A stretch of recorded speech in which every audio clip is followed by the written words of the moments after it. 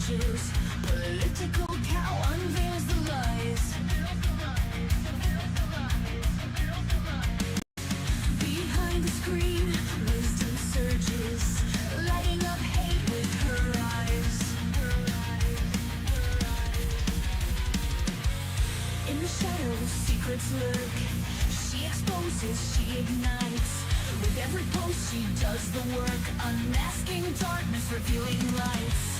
Political cow, the beacon bright, unveiling truth, banishing night. With every post, she does the work, unmasking darkness, revealing lights. Oh, what political cow, the beacon bright, unveiling truth, banishing night.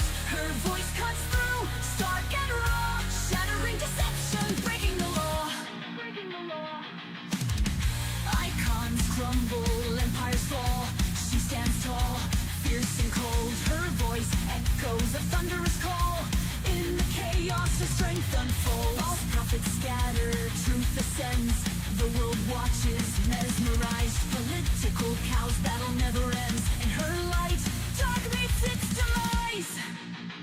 Political cow, the beacon bright, unveiling truth, banishing night. At every post, she does the work, unmasking darkness, revealing lights. Political cow, the beacon bright, unveiling truth, banishing night. Her voice cuts through, stark and raw, shattering deception, breaking the law.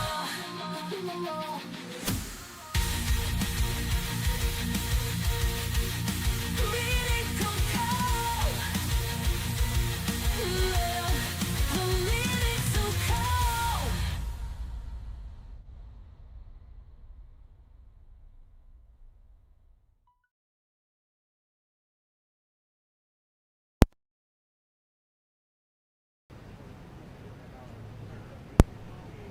Alright guys, cutting over. Sorry for the voice, I'm a bit under the weather. But slowly but surely, they're making their way out there. Here I got Kamala Harris ready to get picked up.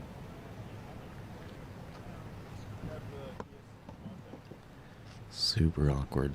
Super awkward. And I've seen Biden get picked up and taken out to the inauguration location. Super awkward as they go here though. Yeah, just look at the look on her face.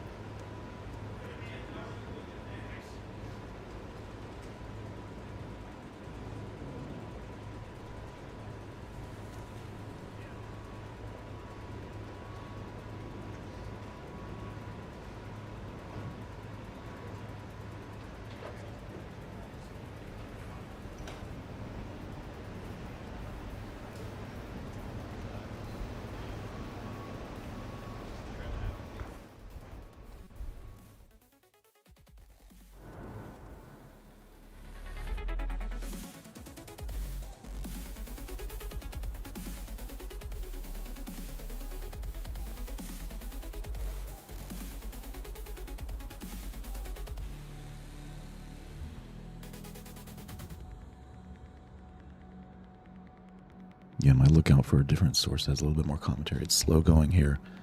It's like everybody's taking their time. Nobody's in a rush. Super low energy at the moment. Maybe just because it's early. But we'll keep an eye on it. Things are going to get going here pretty good. Just a little bit. Yeah, hang on with me.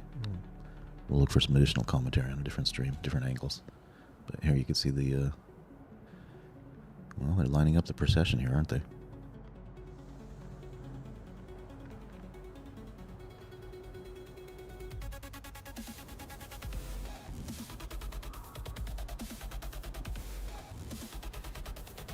You just noticed the corner. Okay. Yeah. Hopefully the red is accented very nicely. We'll see. I appreciate you guys giving me a few likes here as we get going.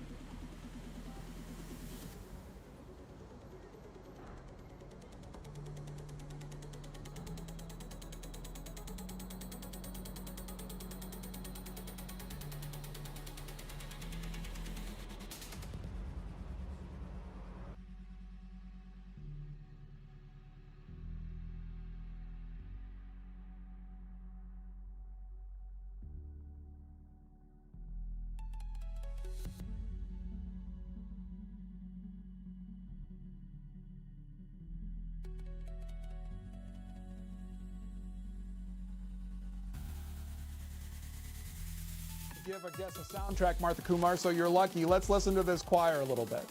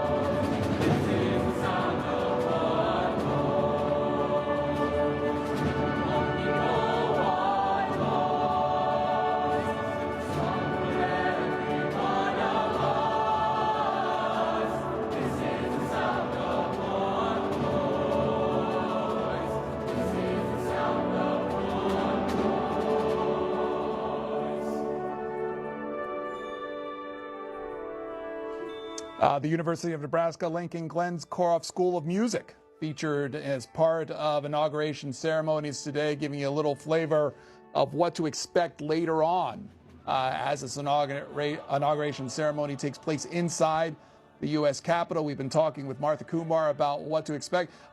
Martha Kumar, what are you particularly watching for today in the events today? Well, I'm particularly interested in policy and seeing the president get a fast start and look at what he's going to be doing in terms of his executive orders on the border, security, on energy. I think they will give us a good sense of where he's headed. And then also looking at what Biden has been doing as well on this day. So I particularly like the sense of unity of both sides working together personally, even if their policy differences are great. And the more that we can have people step back from the partisanship and try to work things through on a basis of the facts and what is necessary as far as what the public is thinking is I look for that. From Jasmine in Pennsylvania, Independent Line, you're on with our guest. Go ahead.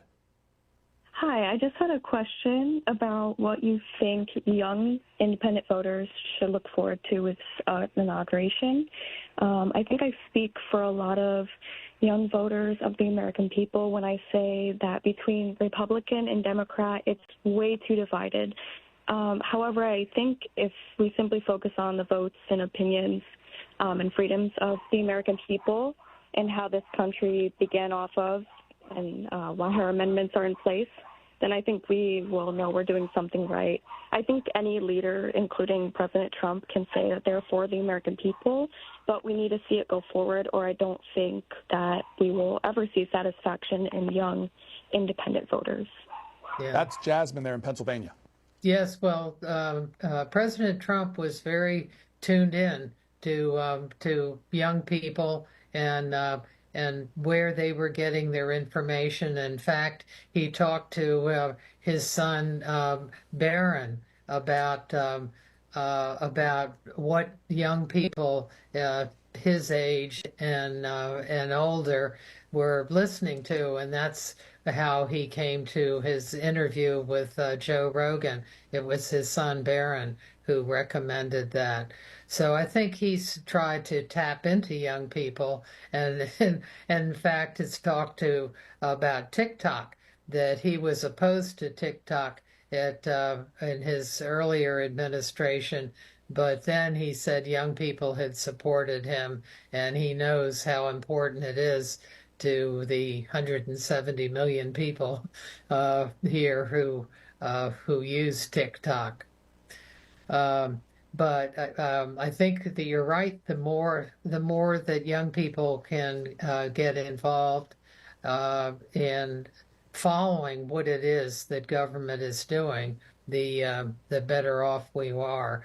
Because then, as you become homeowners and have jobs that you're interested in, that the more committed you are to taking part in government. And government in a representative government, a democracy, it depends on the people, and the people having knowledge, and then the people participating. You can't sit back. You're right in that. Deborah in Alabama, Republican Line, hi. As we watch people heading into the Capitol as part of the lead up to the inauguration ceremony later. Deborah, go ahead. Thank you for taking my call. My question primarily is this. Well, let me just segue in with a statement.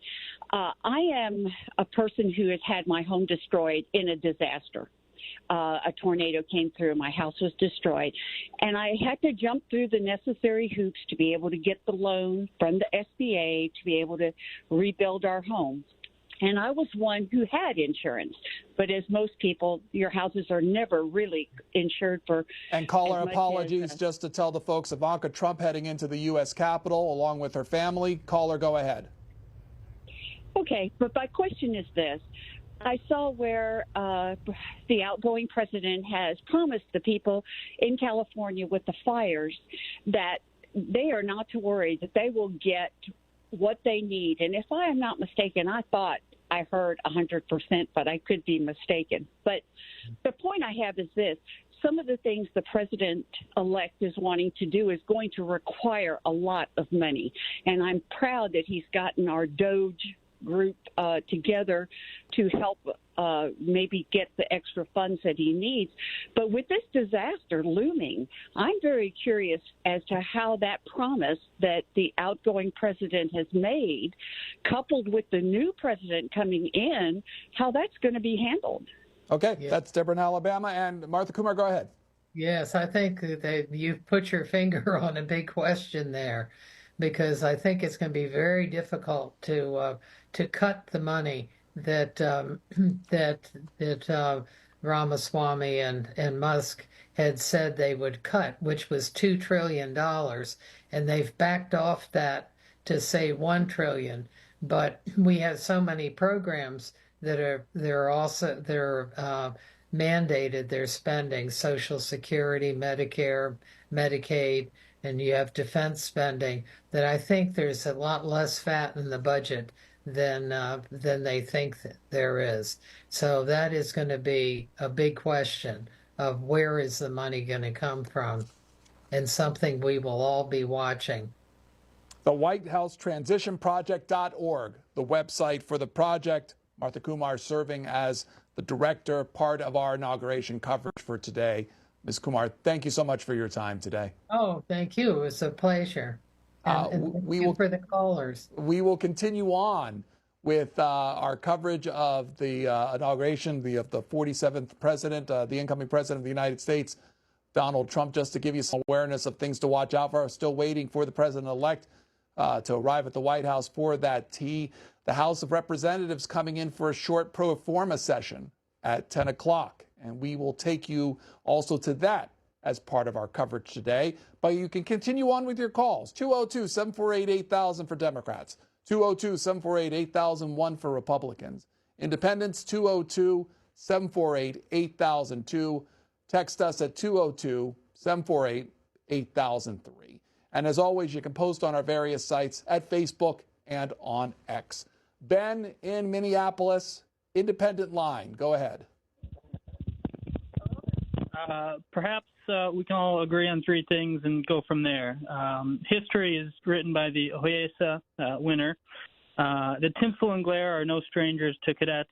I'd like to wish everyone a wonderful Martin Luther King Day, peaceful transition of power, and ask how may one help. Good luck, Ben. That's Ben there in Minnesota. We go to John McCardle. Pedro, as we await for the president-elect to arrive at the White House for that greeting, that tea and coffee with President Biden and First Lady Jill Biden, just to keep you updated on what we've been watching on social media, including some of the attendees at that church service that Donald Trump just left. It's Josh Wingrove of Bloomberg noting that also there were Meta's Mark Zuckerberg, Amazon's Jeff Bezos, Apple's Tim Cook, the head of TikTok, the president of Argentina, former British Prime Minister Boris Johnson also in attendance there. Also, just a few minutes ago, this being posted by outgoing President Joe Biden, one final selfie from the Rose Garden with Jill Biden there. And of note, in and around Capitol Hill, this from Olivia Beavers, the congressional reporter, noting that Speaker Johnson had previously said that the House would raise U.S. flags for Inauguration Day to full staff, but operations are encountering an issue with it. Some of the cords are frozen, so some of the flags have not been able to be raised just yet. So if you see some of them still at half staff, that's the reason why. Let me run through the schedule. We're, again, expecting the arrival of President-elect Biden at the White House this morning in just a few minutes here. There'll be that tea, that coffee. At about 10:25, 10:35 Eastern, they will then depart from the White House to go to the U.S. Capitol. They'll travel together, the Bidens and the Trumps, and they will arrive at the White House, or at the United States Capitol. It's the rotunda where that ceremony is taking place. Let me show you one of the pictures of the rotunda this morning. The scene there, this is from Andrew Desiderio of Punchbowl News. There's about 800 seats in the rotunda today for those who will be watching the inauguration. It will be an invocation that'll take. Okay, had to stop it. We got some technical things I'm working on to get the stream set up for the day. But I did notice somebody make a fun remark.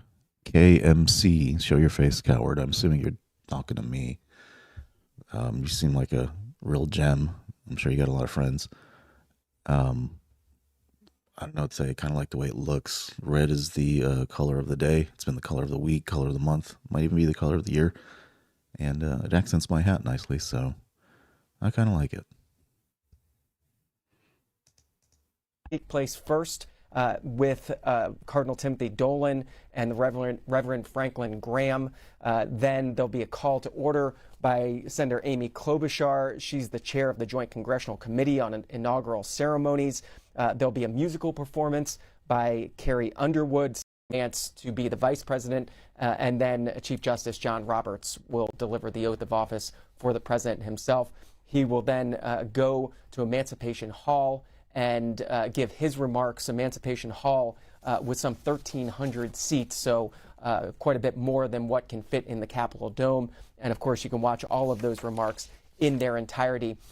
Also this afternoon, there's that traditional inaugural lunch. Jake Sherman of Punchbowl News with a picture of the scene. This is Statuary Hall. This is on the House side of the Capitol where that inaugural lunch will take place. And we also got an update from the Joint Inaugural Committee on what the menu will be for that lunch. The first course, a course of Chesapeake crab cake paired with a Veritas Vineyards wine, that vineyard out of Virginia, Chardonnay.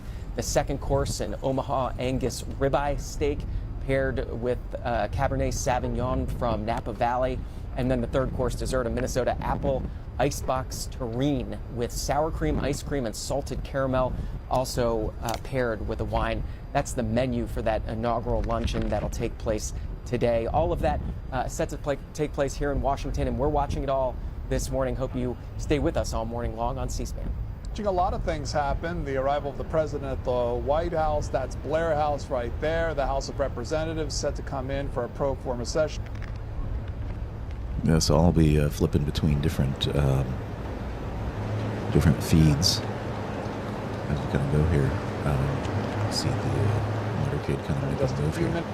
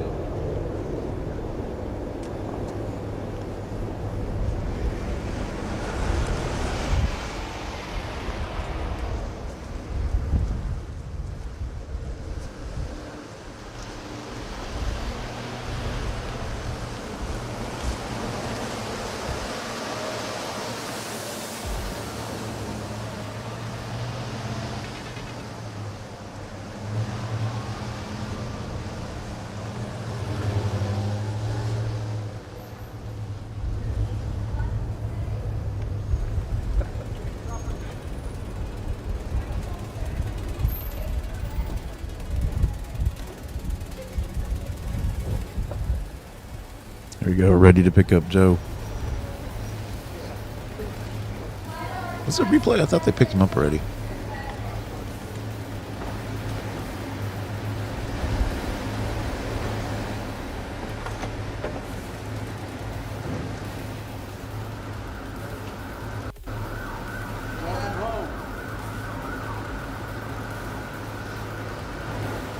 Oh, who's out in the hat that just popped up?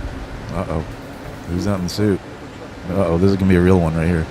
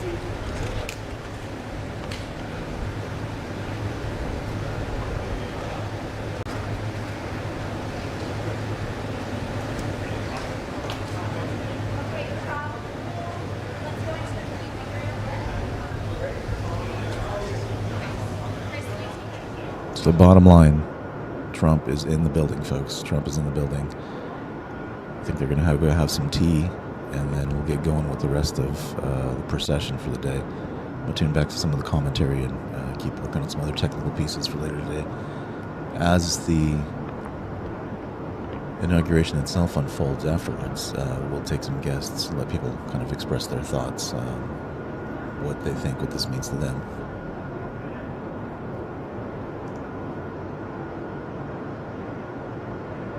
Which I do appreciate all the feedback in the chat that's going through.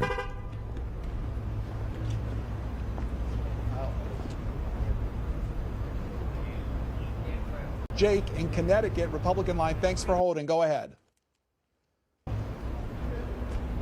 Jake in Connecticut, hello. Okay, let's try Aurora in Ohio, independent line. Hi, good morning.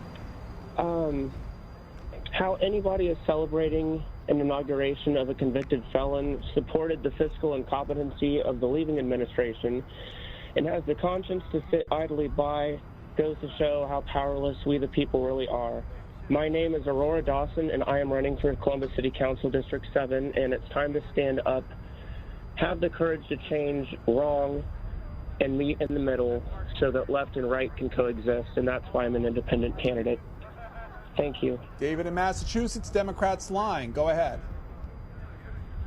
Hi, thank you for taking my call. My name is David. I'm from Andover, Massachusetts. Yeah, I mean, I'm anxious. I'm concerned about this new administration coming in. You know, I'm concerned for my father. You know, he's worked his entire life, and you know, I'm not sure with this current administration that Social Security is still going to be there. And then, of course, I'm concerned for my wife, Emmanuel, who's transitioning, and I'm concerned whether or not they're going to be able to get the gender-affirming care that they need. In addition, you know, I don't know what's going to happen. Who did he say he's concerned for? You know, This is Bonnie. Bonnie in Pennsylvania, Republican line. Couldn't get it. Hi, good morning. And I'd like to say thank you for taking my call. And I want to say God bless America, and may God get all the glory for whatever happens today. And I wanted to address a previous caller's concerns about the cutting of the budget that the DOGE is going to be doing.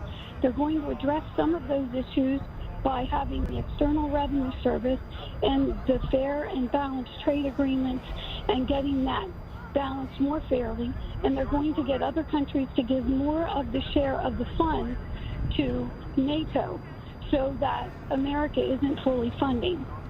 So that will address some of those issues. And the other thing I'd like to address is the previous caller's questions about what Social Security.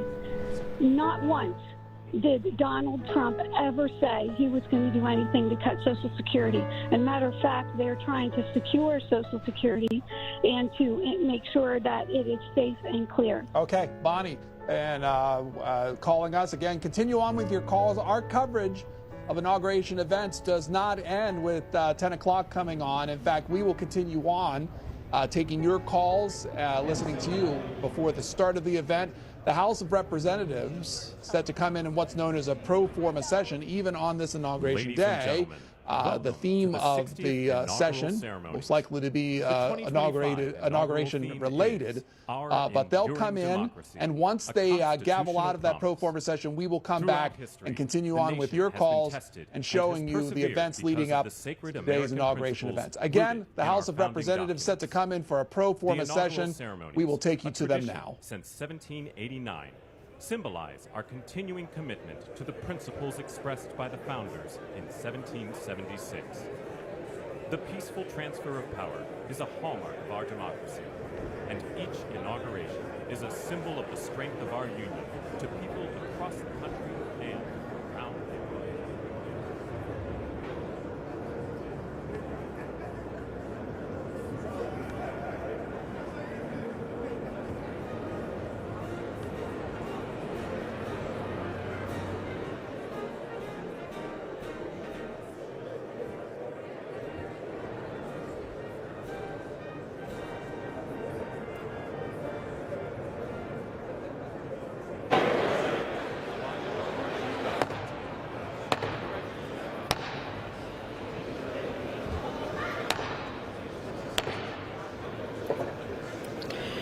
The House will be in order.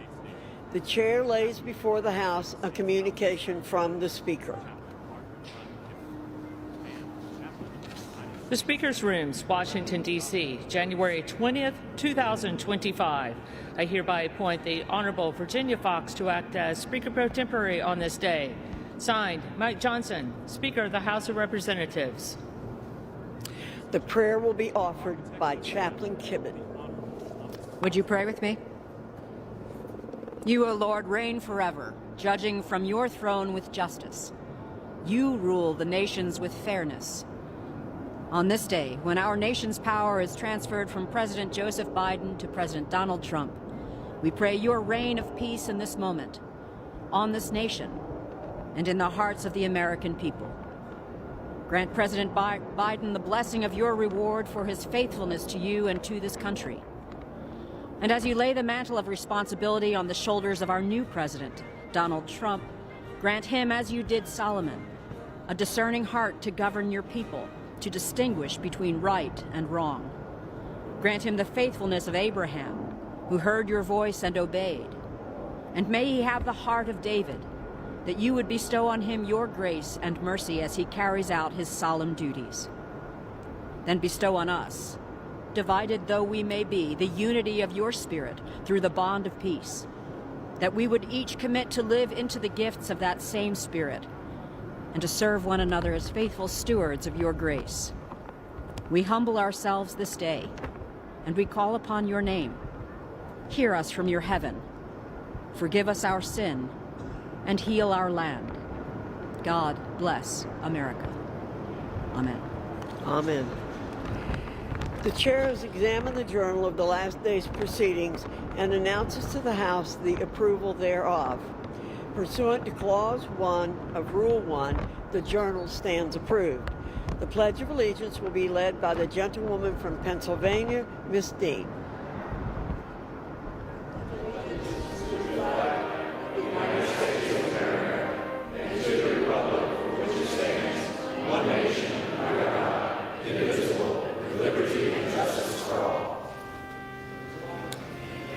The chair lays before the House a communication.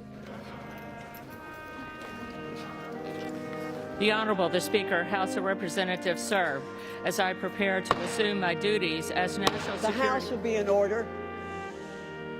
The House will be in order. The Honorable the Speaker, House of Representatives, sir, as I prepare to assume my duties as National Security Advisor to the President-elect Donald J. Trump, I hereby make my resignation official from the U.S. House of Representatives, effective January 20th, 2025. I intend to serve out my term in the 118th Congress and to be sworn into the 119th Congress. I've also submitted my notice to Governor Ron DeSantis to advise him on my resignation. I have attached that letter to this notice. It has been my honor to be a member of this chamber and to serve the people of the great state of Florida and the constituents of the 6th District of Florida. I will forever be grateful for my opportunity. I look forward to continuing to work with you and your colleagues in the House, serving the nation in my new position. Signed sincerely, Michael Waltz, Member of Congress. Under Clause 5,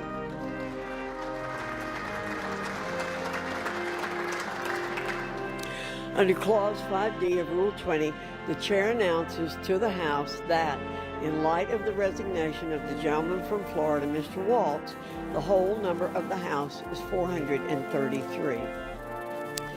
Members are advised that there are no extra seats available in the rotunda for the inauguration.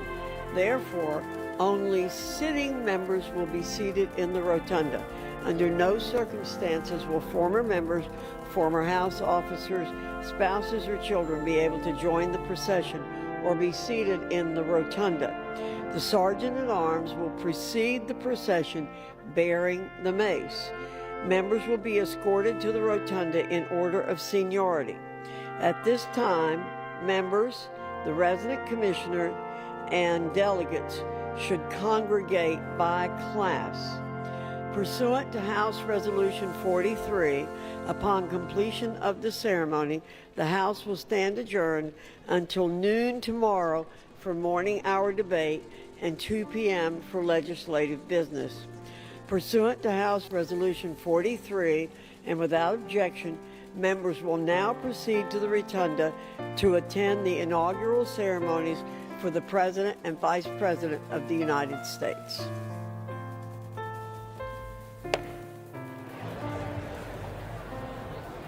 That was on the floor of the House of Representatives. As you heard the person at the podium, they're preparing for legislators, members to come in to take their places to part of inauguration ceremonies. That's just what's expected. Some of the pictures in the lead up to the events of today. The events being moved indoors because of the cold weather outside. And we'll show you that as we go on. One person not escaping the cold weather outside is our own Tammy Thuringer, who's outside leading and talking with people. Hi, Pedro. The line to get in is moving, but still pretty long. It's just a few feet away, but we saw some people that we couldn't not talk with. This is Jake and Tanner and Zach. Thank you guys for talking with us. They may look familiar to you. Tell us who you are. John Hancock. George Washington. Ben Franklin. Very dedicated to the costumes. Jake made his wig. Otherwise, I believe the costumes were ordered online, but they are very dedicated. Tell us how you got here. We drove from Jersey this morning, left around 1:30, and arrived around 5 a.m. And why did you want to come down today? Just celebrate America, celebrate Trump, have a good time, spread positivity, visit our own home grounds, And what all are you going to be doing while you're down here today, seeing the sights? We're just here to see some things, see what's going on, just celebrate with our brothers here and sisters for America. That's all. And you are Trump supporters. You were excited. What do you want to see him focus on as a fellow president? Just improve the country and just get everybody getting along together and just live in this great country that we have, America. Yeah, just ending the wars overseas, getting that Bitcoin reserve, baby, and freeing Ross. Fiscal responsibility and just helping the birds make it to the bowl. That's what we help. That's what we care about. Are you guys warm enough right now? Yes, ma'am. Just warm enough, yes. Yeah. Hand warmers. Hand warmers. All right. Well, thank you so much for your time. Yeah, of course. Thank you. Tammy's out there talking to people as people are gathering in Washington, D.C. If they can't directly participate in events of today, they can watch it on other means and go in and about the city to do so. This is from the Capitol perspective. Dignitaries coming in to become part of the ceremonies as they start to file into the rotunda where the inauguration ceremonies will take place. As you're watching that, let's hear from Kem in West Virginia. Independent line, go ahead. Hey, good morning. Thank you for taking my call. I just wanted to say that in a country so desperately racked by debt, we're trillions of dollars in debt, that it's shameful that we spend any money at all on these kinds of ceremonies, on this kind of pomp. It's shameful. That and the fact that we have prayer in Congress, that we have chaplains or priests here at all. This isn't a Christian country. Thomas Jefferson is rolling in his grave. The separation of church and state must be maintained. Thank you very much. Have a good one. Yeah, this guy's a real gem, sounds like. Yeah, I mean, today is a day of a peaceful transition of power. I think that is a beautiful thing for this country. I don't personally support Trump. I don't think he agrees with much of my policy, but I want to see today be day of unity. I want to see him offer his vision forward for Americans. What is he doing for us?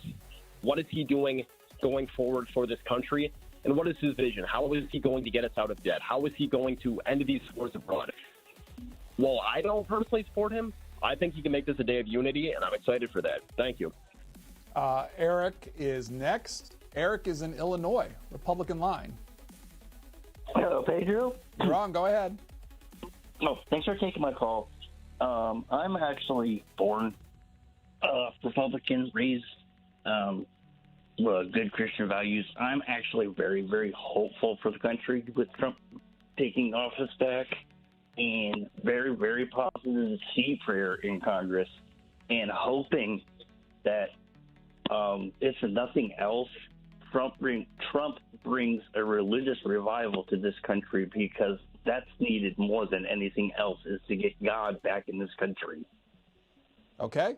Eric there, part of our calls that we're taking for this inauguration ceremony. You may have noticed on the left side of your screen, just briefly, pictures of former heads of the House of Representatives, former that Speaker Newt Gingrich, former Speaker of the House Newt Gingrich, former Speaker John Boehner in that mix, and former Speaker Kevin McCarthy also will be part of today's ceremony, in attendance in today's ceremony. Jared in Harrisburg, Pennsylvania, Independent Line. Hi, this is Jared. I want to wish everybody a happy MLK Day and a happy Inauguration Day. I just wanted to talk about what I'll be looking for in the midterms, which is primarily, a couple more moderate, independent changes to the government, mainly, coinage reform. I want to get rid of the penny and the nickel. I think they cost more to produce than they're worth. And I'm also looking for copyright changes, putting the power back in the hands of people. I should be able to change the format of my DVD collection if I'd like to. But happy Inauguration Day to everybody, and happy MLK Day as well. Janine in Ohio, Democrats line. Did you even hear what he said, Mark? Hi. Hi, Janine, go ahead. Thank you for having me on here. I do believe that the shift of power, I'm glad they're both acting like adults and that everything is going to go smoothly. I do believe that everything went the way it was supposed to in the election, and I'm glad to see everybody, again, acting like adults. Lots of folks heading into the Capitol. The lead up to the events of today. As we watch that, we'll go to John McCardle. Pedro, in that brief House session that we showed viewers there, you saw the announcement that Michael Waltz was resigning from Congress today. He was nominated by Donald Trump to be Donald Trump's national security advisor, so his resignation coming today ahead of that. He sent out this tweet earlier this morning from St. John's Church, a picture of the then congressman there with Elon Musk. That tweet coming out at about 8:30 this morning before the ceremony began at the church. And then, as John Bresnahan notes on Punchbowl News, with Michael Waltz's resignation today, the House ratio is razor thin between Republicans and Democrats. It's now 218 Republicans to 215 Democrats. There's 2 vacancies currently in the House. We've been showing you those pictures all morning long of people arriving on Capitol Hill. Mitch McConnell there arriving in the rotunda. The ceremony's getting set to begin. We'll continue to show you those pictures all morning long. Anthony in New York State, Republican line. Go ahead. Good morning, sir. How are you? I'm fine, thank you. Go ahead. Yes, hi. I'm calling from the Republican line, and I just want to wish everybody a happy Inauguration Day and to 4 more years of President Donald John Trump. He's going to do so many great things for this country, because the bottom line is, with President Trump, promises are made and promises are kept. And this time around with the Trump administration 2.0, we're going to accomplish even so much more than before, because the bottom line is that we have disruptors in the system that are going to be placed on numerous cabinet positions, including Pete Hegseth for Secretary of Defense, Kash Patel for Director of the FBI, Tulsi Gabbard for Director of National Intelligence, and many other picks as well that are really going to bring about monumental change and comprehensive reform to our systems. So I'm looking forward to that. And, I'm also looking forward to the fact that, now after 4 disastrous years of Joe Biden, we now have somebody who's going to bring about peace through strength. And Anthony, I apologize. I only want to highlight the fact that these former House speakers, Speakers Gingrich, Boehner, John Boehner, and Kevin McCarthy, now entering the rotunda area as part of the activities of today. The Senate Minority Leader, Mitch McConnell, also entering in as well. And these are the seats that will start filling up as part of the inauguration ceremonies. We'll continue to show you that. But to talk about how a White House itself transitions is Bradley Blakeman. He served as former Deputy Assistant to President George W. Bush. He served as the Deputy Assistant to Presidential Appointments and other things. And here to talk about how White House's changes on this day. Mr. Blakeman, thanks for giving us your time. Here. Talk about your role that you had in the Bush administration about seeing this transition from one White House to another. Well, I was the gatekeeper for President 43, George W. Bush, which meant I was in charge of his time, his schedule, appointments, and vetting, research, correspondence, and surrogate scheduling. So I had to create a schedule with the president for the first 100 days. And the first 21 days were extremely important because that was the time of taking power, of also establishing yourself as president with your cabinet, with your staff, and then getting ready to roll after the 100 days through your first term. So today, for instance, is a day of true transition because the new White House staff and the president really do not take power until 12:01 today, Eastern time. So you're not even allowed in the White House until the president is sworn in. And once you get to the White House is really in a physical transition because the old papers and furniture of the president, former president, are being moved out, and the new president's furniture and belongings are being moved in, and the staff is getting settled, whether it's in the old executive office building on the 18 acres of the White House or the West Wing of the White House and the East Wing in the case of the First Lady. How deep is the changeover? Is it just for the main offices? Is it just for the residents? How deep is the changeover throughout the White House? The entire 18 acres is in change, except for those career employees in the mansion itself. They remain, of course, but the political appointees are gone, and a new crew is moved in, and the Oval Office is completely emptied. It's one of the first times that you'll ever see the complete Oval Office emptied. The new furnishings of President Trump will be moved in. Let me just pause a second. I'm sorry, Hillary Clinton and her husband, former President Bill Clinton, entering the Capitol now. Mr. Blakeman, go ahead. I apologize. No, and when the coffee and tea between the president and the president-elect and the first ladies are had in the White House, as soon as they depart the White House, it is really almost a military mission of moving in and moving out. By the time the president retires to the White House this evening, the transformation will be complete. The West Wing will be painted, recarpeted. It is an amazing display of logistics because trucks are literally waiting now outside the White House grounds, ready to come in and establish those procedures as soon as the president and the president-elect head off to the Capitol for the swearing in. There's a shot of former House Speaker Kevin McCarthy. Mr. Blakeman, what's the manpower like to make this transition of a White House? About 500 people who are going to descend on the 18 acres and make this happen. Everybody from the Park Service to the mansion staff to the GSA, the General Services Administration. They are all in coordination in the transition. These plans have been made, and then they're executed literally within 12 hours. The White House is completely transformed. I've read in some places it's down as far as nuance to the type of toothpaste that sits on a counter and making sure a toothbrush is there as well. Well, the good news is President Trump was there before, so there's no learning curve. The mansion staff is fully aware of their likes and dislikes and how they comport themselves in their personal lives. So it's really going to be an easier change than most because, of course, the Trumps are returning to the White House. DOJ co-chair Vivek Ramaswamy, you're seeing on your screen, Steny Hoyer, former representative of Maryland. Mr. Blakeman, then when do they know when it's done? Is there an established time they say, okay, you guys got to be out of here? It's done when the president and the first lady are back on their way to the White House. And then it continues the following day, but to a lesser degree because it's a work environment. You literally hit the ground running. I remember in the case of President George W. Bush, we had a senior staff meeting at 7 a.m. on the next day, Tuesday, the 21st, and we were hitting the ground running, and we were fully operational.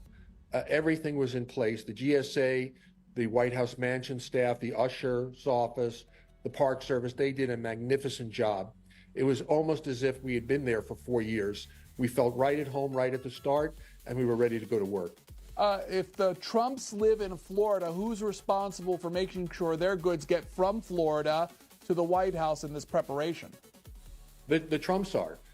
They are responsible for getting their belongings to the White House, and once it hits the White House gate, the White House is then, the usher's office is responsible for, and the First Lady, of course, and the family in making sure those items are where they need to go. But it's really up to the family to get those items there. And as far as Mar-a-Lago is concerned, that will be the president's home. So when he visits there, there'll be a certain amount of staff that will join him there, including personal staff. And that, again, is no learning curve because that's happened before. This is Bradley Blakeman. He served as a former deputy assistant to President George W. Bush, part of this process of changing over the White House from one president to another. Mr. Blakeman, thanks for your time today. Thank you so much. Again, we're continue watching members of Congress currently come in to take their places for the inauguration. Other people as well, faces that you find familiar there as you keep watching the screen. Let's hear from Rashad. Rashad joins us from Canada, Democrats line. Hi. Hi, thank you for having me. I just wanted to start by saying happy Martin Luther King Jr. Day, a day that we celebrate someone who advocated for nonviolent activism in the civil rights movement, an inspirational human being that fought for human rights. Currently, I feel a little disheartened at the slander that's used in political campaigns. And for me personally, I see that coming more from the conservative side. The slander used to call people who have opposing thoughts weak. I think it's unjust. It's not right. And the idea that there's a lack of confident people on the other side with liberals is not true. And an example of this, and this person is now my hero after watching this, is Senator Tammy Duckworth, who served Pete Hegseth at his nomination hearing. That is an example of a confident person, and AOC is as well. And we see that so much, and I just really hope that we see more people use their voice and we'll stop you there only to see that Doug Emhoff, the current first gentleman of the United States, Usha Vance, also walking out of the White House. Again, they were participating in coffee and a tea ceremony there, and now making their way to the Capitol. We'll be showing you these exits as they occur. Let's hear from Teresa. Teresa in South Carolina, Independent Line. Hi. Hello. You're on. Go ahead. I just want to thank C-SPAN. I watched all the inaugurations beginning from a long time ago, and I have a question. On FDR, he served 4 terms. He died while serving in the 4th term. When did we start having the term limits? And also, oh gosh, the term limits, and was it because he served so long because of the Depression and World War II, or was it maybe it was World War One? Anyway, was it because of that he had such a long term? Thank you. Okay, that's Teresa there. I think maybe we can find an answer for you. This is Dan in Charlottesville, Virginia, Republican line. Hi. Hi, how you doing? Fine, thanks. Go ahead, please. Good. Just want to thank C-SPAN and thank you for taking my call. I think this is a great day to be an American. It is exciting to watch C-SPAN's coverage of the inauguration take place in an orderly manner, and I know that our founding fathers would be proud of the way we are conducting business in this country today. Again, viewers, just in case you're watching the split screen there on your television, the Capitol is what you're seeing on the left side of your screen, the White House on the right side. We're awaiting the president and the president-elect to make their way out. We're watching people being seated, and the activities in preparation for the later inaugural ceremonies take place on the left-hand side. Let's hear from Finn. Finn in Illinois, Democrats line. Hi, am I on? Yes, you go ahead.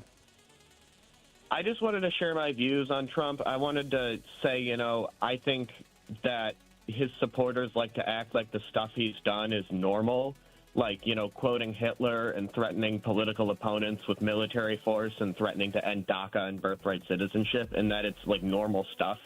It's not. It's fascist stuff. And I just wanted to say, if the president does this stuff and it makes the price of eggs go down, and that's, worth it to some people, I hope they're happy, but I'm not. And anyway. Orlando, Florida, Independent Line, Suchin, hello. Hello. Yes, what I wanted to say was I think this inauguration is obviously important for each and every one of our citizens, as it's a very peaceful transition of power. I just hope that with this whole election season that people take an interest in politics and do some of the research actually, and talk more with the people around you on policies and issues, because that's the best way when it comes to creating dialogue that can actually create solutions that benefit the majority of us instead of dragging into the itty bitty. So I hope that that the inauguration goes well, and I hope that people actually take the time to be more civically engaged. Thank you. From Zachary, who is in Iowa, Republican line. You're next up. Hello. Good morning. I would like to thank C-SPAN, first of all, for broadcasting this momentous day in America. It's a truly good day to be an American. There's a few things I want to hear from Donald Trump today during his inauguration speech. I would like to hear a little tidbit of what his stance is on the continuation of the ceasefire between Israel and Palestine.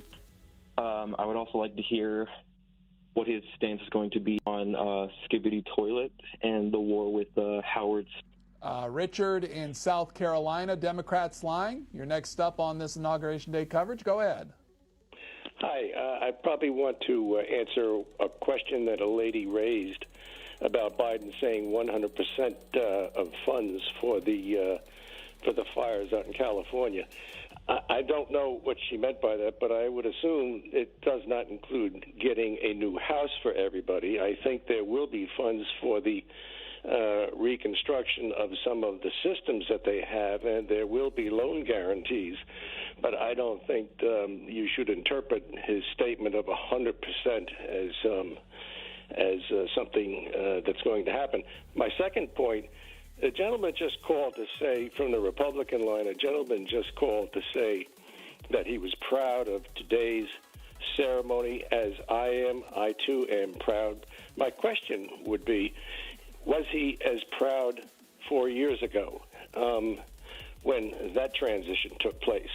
I'd have to get an answer from him, because I think he'll probably say, oh, yeah, I was proud of that, too. Thank you for your call. Thank you. Bye-bye.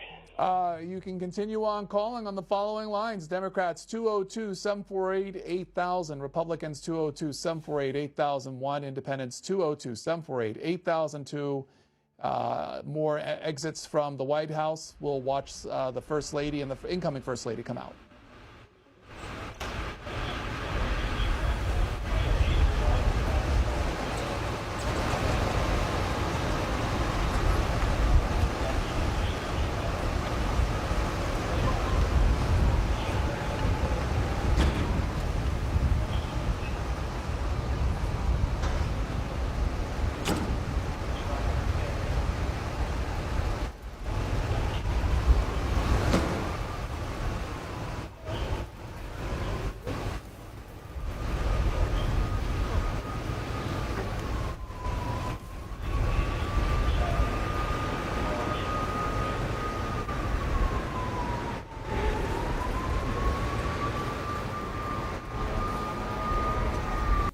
We'll see more of those exits as the morning progresses. as all head on to the U.S. Capitol. Let's hear from Rayson in Tennessee, Republican line. Hello.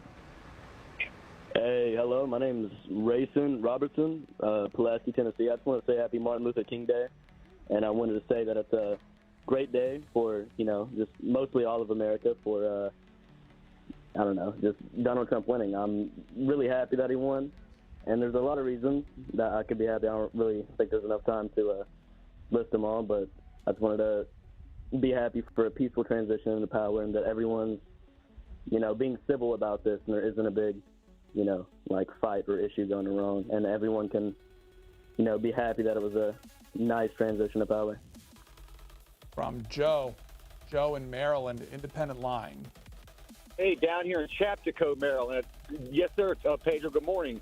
Thank you for all your work. 2 questions for you and then a real quick statement, too, Pedro. You called Steny Hoyer the former congressman. Is he a former congressman now? I'm not being facetious. Did he lose or is he still in there? He's a former congressman, yes. Wow, he's out now? I did not know that. And you called Doug Emhoff the first gentleman. And is he the first gentleman or the second? How does that work? The second gentleman probably misspoke in the sense that, or the first gentleman, yeah. Okay. I'm just being a stickler, having fun with you, brother. Real quick, today's MLK Day and Inauguration Day. There's no well, one let me day pause better. you for a second, Joe, and as we watch the Vice President and the incoming Vice President come out. Very well, thank you.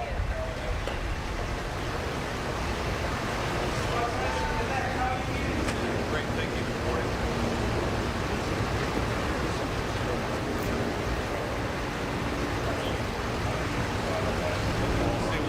Thank you, sir.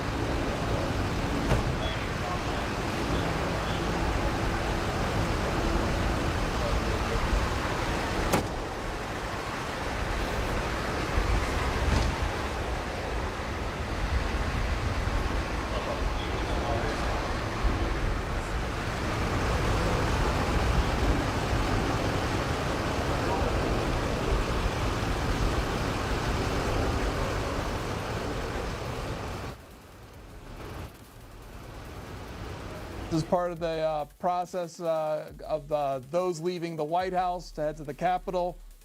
We're still on with Joe. Joe, I apologize. I believe I misspoke. Steny Hoyer is still in Congress. I think I misspoke on that part. Oh, wow. You know what? I apologize for even talking about stuff like the first gentleman and second and third. No, it's okay.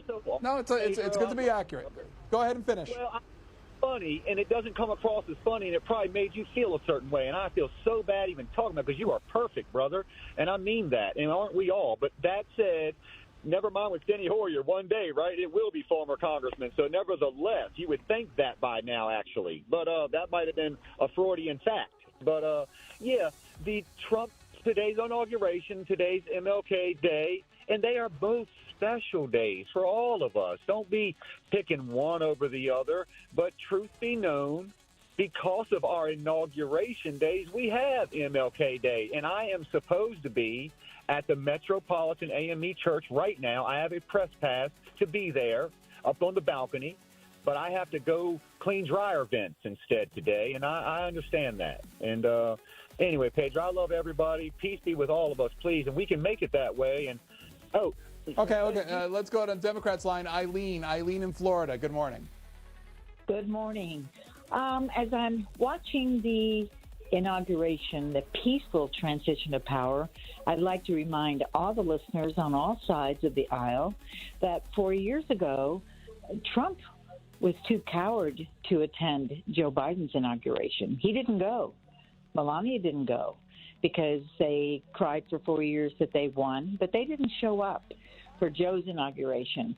And if you remember, when Trump won in 2016, even though Obama was criticized and called names and accused of not being a legitimate president, he showed up for Trump's inauguration. So it just shows you how petty Trump is and what a true American and patriot Joe Biden and Jill Biden are. And I just wanted to remind everybody that Trump did not show up 4 years ago. And that's important. It should be important for all Americans, because he lost. Poor loser. Didn't show up. And here's Joe Biden, attending his inauguration like true patriot. That's all I have to say today. And go out and celebrate. I'm on my way to Martin Luther King Parade in downtown St. Petersburg, Florida, even though it's 47 degrees here. And I do want to say one last thing. I'm sorry. I think Trump had his inauguration inside today because he was afraid that the small crowds, because of the cold weather, wouldn't show up. Okay. Anyway, let's hear from Ryan. Ryan in Mississippi, Republican line. Good morning. Happy Inauguration Day. Happy MLK Day. I just wanted to make a reference to the independent gentleman earlier who was talking about his complaints about pomp and circumstance and Thomas Jefferson rolling over in his grave. For listeners at home, Thomas Jefferson was president of the Senate in 1800 when they approved to use the Capitol building as a church grounds. And when he wrote his letter about separation of church and state, he attended a church service within the next several days in the Capitol building. Other than that, God bless America and God bless the outgoing president. Caller, I'll put you on pause as we watch the president and the president-elect.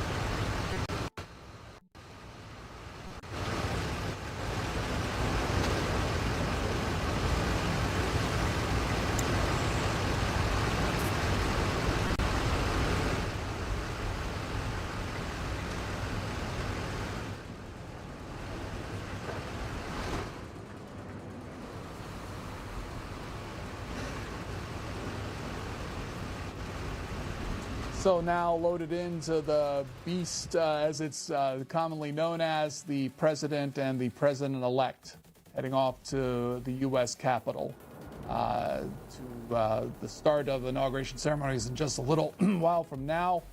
We'll let you watch the cars roll out, and as we do that, we'll go to Mallory. Mallory, who is in Virginia, Democrats line. Hello. Hi, thank you. I just wanted to say thank you, C-SPAN, for hosting today's inauguration ceremony. And I'm just hoping for a peaceful transfer of power today, like everyone else is hoping for. And also really hoping that people recognize today as Martin Luther King Jr. Day, and that hopefully President-elect Trump will make a comment about that, and also hopefully speaking about what he plans to do about the ceasefire. But yeah, and happy Inauguration Day, and hoping for a peaceful day. You probably saw on your left-hand side of your screen, viewers, very quickly Elon Musk within the Capitol building, the rotunda there, as the dignitaries walk in to take their seats. This is Kate in New York, Independent Line. Oh, hi. This is Kate from New York. Thank you so much for providing a platform for us to have these conversations. I just wanted to say, as a millennial, I am very disappointed and disheartened about the influence of money in politics. Speaking of Elon Musk, these issues affect us. They will continue to affect my generation and generations after me. We have to keep making this world a better place, not a richer place for the 1%. Please, millennials, vote better. Convince Gen Z to vote better. Please, we need to reclaim our democracy and ensure that the government reflects the will of the people, not the richest donors.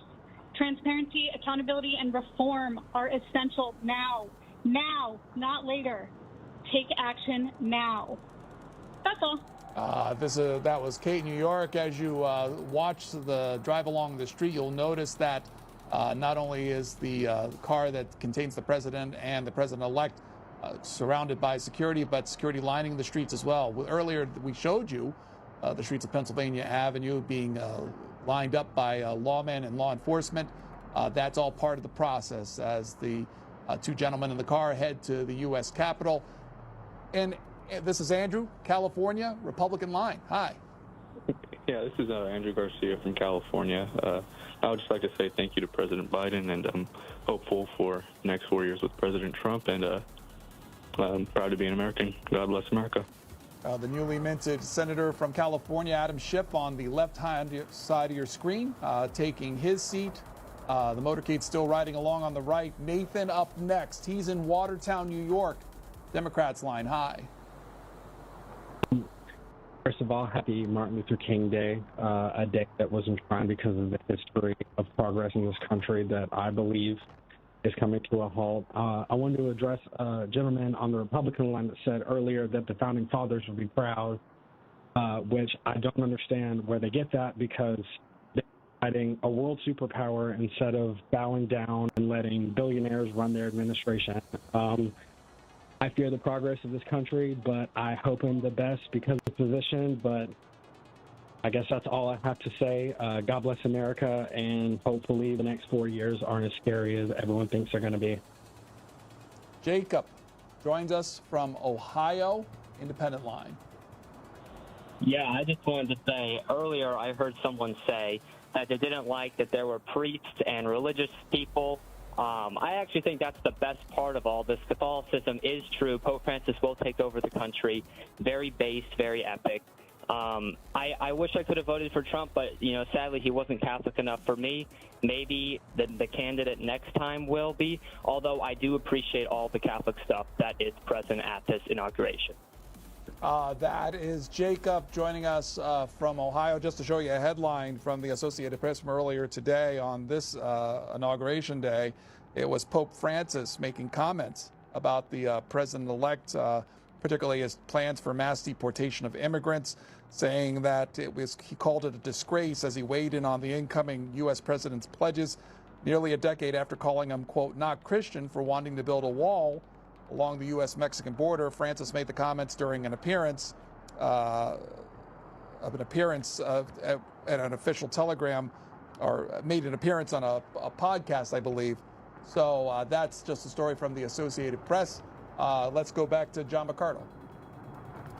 Pedro, a minute or two before Donald Trump gets up here to Capitol Hill and will arrive at the United States Capitol, I wanted to show viewers what the program looks like on the seats in the rotunda where all the members are gathering. The Twitter image of that program, one of those programs today, laying out the musical prelude from the University of Nebraska Lincoln, combined choruses, the call to order. We'll hear, of course, the swearing in of the vice president and the president. There'll be more musical accompaniments. The Battle Hymn of the Republic will be played. It's going to be quite a ceremony here in just a few minutes. Of course, the president will end with his inaugural address, and some excerpts of the inaugural address already being released. The president will say, in part, I return to the presidency confident and optimistic that we are at the start of a thrilling new era of national success. A tide of change is sweeping the country. Rachel Scott of ABC News tweeting out some of the snippets of that inaugural address. One more tweet for you. This from Mike Pence, noting that he is going to attend the inauguration of the president, saying this is a day when every American does well to celebrate our democracy and the peaceful transfer of power under the Constitution of the United States. And then, Pedro, you showed Vivek Ramaswamy in the rotunda there, the co-leader of DOJ, though not expected to be at the Department of Government Efficiency for too much longer. At least that's the reporting this morning. This is the headline from Politico, noting that Ramaswamy is set to leave DOJ, and it's CBS News noting that he's expected to soon step away from the task force. He intends to announce a campaign for Ohio governor as soon as the end of January, according to multiple sources and multiple outlets reporting that Vivek Ramaswamy, 39 years old, he will be in attendance today at the Capitol Rotunda. Let's hear from Dakota in New York, Republican line. Hello, I just wanted to say happy Martin Luther King Day, and I think for a lot of us, this is a very good day. It's a historic day. I want to wish President Trump and everybody else involved a safe day. And that is what I have for now, and thank you for taking my call. The motorcade rolling on towards the U.S. Capitol. That car you see containing the president and the president-elect as they make their way. Someone who's been out and about today, Tammy Thuringer, talking with people. Tammy, hello. Here we go. Hi, Pedro. Still cold out here. We're making our way around. The crowd to get into the arena is on the other block from here, but we found another line of people. They're just trying to get in to part of the city that is sectioned off. You've probably seen those images of the black fencing around the city. There's more of it here. But Josh is a resident of D.C. He's trying to get back into a city. Josh, how did you end up on this side of the fence today? We tried to walk and go through the inauguration, but that was completely filled, and so we just tried to get back to the apartment, but so many streets were blocked off and fenced off that we found our way into this line to just cross over to get to the street that we need to get to, and so that's how we got here today. And once you get on the other side, what's your plan? We're gonna go get a drink, gonna go find a bar, get a drink, and then head back to the crib and just kind of defrost and get a little bit of the warmth back in our bones. You said that you had left your house this morning at 6:30, hoping to get into the arena. Why did you want to go to the inauguration? Because it's the inauguration of a president, and that's a very historic event. It's something that I personally never been able to see. And so now that I live in D.C., I've been in D.C. for a couple of years now. This is the first time they've had inauguration. So I was like, of course, if I can go and see something like that, I'm going to want to. President-elect Trump is busy right now. He just left the White House. They're on their way to the Capitol. But if you're watching this and you could give him a message, something you want him to focus on during his next term, what would you say? I would say, one, stay warm. It's cold out here, so that's my number one advice for him. And two, this might be a little personal, but try to work on bringing down some of the prices that we have going on in our economy right now. Groceries are expensive, rent is expensive, and I don't know what his exact economic plans are, but if he can do something with policy in order to kind of help bring down the prices of things so that people can go back to being able to afford a full cart of groceries, that will be something I think he needs to focus on and work on. Josh, thank you so much. Of course, thank you. Appreciate it. The Capital One Arena is. That's where people are lining up to become part of that watch party. You saw it last night if you watched the president at that rally, the pre-inauguration rally. That's where a lot of people are hanging out outside, in and around D.C. People entering the Capitol right now, legislators and other guests. You heard Virginia Fox when she was leading the House saying that legislators will get seats and other distinguished getting seats to this event. Others will join as well. This event scheduled to start in a little while. Let's hear from Chris in Maryland, Democrats line. Hi. Hi. First, I want to say thank you to C-SPAN. And I heard someone earlier call and say this was a historic day. And I want to agree that this is historic because it shows where fraud and white power can get you. And for every Trump supporter that is excited for today, I just want to ask you. Okay, let me pause you just for a second there. The president and the president-elect entering the Capitol right now. Let's watch a little bit of this.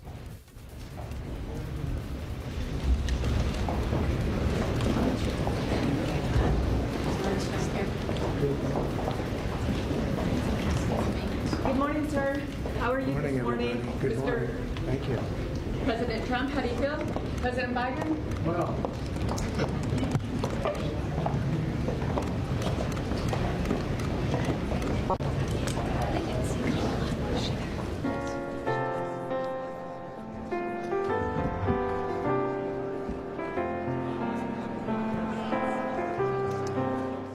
President and the president-elect entering. You probably saw Minnesota Democrat Amy Klobuchar, too. She was the one leading a team of people in putting today's events together as part of a committee that's in charge of that. Chris, apologies for interrupting. Go ahead and finish your statement. No problem. What I was saying was my question for every Trump supporter is how is this convicted felon able to rise to the highest government office in the land when other convicted felons cannot even get a job to make ends meet? Thank you. Peter joins us from New York, Independent Line. Hello. Yeah, hi. So I felt during this election that we had a false choice. I either had to choose, some geriatric who can't fulfill his promises or a accused rapist. So I didn't feel like I had much of a choice there. Plus, with both of them supporting Israel with no real stop to that, I couldn't vote for either of them. I just wish, in an ideal America, that our politicians would divorce themselves from Israel and recognize the Palestinian state. I think it's about time. I think that we're funding murder. And sure, we have a ceasefire, but, there's going to be another conflict within a year, if even. I mean, the West Bank is living under apartheid, and nothing's changing because, they're our greatest ally, but what did they do for us?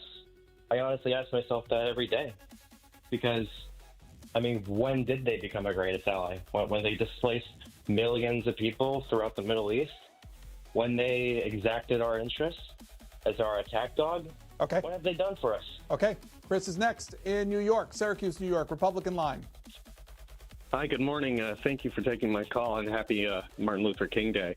I just want to say it's a great day for a lot of people, but there's a lot of different comments and a lot of vitriol coming from other lines to address a comment about separation of church and state earlier. I want to remind everyone, separation of church and state was put in to protect the church and the people to make them able to freely praise and worship who they choose, to protect them from the government. That's what that's for. Otherwise, I'm very excited to see the Department of Government Efficiency. The money spending we have in this country is out of control. It needs to be fixed. And Donald Trump and the people that he's putting in his cabinet are the only people that are capable of doing that. Take a look outside, everybody. You don't have to watch the news every day. Well, you don't have to let them tell you what to think. Go outside and touch some grass. It'll be okay. Make your own decisions. That's important nowadays. Okay. Thank you very much. Members of the president's hopeful cabinet, once they get all right, so it looks like a lot of people are rolling in here. Getting more and more packed as we go. People taking their seats. I guess all the prominent ones. Vivek, what's up, Pete Hegseth? I assume that's Pam Kelsey. Hoping to become the next director of national intelligence. Graham in Jersey City, New Jersey, Democrats line. Hi, I want to wish everyone a happy MLK Day.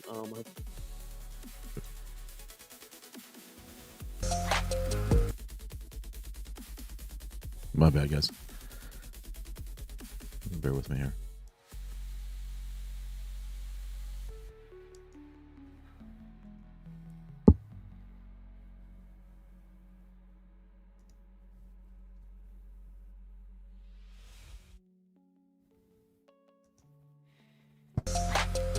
Got a little bat finger effect going there.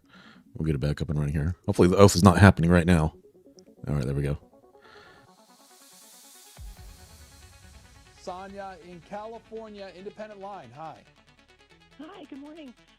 I just wanted to remind everyone. There we go. How we spend our time, what we're watching on the television or what we're spending our money on is just as much of a message sender as any screaming can be. If corporations are going to be running us right now, we can choose to buy local, to pay attention to our local artists or our local farmers, buying less from Amazon, paying less attention to Donald Trump on the YouTubes and the views. How we spend our time, period, can send a big message. And I just wanted to remind people that when it feels a little like you don't know what to do, just pay attention to where you're spending your money and spending your time. Avant from Baltimore, Maryland, Republican line. Hey, how you doing? Thanks for taking my call. I just want to say it's a lot of Democrats that need to put their hands behind their back, and it was a lot during the elections. Sobriety tests should have been done. There's a lot of hands behind their back action. Hey, I support Trump. I support the trucking industry. I am a trucker, and I would like to see the economy just shoot right back up, man. And shout out to the inauguration today, and hopefully everything goes well. Everything will go well, and let's get this economy back. Let's get that border built, and let's go. Let's go, America. Let's go. From a viewer in San Diego, California, former Vice President Mike Pence making his way to the Capitol Rotunda.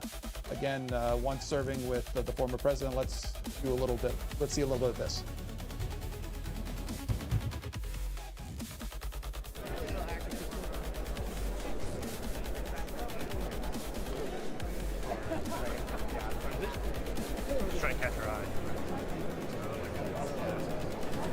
It was a quick shot of Mike Pence making his way into the Capitol building there, others making their way too. This is from San Diego, Democrats line. This is Rain. Hello. Hello. I just wanted to say I noticed a lot of people are talking about different policies, and especially during the Trump administration and a lot of his advertisements, he was exclusively very anti-trans. And I noticed a lot of people put their 2 cents in on this problem, but haven't actually had experience with transgender people or, for the most, even met one. And as a transgender person, I think it is incredibly upsetting that we are used as an example and used as a device to get people to be scared of us when we're really just other people trying to live. And I'm just hopeful that certain choices don't make our lives a lot harder. And, you know, I'm hopeful that Trump does okay, but again, I cannot support him for how much he hurts others around me and just how he destroys a lot. Elon Musk in that group that you're seeing right now, Jeff Bezos in that group as well. This is from Daniel. Daniel in Silver Spring, Maryland, Independent Line. Yes, good morning. Thank you. I have to say Donald Trump is a remarkable person. He incites people to violence and then gets everyone believing that he believes in peace. He promises to unleash hell and gets everyone believing that he believes in peace. He has zero respect for the work of Congress or the presidential office and gets everyone hoping that there will be peace. He makes all of his money off the backs of low-income workers and then gets everyone believing that he put together a working-class coalition. I just have to say, I do hope there'll be a peaceful day, and good luck to you all. Mark Zuckerberg in that group as well. I believe his back toward us. Robert F. Kennedy Jr. in the background, hoping to become the next head of Health and Human Services. This is John in Oregon, Republican line on this Inauguration Day. Go ahead. How you doing? I just want to say Martin Luther King, judge people not on the color of their skin, but the content of their character. And the content of Joe Biden's character, pardoning Fauci and the entire January 6th committee today, that's more than a bit concerning. And I think more should be looked into that. So, former Democrat, now Republican, looking forward to the next 4 years. Stay with C-SPAN as we'll bring you the full inauguration coverage as it starts later on. Calls up until then, and if you want to give us a call, here are the numbers. 202-748-8000 for Democrats, 202-748-8001 for Republicans, and Independents, 202-748-8002. Texting is available to you by 202-748-8003.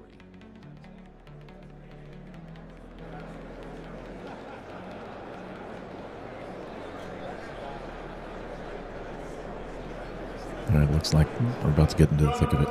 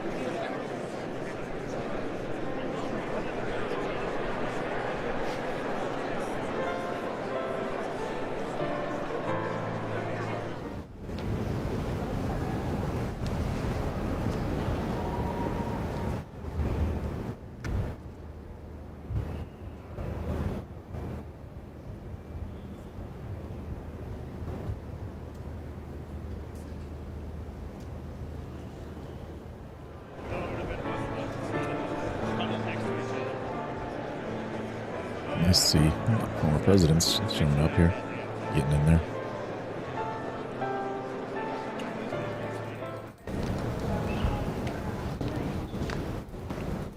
Obama going solo. How do you guys feel about that? I don't think it's that big of a deal. Like, whatever. But You're paying what do you guys close think? attention to the screen. For several former presidents walking into the rotunda. There's Barack Obama entering in now. You previously saw former President Bill Clinton and former First Lady Hillary Rodham Clinton, and former President George W. Bush and former First Lady Laura Bush.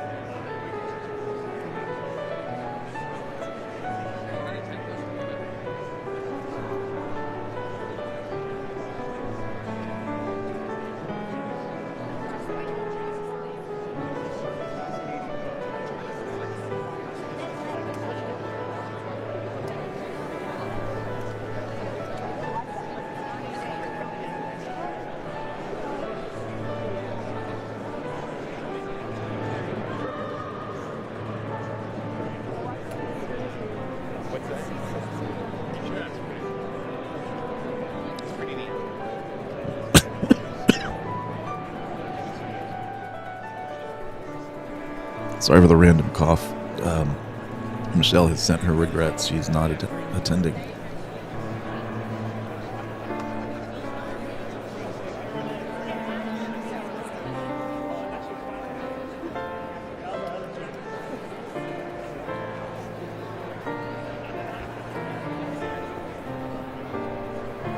Ladies and gentlemen, at this time, please take your seats.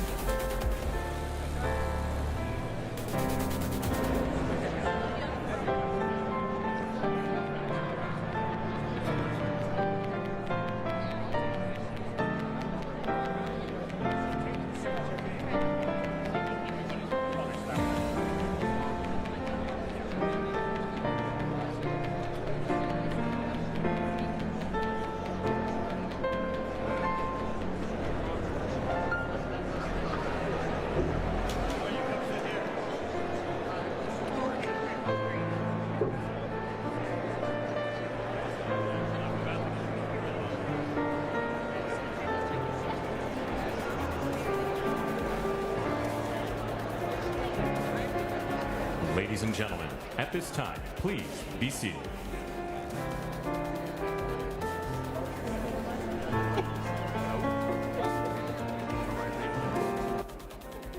Like they need one of those people that come in that just does the big whistle, yells for everybody to get in their spot.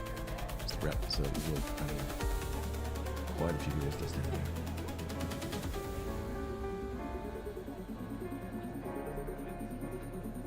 I mean, people are just in their own world at this point. Where's the seat for Vivek? Oh, they have a seat. Vivek there. You got seats. Showing you throughout the morning, the president's intended cabinet standing up there. I appreciate you guys liking and subscribing to the stream here. Taking their seats, and other dignitaries. Big milestone for me. Bumped over 15K. Are set to start. We got 15,000. We're almost at 100,000. After it's all said and done, keep it going, y'all. Thank you. I'll see another one there. Thank you so much. Go back into the vehicles, head across Washington to the Capital One Center, which we've been showing you outside of for a good deal of the morning as we've been talking to people there. But that's where Anybody know what a keyframe frequency is? I keep getting this error popping up, and I don't know how to fix it. After the president-elect takes the I got contact info in my link tree if you want to go there and send me a message. I have no idea what this keyframe frequency needs to be 4 seconds. Like, no clue.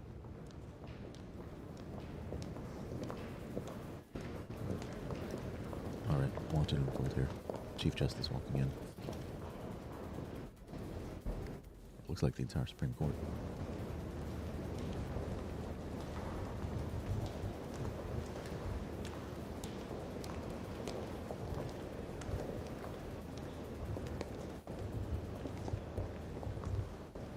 As members of the Supreme Court walk in, later on you're going to see the Chief Justice, John Roberts, issue the oath of office for the president-elect for him to take.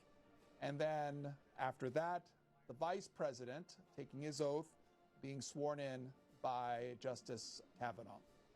Vice President sworn in by Justice Kavanaugh.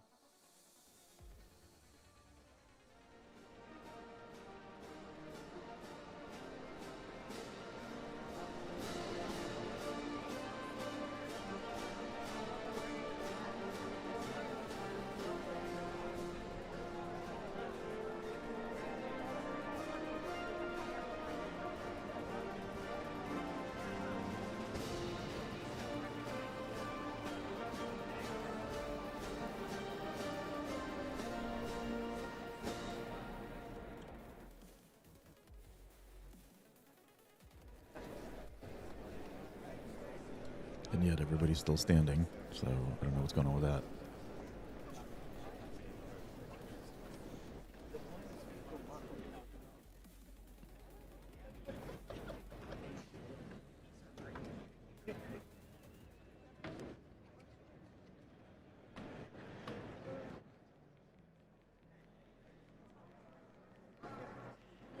Yeah, these things are just notoriously not on time for a variety of reasons, right?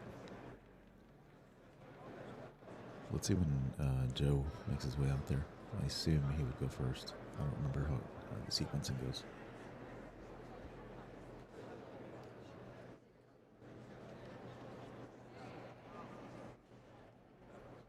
I'll respond to a few comments in the chat while we're waiting for everything to go down here. I do think that there will be no taxes on time tips that will be written into the Internal Revenue Service code. If they can simplify that code, it'll get rid of all the loopholes and all the situations that people are upset about. So I'm hopeful that that does happen. Okay, who do we got here? Don Jr. Got families coming in. Man, Barron needs to play ball. I don't know what to tell you guys. Hey, hit that 100% icon if you think Barron needs to play ball, be in the NBA. Trump and others making their way into the U.S. Capitol.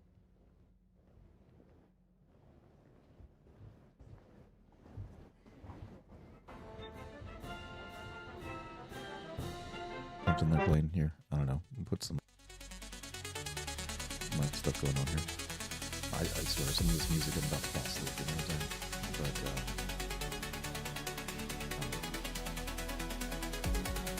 excuse me while I take some music. Hey, thanks for continuing to subscribe. We're almost at 100,000, guys. Almost there. I need you. Oh, there's another one. Thank you so much. Almost at 100,000. Help me get to that point. It's not going to take long from here. Next stop, 100,000, guys.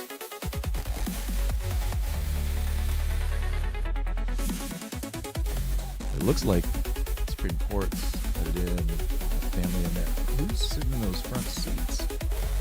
Who else is supposed to make their way in? Because, I mean, all the former presidents, everybody's in there at this point, unless they're just walking around the halls, and we caught a glimpse in the hallway. They're not quite burned in the room yet.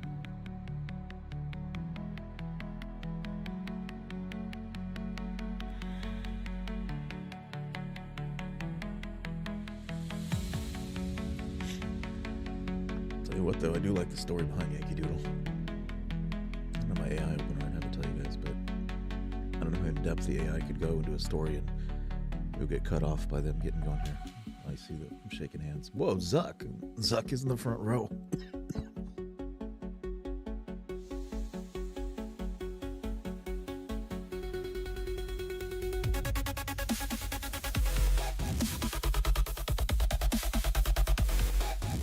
Hey, Jock, thanks for the subscription. Who are these folks, though? So I know it's Jared Kushner. I don't know who's in the middle there. I don't know who that lady is who looks thrilled to be there. I don't know why Zuckerberg's looking so uncomfortable. He's putting himself on the right side of the law lately. You know what I'm saying?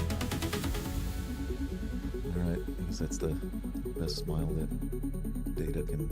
Anybody watch Star Trek back in the day? The dude looks like Data. I mean, come on. You've probably seen the names. It's uncanny. Oligarchy Corner.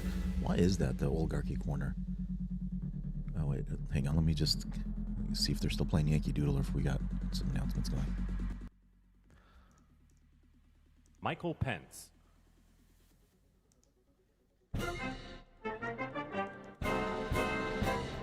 All right. They're introducing the heavy hitters now, I suppose. I say that watching Joe Biden's next. All right. Thanks for the subs, folks.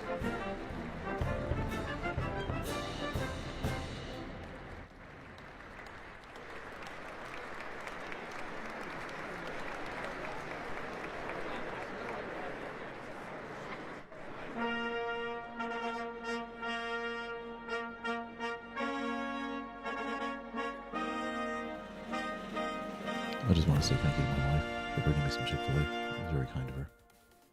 Ladies and gentlemen, the 42nd President of the United States, the Honorable William J. Clinton, accompanied by the Honorable Hillary Rodham Clinton.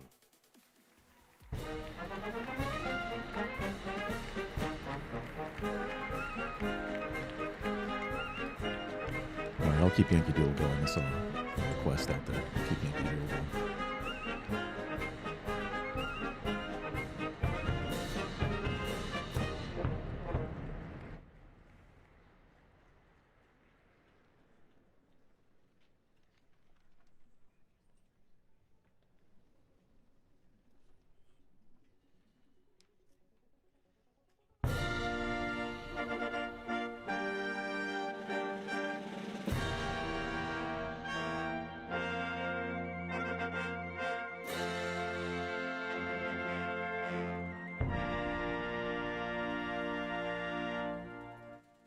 Ladies and gentlemen, the 43rd President of the United States, the Honorable George W. Bush, accompanied by Mrs. Laura Bush.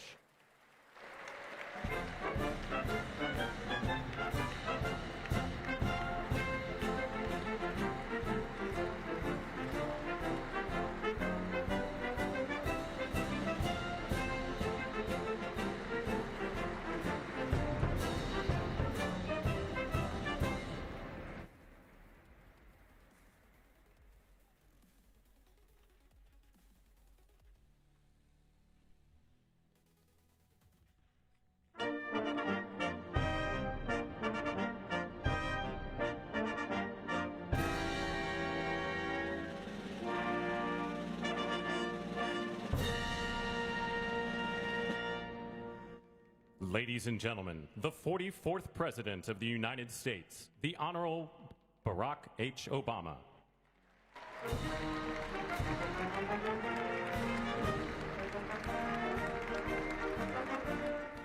So I'd be interested how they handle the 45th, because it's last time it skipped, it was Grover Cleveland. So how do they handle that, right? What are they going to do with the skip to 45? Trump have to walk in the room and then walk back out?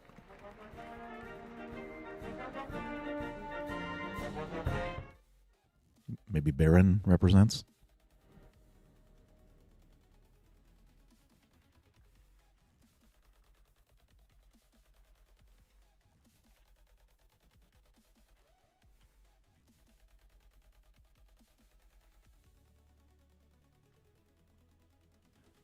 Ladies and gentlemen, the Chief Justice of the United States, the Honorable John G. Roberts, Jr., and the Associate Justices of the Supreme Court of the United States.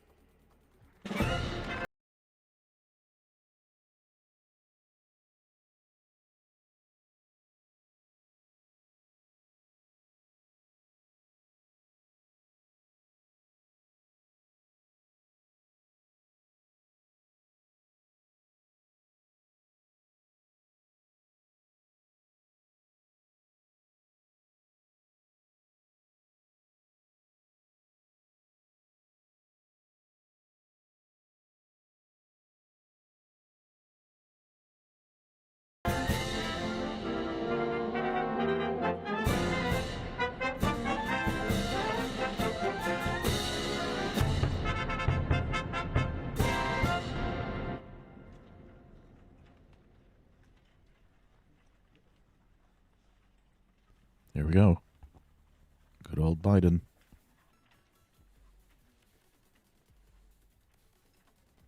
There seems to be a delay.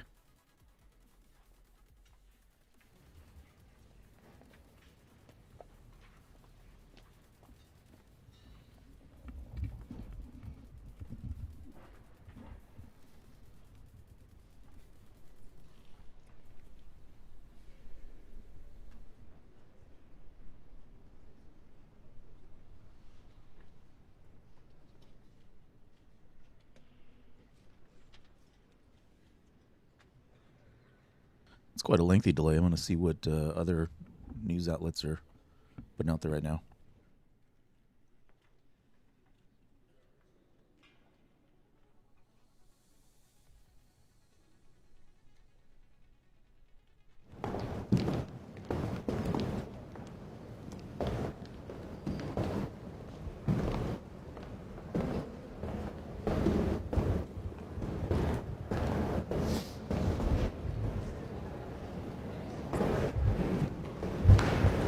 Tiffany Trump and Barron Trump.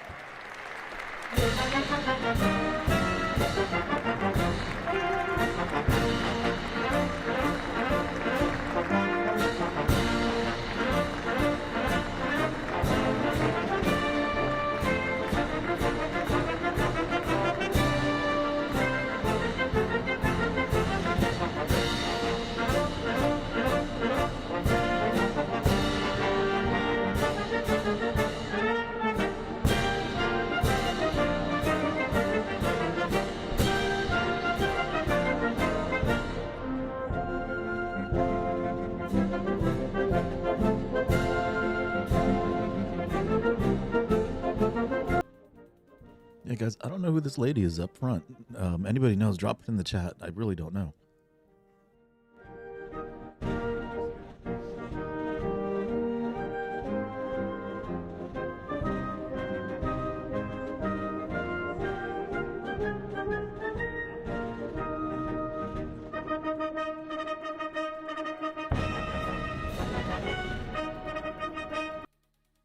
Okay, so the Democrats have a genuine look of concern on their face, like they're going to even have more political damage after the day is done here.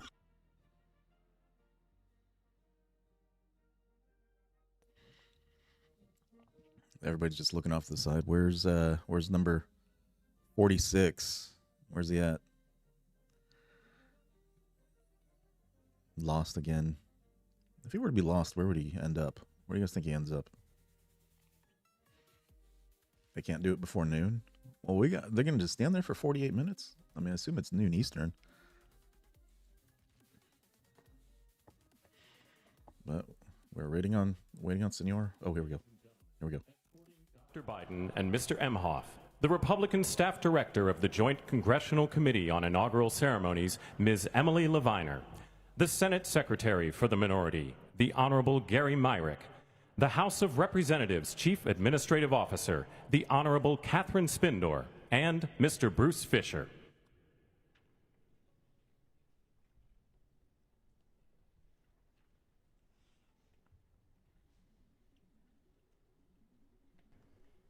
Ladies and gentlemen, Dr. Jill Biden and Mr. Douglas Emhoff. But we're listening to a lot of Yankee Doodle here, guys. This is like exceedingly slow this cycle. And I appreciate all the follows, folks. Keep them coming. We're almost at 100,000. Almost there, 100,000.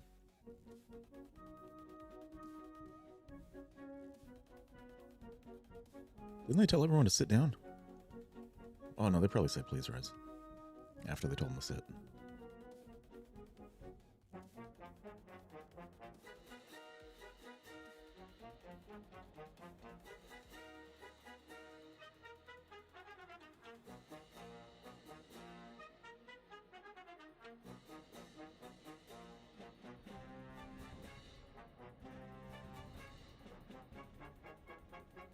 Yeah, let's see here. What's going on? Well, I don't... I mean, this seems very unusual to me that, you know, it's just waiting. I mean, they're clearly dragging it out for number 46 to get out there. I actually hope everything's okay, because I don't want this to kind of muddy the day. Maybe he just has like a stub toe or something. Just taking a little bit longer to get out there. I don't know. I don't know, folks. Hey, thanks for the follows or the subscribes. Excuse me.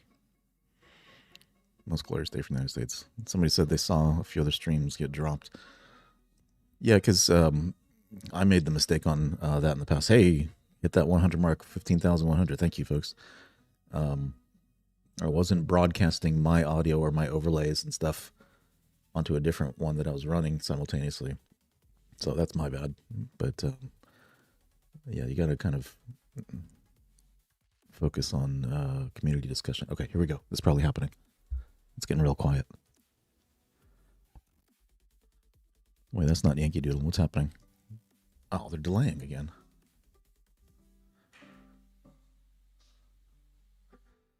Okay. All right.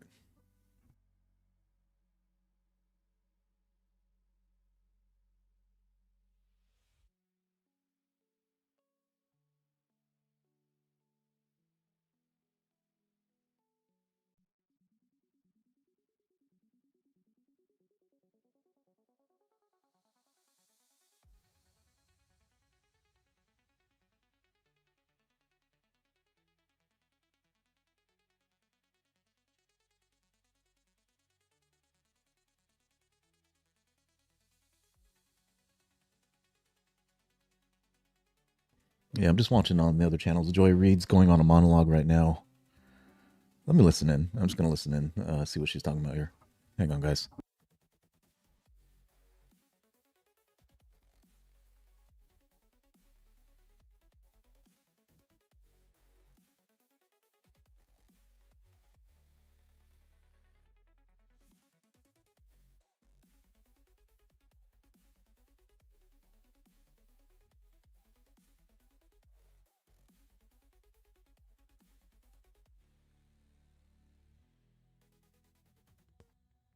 All right, just singing praises for Biden, talking about women's rights considerations. Funny thing, check out on my channel, I've got footage of my attendance at a Kamala Harris rally that ran through Houston. And the only thing they talked about, as they termed it, was reproductive freedom. There was no other topic brought up. Beyonce came out for 5 minutes.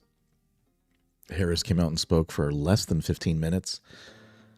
And people had been there for 4 or 5 hours. Apparently I got there a little bit late. I wasn't going to sit there all afternoon. I got things I need to get done. But I still got there a couple hours early, or so I thought, right? And as it turned out, there was a Willie Nelson performance. Excuse me, a few other celebrities and politicians came out and spoke. All of them focused on the reproductive freedom topic. Excuse me, guys. Man. Well, go. Anyway, interesting stuff that popped up while I was out there. Very interesting stuff. I don't know how long this pause is going to be. I'm going to wait another minute, see if it's 11:30 on the dot that they're waiting for. I thought somebody else in the chat said 11 Eastern, but it's like, oh, wait a minute. It's, it's out there. I don't know, guys. We'll have to see.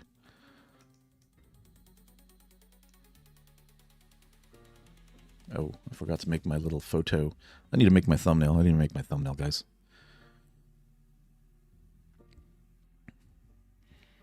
It's not doing what I want it to do, though. And if you've looked at my thumbnails in the past, they're all AI. Somebody mentioned AI in the chat. I do leverage AI to make these thumbnails because it comes out. Oh, here we go. Here we go.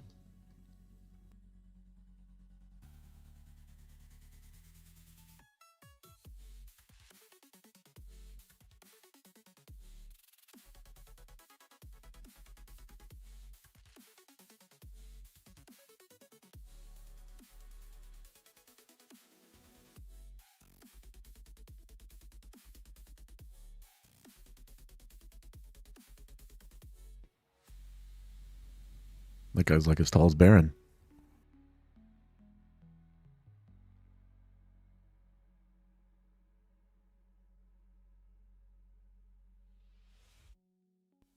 What just happened?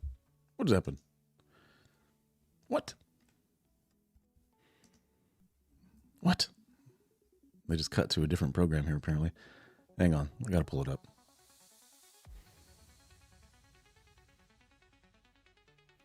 Hello. Hello. Abruptly kill the stream on me. I guess that's what the person was talking about earlier. Come on. Watch live. Inauguration. Inauguration.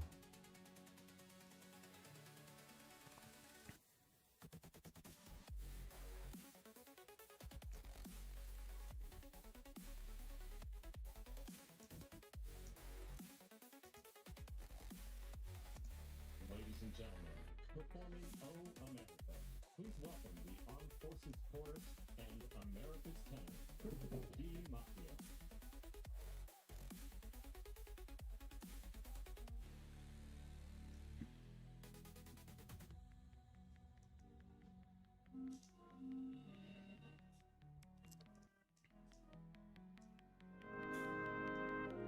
All right. Yeah, I'm going to have to lower the volume a little bit on this guy so that we don't get a copyright hit on them. So just enjoy some of my breaking news music while he's singing.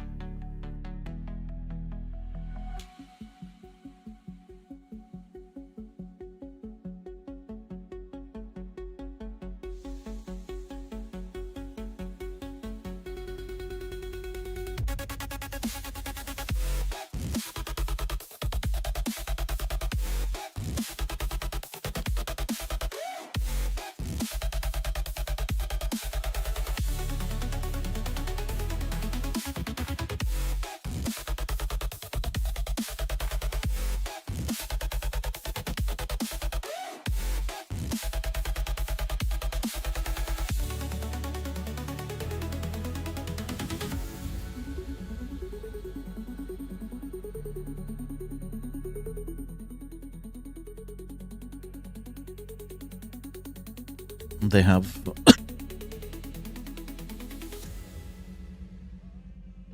the vice president walking in, I guess, for another few minutes here. The vice president walking in.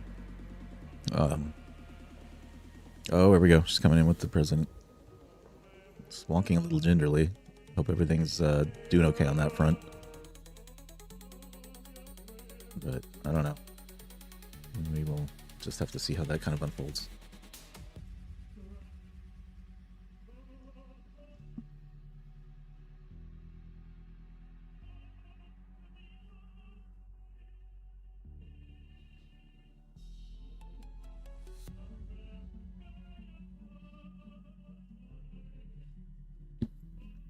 There goes JD.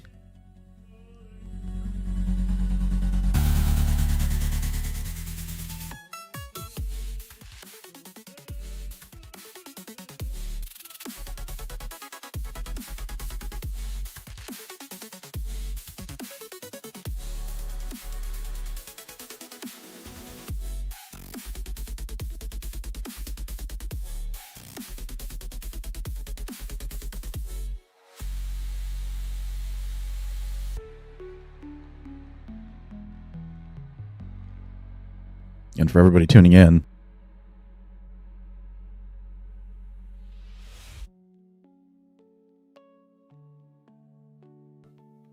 if you see somebody attempting to sing on the screen, just making sure we don't infringe on anything with the audio. But he looks pretty serious, man. Seems pretty breathless there.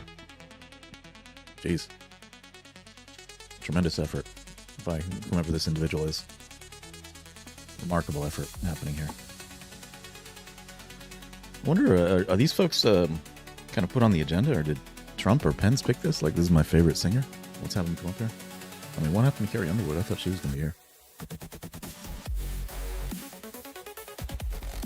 I don't know about y'all, but I'd rather listen to the Carrie Underwood.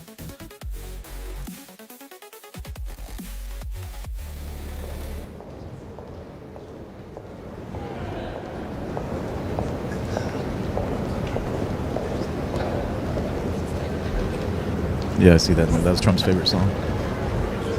This is played. The Honorable Jackie Barber, the Clerk of the House of Representatives, the Honorable Kevin F. McCumber, Mr. John Bessler, Mrs. Kelly Johnson, Mrs. Iris Weinschall Schumer, and Mrs. Jennifer Scalise. Oh. Steve Scalise's wife? Remember, Steve Scalise, 1st District in Louisiana, congressperson.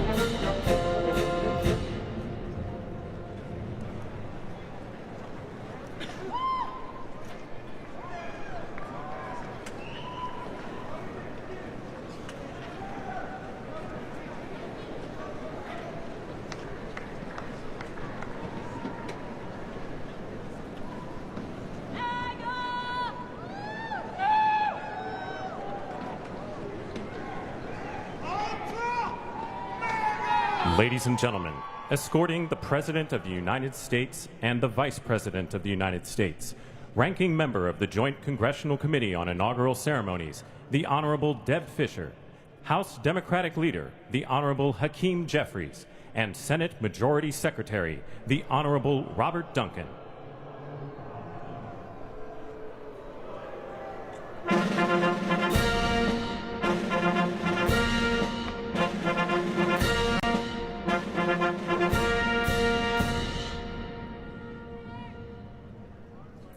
Ladies and gentlemen, the President of the United States, the Honorable Joseph R. Biden, Jr., and Vice President of the United States, the Honorable Kamala Devi Harris.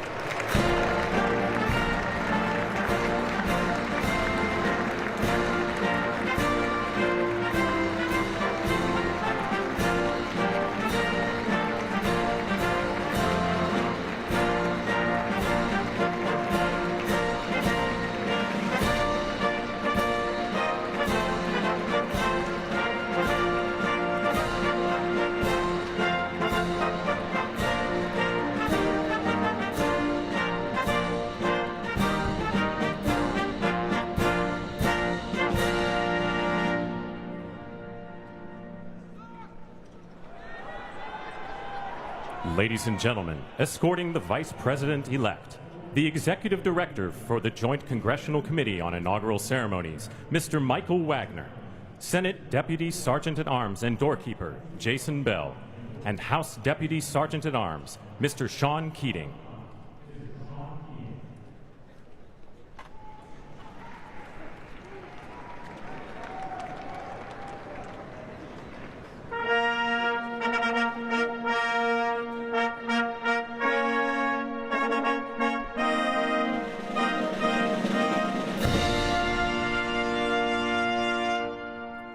Ladies and gentlemen, the Vice President-elect of the United States, the Honorable J.D. Vance.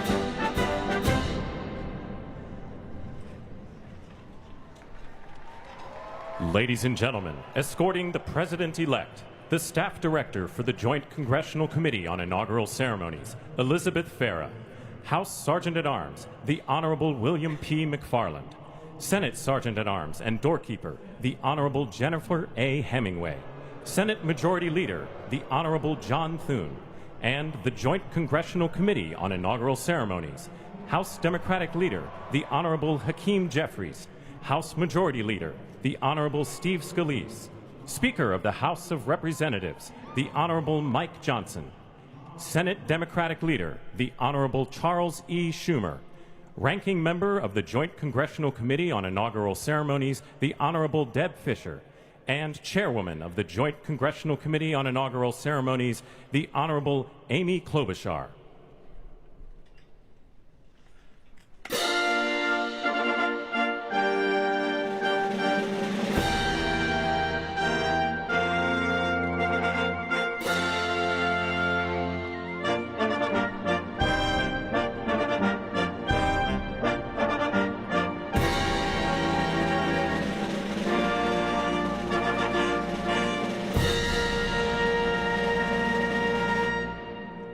Ladies and gentlemen, the President-elect of the United States, the Honorable Donald John Trump.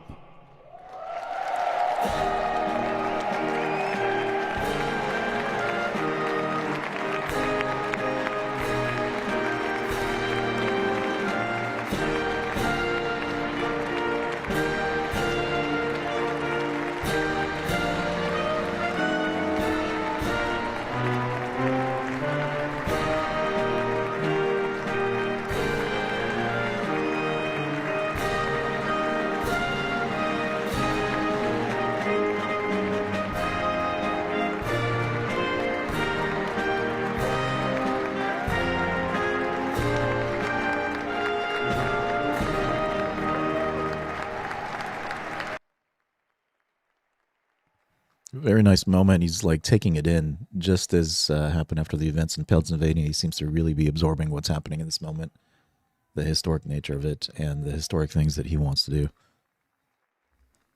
Share it with friends. I think everybody should see the events today.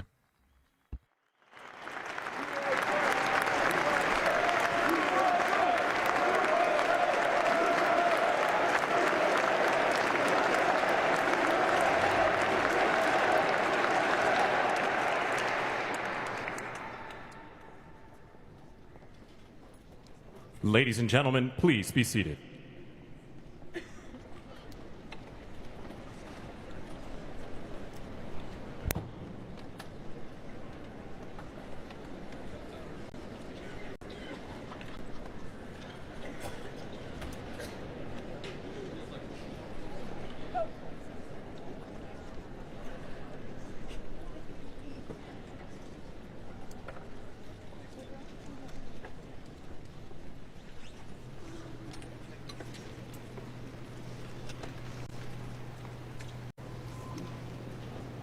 Please welcome the chairwoman of the Joint Congressional Committee on Inaugural Ceremonies, the Honorable Amy Klobuchar. A subdued, obligatory applause. Good morning, everyone. Welcome to the 60th presidential inauguration. Today, President-elect Trump and Vice President-elect Vance will take their oaths of office, and we will witness the peaceful transfer of power at the heart of our democracy.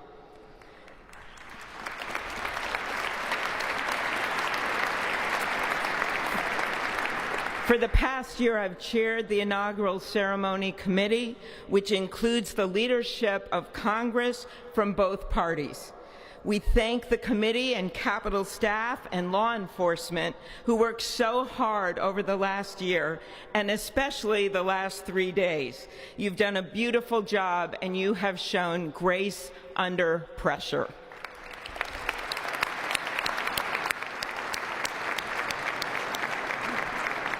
Our theme this year is our enduring democracy.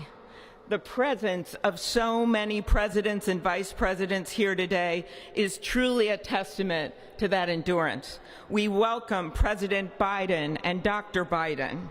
We welcome Vice President Harris and Doug Emhoff, President Obama, President Clinton and Secretary Clinton, President Bush and Laura Bush, Vice President Pence, Vice President Quayle and Marilyn Quayle. The Justices of the United States Supreme Court are with us, all 9 of them I counted, and of course the Trump and Vance families.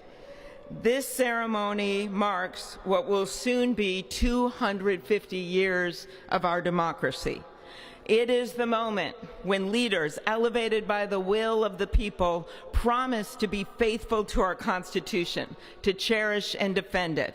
It is the moment when they become, as we all should be, the guardians of our country.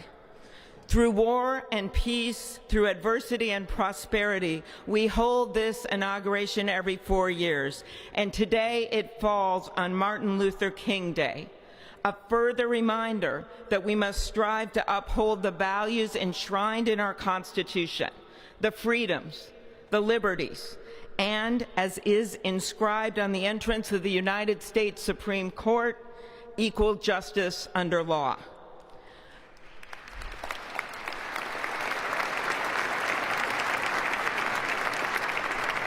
But what makes this moment more than a passing ceremony is all who are watching it across the country, the people of this nation, the ordinary people doing extraordinary things.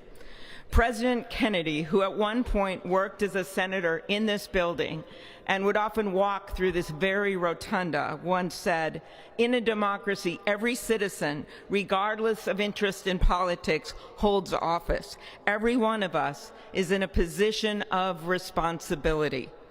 With that responsibility of citizenship comes an obligation not to seek out malice, as President Lincoln once reminded us, but to view others with a generosity of spirit despite our differences. With that responsibility of leadership comes an obligation to stand our ground when we must and find common ground when we can. With everything swirling around us, the hot mess of division, it is on all of us, to quote an incredible songwriter who just happened to be born in my state, to ensure that our nation's democracy is our shelter from the storm. There's a reason this ceremony takes place at the Capitol. In other countries, it might be in a presidential palace or a gilded executive office building. Here it is traditionally held at the Capitol, the People's House. It is a fitting reminder of the system of checks and balances that is the very foundation of our government, 3 equal branches of government. That is how, for nearly 250 years, our great American experiment, grounded in the rule of law, has endured. So, as we inaugurate a new president and vice president, let us remember that the power of those in this room comes from the people. The construction workers who build our country, the teachers and healthcare workers who nurture us, the troops defending our freedoms, and yes, the firefighters in Los Angeles putting themselves on the line for us.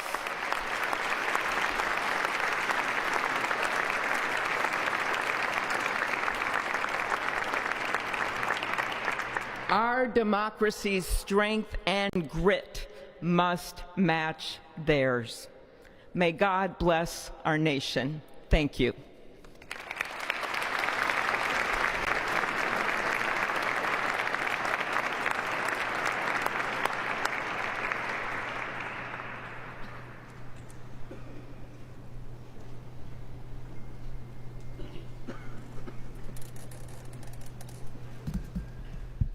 Good afternoon. Endurance through the years is the ultimate test. To persevere through time is the truest measure of an idea, an institution, and a nation. Our founders wrote the Constitution so that America could withstand all the twists and turns of time. They wrote it to guide us and to preserve forever our right of life, liberty, and the pursuit of happiness.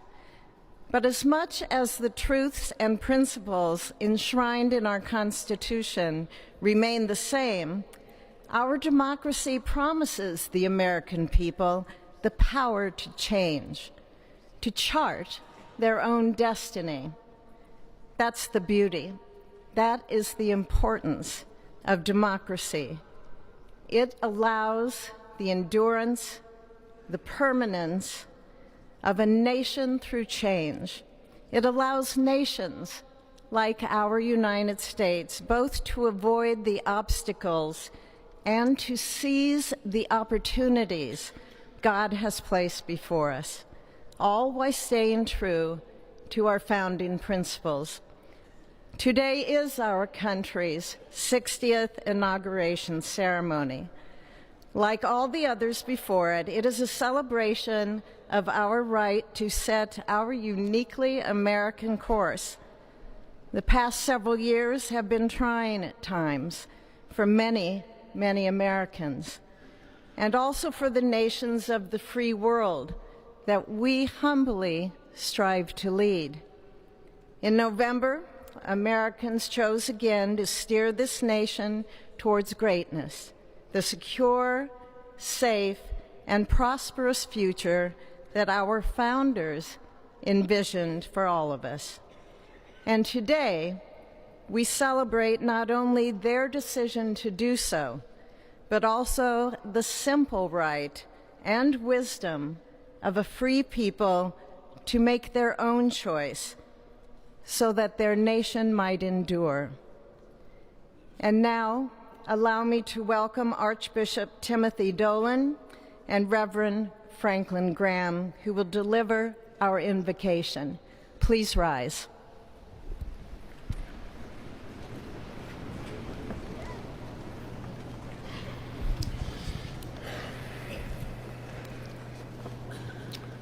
Be still and know that I am God, supreme among the nations, supreme on the earth. Let us pray. Remembering General George Washington on his knees at Valley Forge, recalling Abraham Lincoln at his second inaugural, with malice toward none, with charity for all, with firmness in the right as God gives us to see the right. Remembering General George Patton's instructions to his soldiers as they began the Battle of the Bulge 8 decades ago. Pray. Pray when fighting. Pray alone. Pray with others. Pray by night. Pray by day. Observing the birthday of the Reverend Martin Luther King, who warned, without God, our efforts turn to ashes. We, blessed citizens of this one nation under God, humbled by our claim that in God we trust, gather indeed this Inauguration Day to pray for our President Donald J. Trump, his family, his advisors, his cabinet, his aspirations, his vice president, for the Lord's blessings upon Joseph Biden, for our men and women in uniform, for each other whose hopes are stoked this new year, this Inauguration Day. We cannot err in relying upon that prayer from the Bible, upon which our president will soon place his hand in oath, as we make our own the supplications of King Solomon for wisdom as he began his governance. God of our fathers, in your wisdom you set man to govern your creatures, to govern in holiness and justice, to render justice with integrity. Give our leader wisdom, for he is your servant, aware of his own weakness and brevity of life. If wisdom which comes not from you be not with him, he shall be held in no esteem. Send wisdom from heavens that she may be with him, that he may know your designs. Please, God, bless America. Please, mend her every flaw. You are the God in whom we trust, who lives and reigns forever and ever. Amen.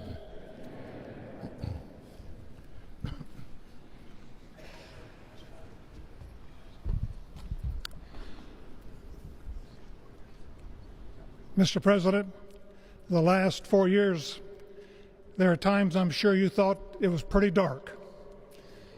But look what God has done. We praise him and give him glory.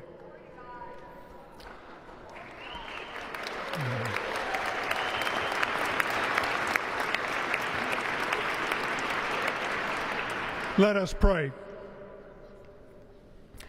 Our Father and our God, thou hast said, blessed is the nation whose God is the Lord.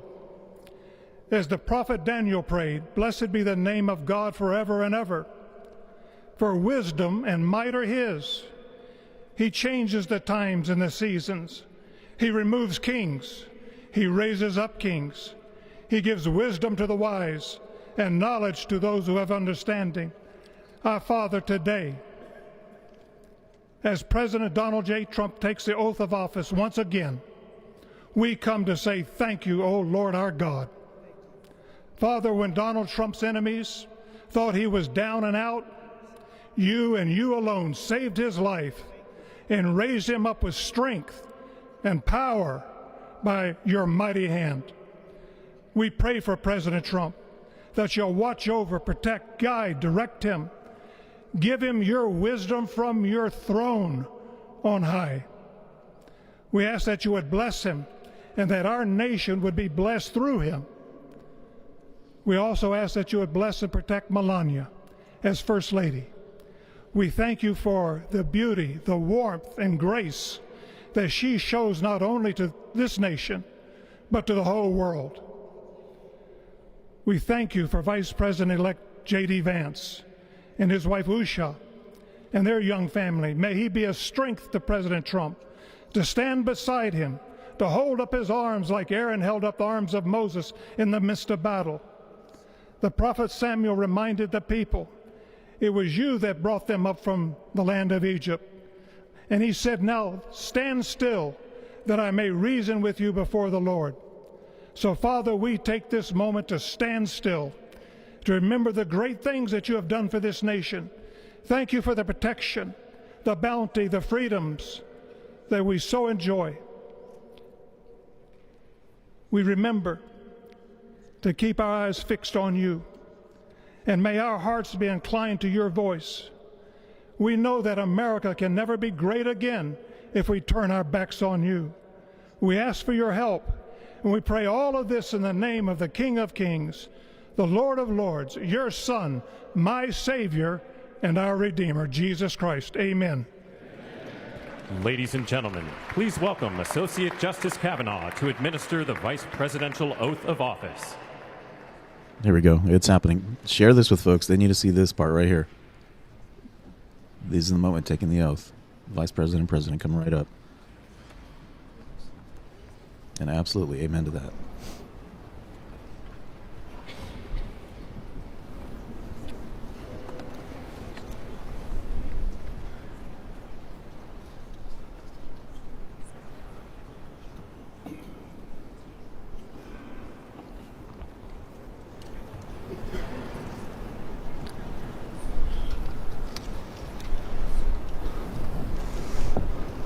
Please raise your right hand and repeat after me. I, James David Vance, do solemnly swear. I, James David Vance, do solemnly swear. That I will support and defend the Constitution of the United States. That I will support and defend the Constitution of the United States. Against all enemies, foreign and domestic. Against all enemies, foreign and domestic. That I will bear true faith. That I will bear true faith. And allegiance to the same. And allegiance to the same. That I take this obligation freely. That I take this obligation freely. Without any mental reservation. Without any mental reservation. Or purpose of evasion. Or purpose of evasion. And that I will well and faithfully discharge. And that I will well and faithfully discharge. The duties of the office. The duties of the office. On which I am about to enter. On which I am about to enter. So help me God. So help me God. Congratulations, Mr. Vice President.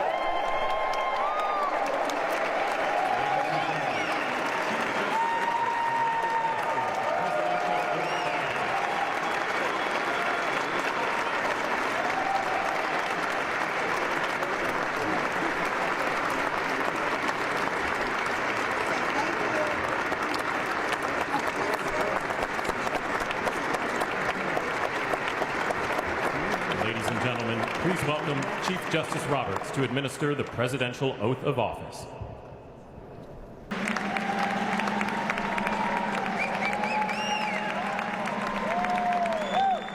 Ben, keep repeating the same thing. I gotta put you in timeout for a minute, girlfriend.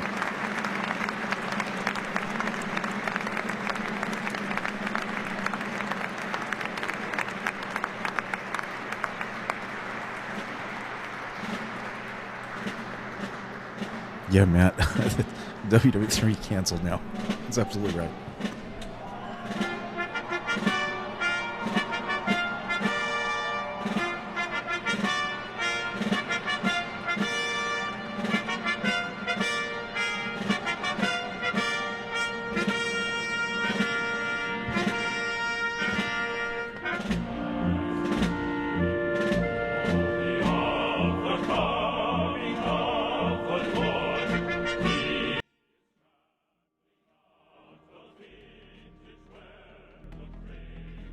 So I got to mix it in with my own little soundtrack here, just so that we don't hit any,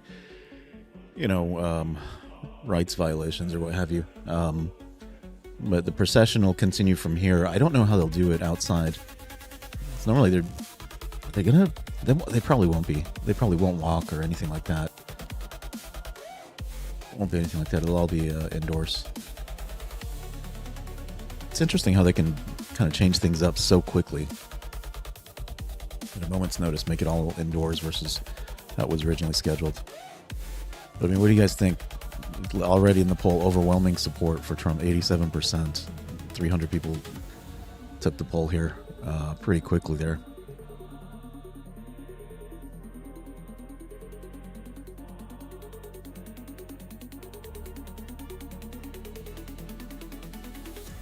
Yeah, I got to pipe in my own track over this, but we'll keep watching, see what progresses as people are saying niceties and moving on. There he is, taking it in.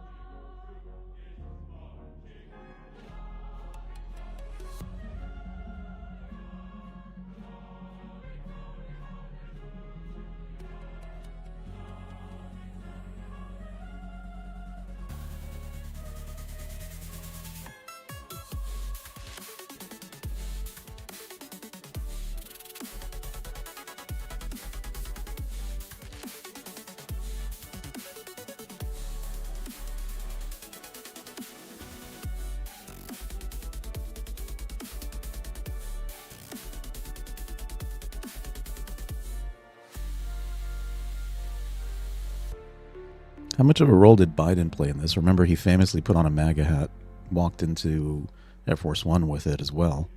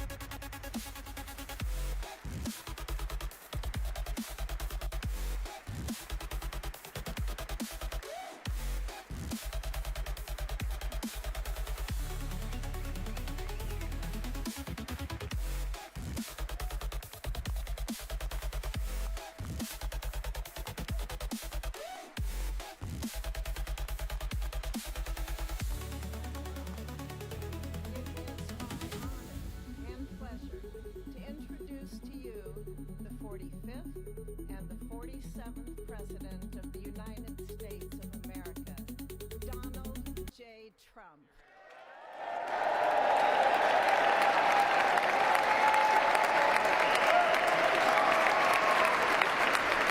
All right, nice. He's going to give some remarks. So let's see if he shoots from the hip or he sticks to the script here. I'm going to assume it'll be a little bit more scripted than normal, but at this point, he doesn't care. So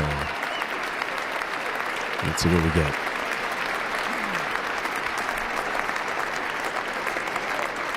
Okay. Thank you very much, everybody. Well, thank you very, very much. Vice President Vance, Speaker Johnson, Senator Thune, Chief Justice Roberts, Justices of the United States Supreme Court, President Clinton, President Bush, President Obama, President Biden, Vice President Harris, and my fellow citizens. The golden age of America begins right now.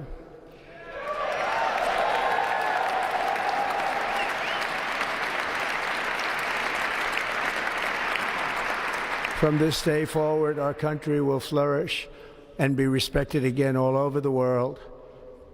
We will be the envy of every nation, and we will not allow ourselves to be taken advantage of any longer. During every single day of the Trump administration, I will very simply put America first.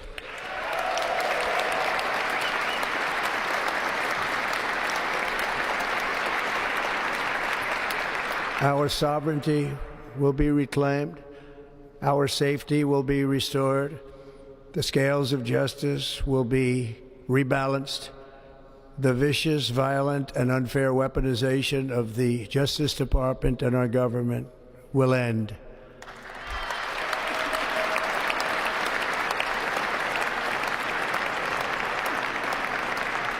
And our top priority will be to create a nation that is proud, prosperous, and free.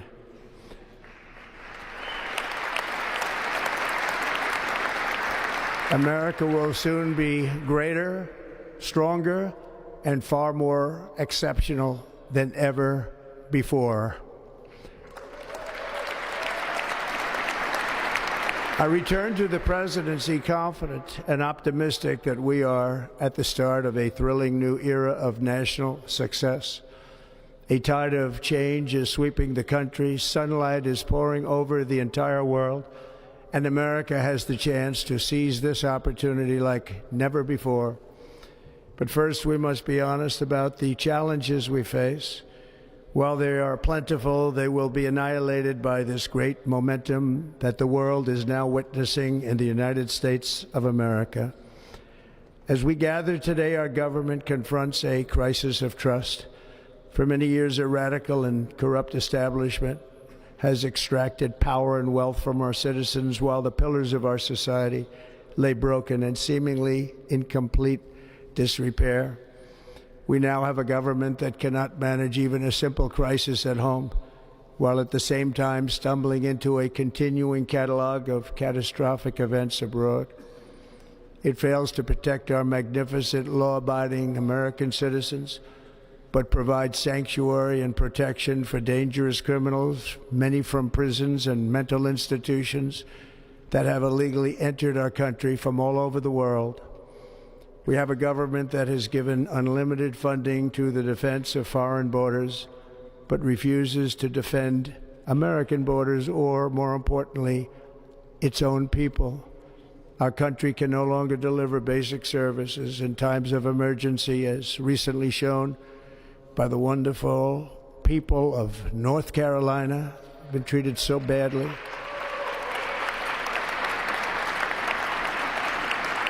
And other states who are still suffering from a hurricane that took place many months ago. Or more recently, Los Angeles, where we are watching fires still tragically burn. From weeks ago, without even a token of defense, They're raging through the houses and communities, even affecting some of the wealthiest and most powerful individuals in our country, some of whom are sitting here right now. They don't have a home any longer. That's interesting. But we can't let this happen. Everyone is unable to do anything about it. That's going to change. We have a public health system that does not deliver in times of disaster, yet more money is spent on it than any country anywhere in the world. And we have an education system that teaches our children to be ashamed of themselves in many cases, to hate our country despite the love that we try so desperately to provide to them. All of this will change starting today, and it will change very quickly.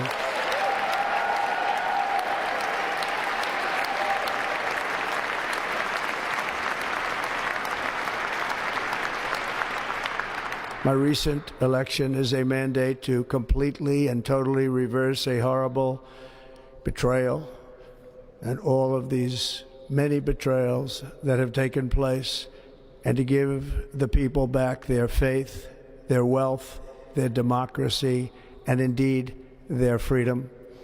From this moment on, America's decline is over.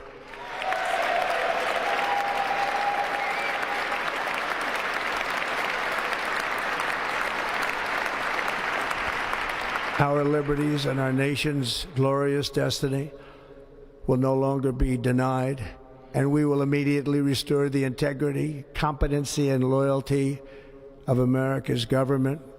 Over the past 8 years, I have been tested and challenged more than any president in our 250-year history, and I've learned a lot along the way. The journey to reclaim our republic has not been an easy one, that I can tell you.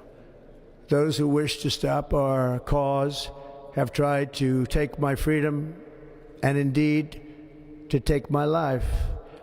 Just a few months ago in a beautiful Pennsylvania field, an assassin's bullet ripped through my ear. But I felt then, and believe even more so now, that my life was saved for a reason. I was saved by God to make America great again.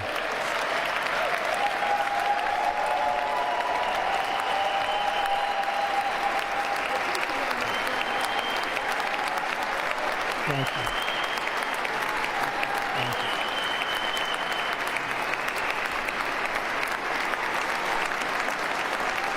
Thank you very much.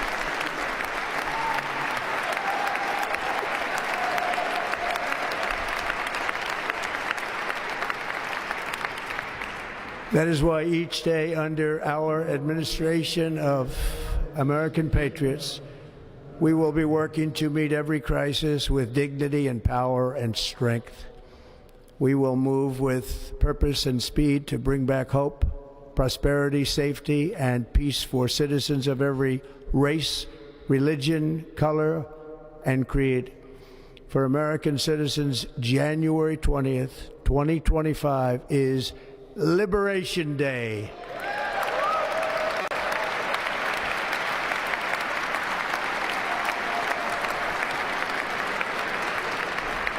It is my hope that our recent presidential election will be remembered as the greatest and most consequential election in the history of our country.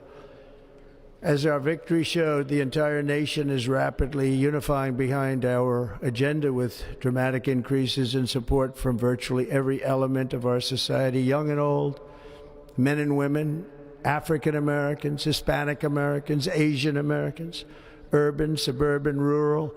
And very importantly, we had a powerful win in all 7 swing states. And the popular vote, we won by millions of people.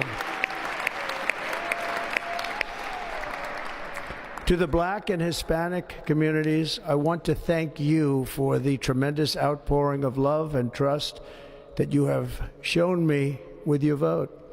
We set records, and I will not forget it. I've heard your voices in the campaign, and I look forward to working with you in the years to come. Today is Martin Luther King Day, and his honor, this will be a great honor, but in his honor we will strive together to make his dream a reality. We will make his dream come true.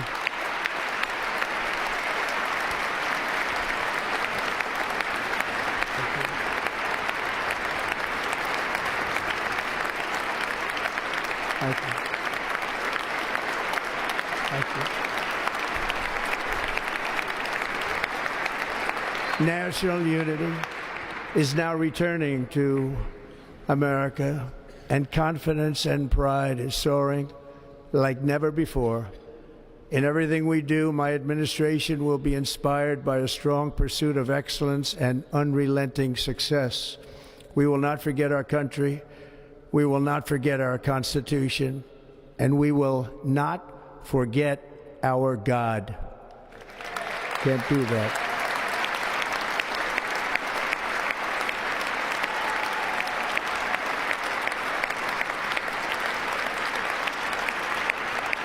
Today I will sign a series of historic executive orders. With these actions, we will begin the complete restoration of America and the revolution of common sense. It's all about common sense. First, I will declare a national emergency at our southern border.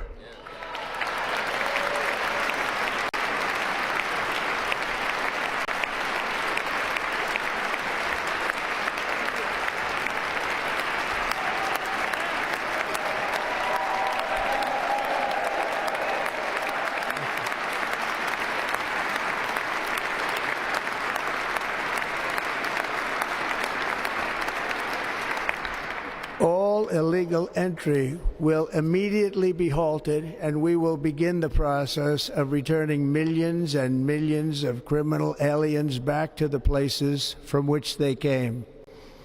We will reinstate my Remain in Mexico policy.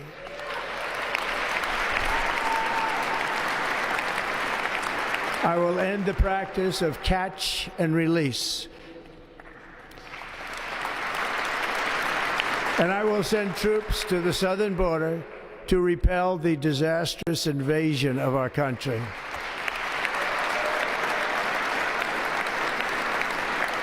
Under the orders I signed today, we will also be designating the cartels as foreign terrorist organizations.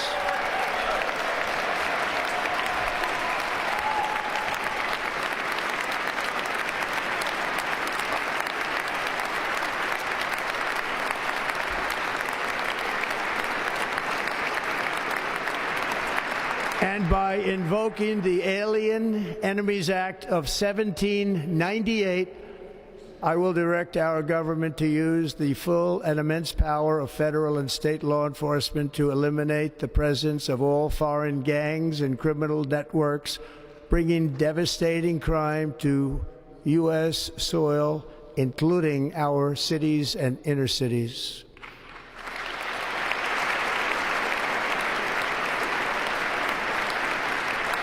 As Commander-in-Chief, I have no higher responsibility than to defend our country from threats and invasions, and that is exactly what I am going to do. We will do it at a level that nobody's ever seen before. Next, I will direct all members of my cabinet to marshal the vast powers at their disposal to defeat what was record inflation and rapidly bring down costs and prices.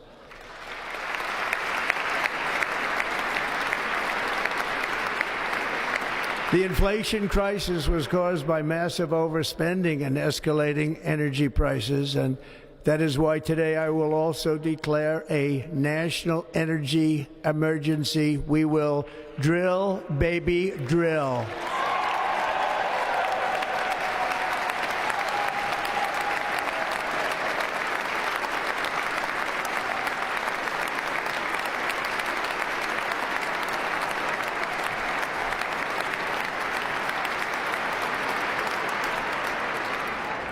America will be a manufacturing nation once again, and we have something that no other manufacturing nation will ever have, the largest amount of oil and gas of any country on earth, and we are going to use it.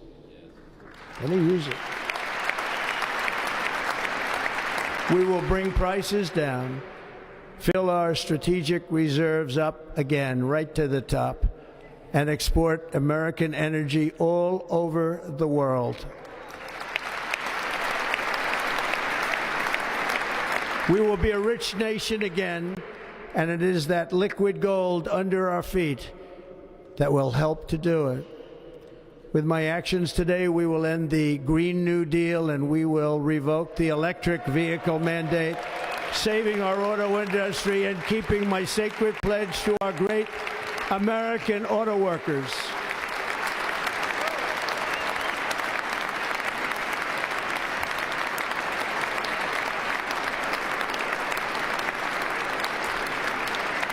In other words, you'll be able to buy the car of your choice. We will build automobiles in America again at a rate that nobody could have dreamt possible just a few years ago. And thank you to the auto workers of our nation for your inspiring vote of confidence. We did tremendously with their vote. I will immediately begin the overhaul of our trade system to protect American workers and families. Instead of taxing our citizens to enrich other countries, we will tariff and tax foreign countries to enrich our citizens.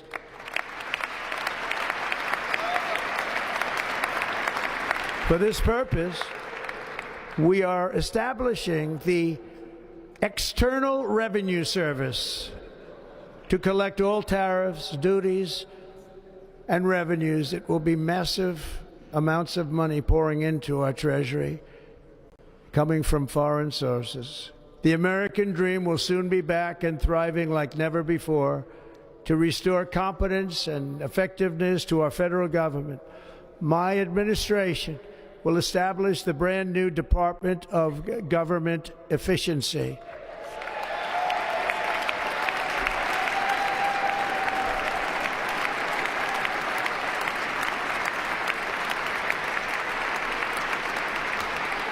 After years and years of illegal and unconstitutional federal efforts to restrict free expression, I will also sign an executive order to immediately stop all government censorship and bring back free speech to America.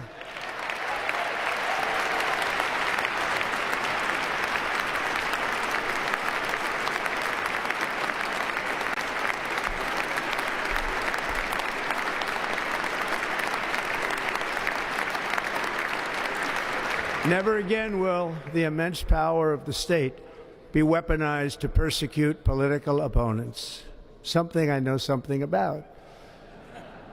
We will not allow that to happen. It will not happen again. Under my leadership, we will restore fair, equal, and impartial justice under the constitutional rule of law.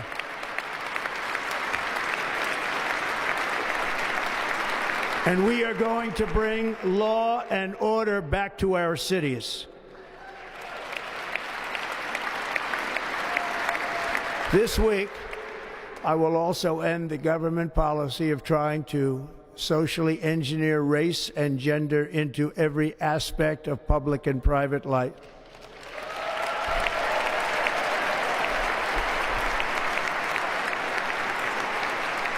We will forge a society that is colorblind and merit-based.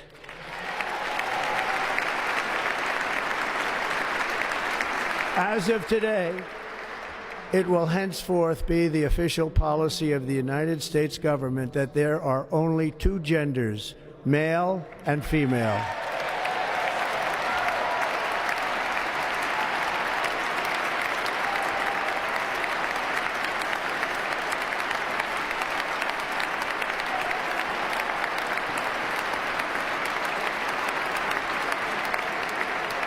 This week, I will reinstate any service members who were unjustly expelled from our military for objecting to the COVID vaccine mandate with full back pay.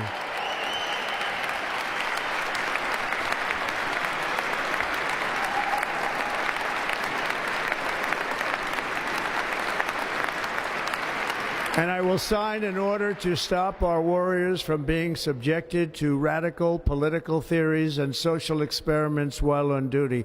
It's going to end immediately. Our armed forces will be freed to focus on their sole mission, defeating America's enemies.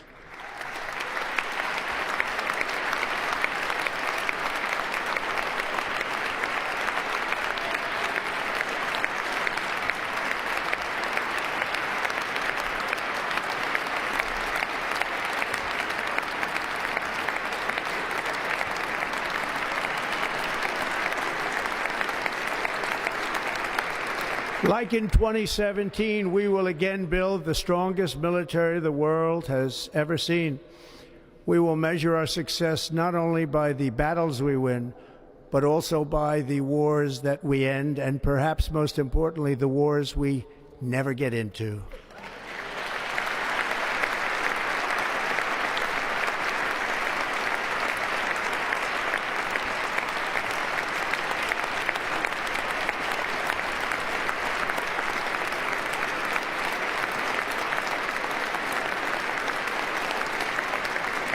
My proudest legacy will be that of a peacemaker and unifier. That's what I want to be, a peacemaker and a unifier. I'm pleased to say that as of yesterday, one day before I assumed office, the hostages in the Middle East are coming back home to their families.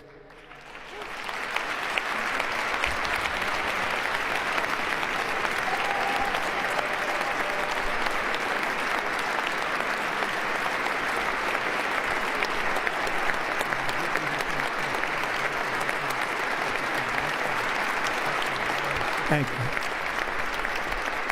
America will reclaim its rightful place as the greatest, most powerful, most respected nation on earth, inspiring the awe and admiration of the entire world. A short time from now, we are going to be changing the name of the Gulf of Mexico to the Gulf of America, and we will restore the name of a great president, William McKinley, to Mount McKinley, where it should be and where it belongs.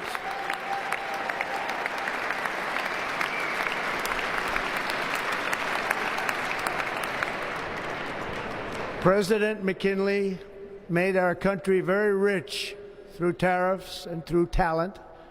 He was a natural businessman and gave Teddy Roosevelt the money for many of the great things he did, including the Panama Canal, which has foolishly been given to the country of Panama after the United States.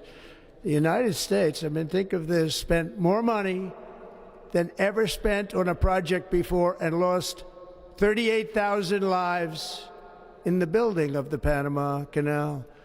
We have been treated very badly from this foolish gift that should have never been made, and Panama's promise to us has been broken.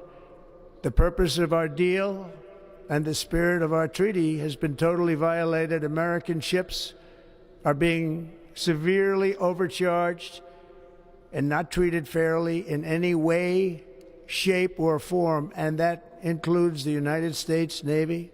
And above all, China is operating the Panama Canal, and we didn't give it to China, we gave it to Panama, and we're taking it back.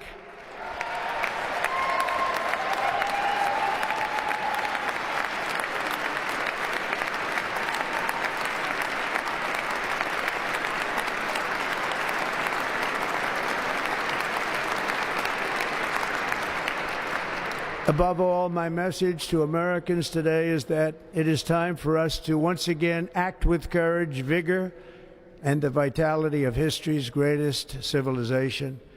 So as we liberate our nation, we will lead it to new heights of victory and success. We will not be deterred. Together we will end the chronic disease epidemic and keep our children safe, healthy, and disease-free. The United States will once again consider itself a growing nation, one that increases our wealth, expands our territory, builds our cities, raises our expectations, and carries our flag into new and beautiful horizons. and we will pursue our manifest destiny into the stars, launching American astronauts to plant the stars and stripes on the planet Mars.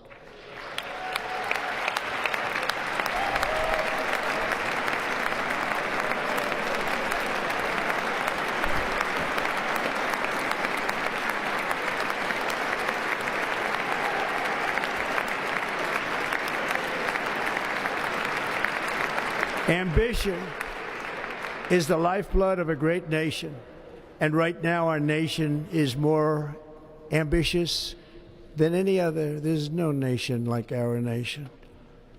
Americans are explorers, builders, innovators, entrepreneurs, and pioneers. The spirit of the frontier is written into our hearts. The call of the next great adventure resounds from within our souls. Our American ancestors turned a small group of colonies on the edge of a vast continent into a mighty republic of the most extraordinary citizens on earth. No one comes close. Americans pushed thousands of miles through a rugged land of untamed wilderness. They crossed deserts, scaled mountains, braved untold dangers, won the Wild West, ended slavery, rescued millions from tyranny, lifted billions from poverty, harnessed electricity, split the atom, launched mankind into the heavens, and put the universe of human knowledge into the palm of the human hand. If we work together, there is nothing we cannot do and no dream we cannot achieve. Many people thought it was impossible for me to stage such a historic political comeback. But as you see today, here I am. The American people have spoken.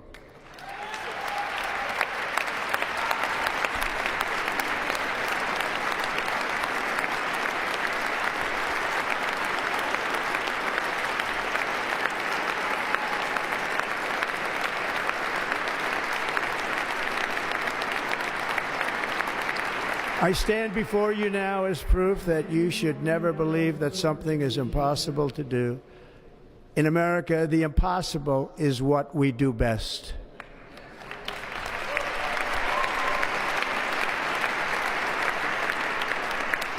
From New York to Los Angeles, from Philadelphia to Phoenix, from Chicago to Miami, from Houston to right here in Washington, D.C., our country was forged and built by the generations of patriots who gave everything they had for our rights and for our freedom.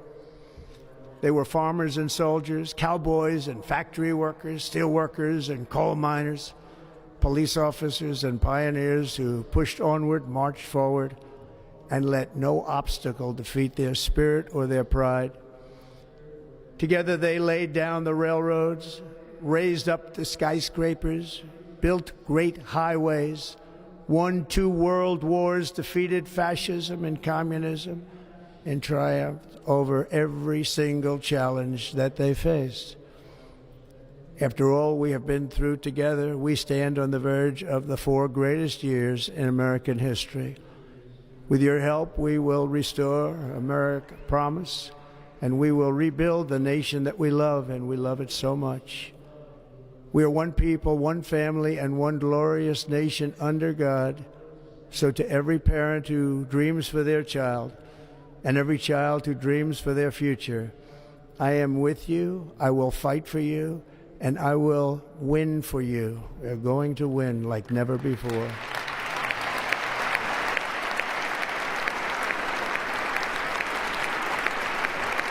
Thank you. Thank you.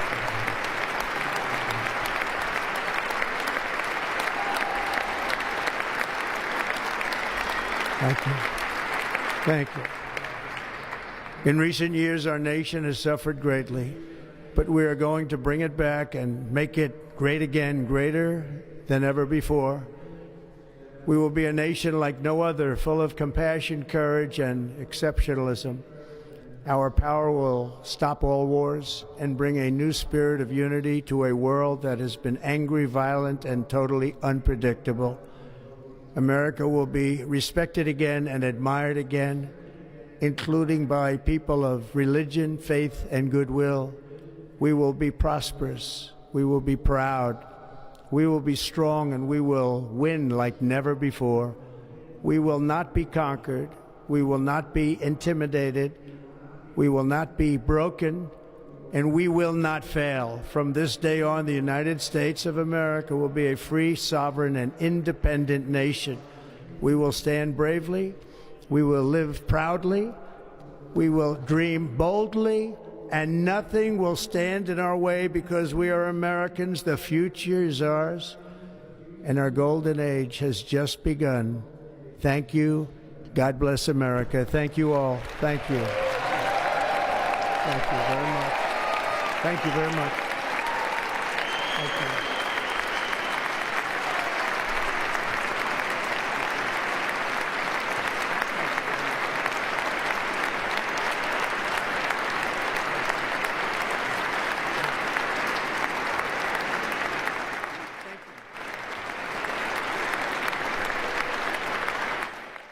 We'll just stay with it, see if the mic picks up any interesting dialogue that happens. Sometimes you get some of the stuff behind the scenes because everyone's mics are still active. Performing America the Beautiful, please welcome the Armed Forces Chorus and Carrie Underwood. Oh, wow. That's pretty cool. She's doing it here.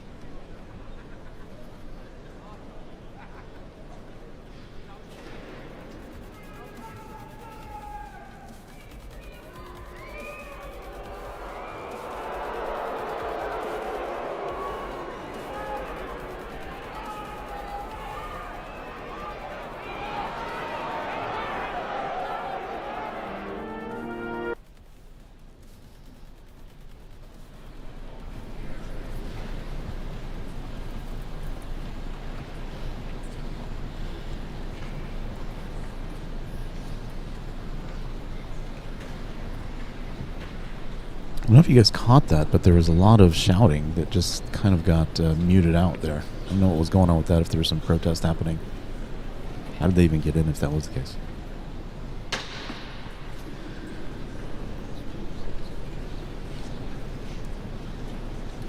Hey, like, subscribe, share the stream. I think everybody needs to share this moment in time. I mean, I was there when Biden was inaugurated and all the stuff that happened that day. A little unusual given the time frame, but I think it's important. Maybe it'll be a settling effect on a lot of folks. I hope it is. But as you can see, Twitter X is just going crazy. I can't even keep up with the number of constant posts and feeds and content that's coming in on Trump. It's just absolutely insane. And I appreciate everybody. The latest sub 15,223. Guys, help me out. We're almost at 100,000. I mean, what we got? The words help me out here. Oh, beautiful for spacious skies, for amber waves of grain, for purple mountain majesties above the fruited plain. America, America, God shed His grace on thee and crown thy good with brotherhood from sea to shining sea.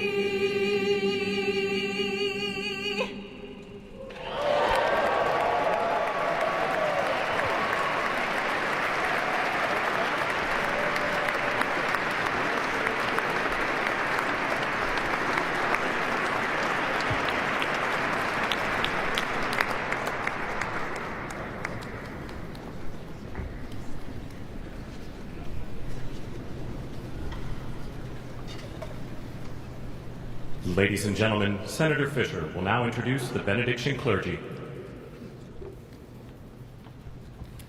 I now call on Rabbi Ari Berman, Pastor Lorenzo Sewell, and Reverend Frank Mund to provide prayers of benediction.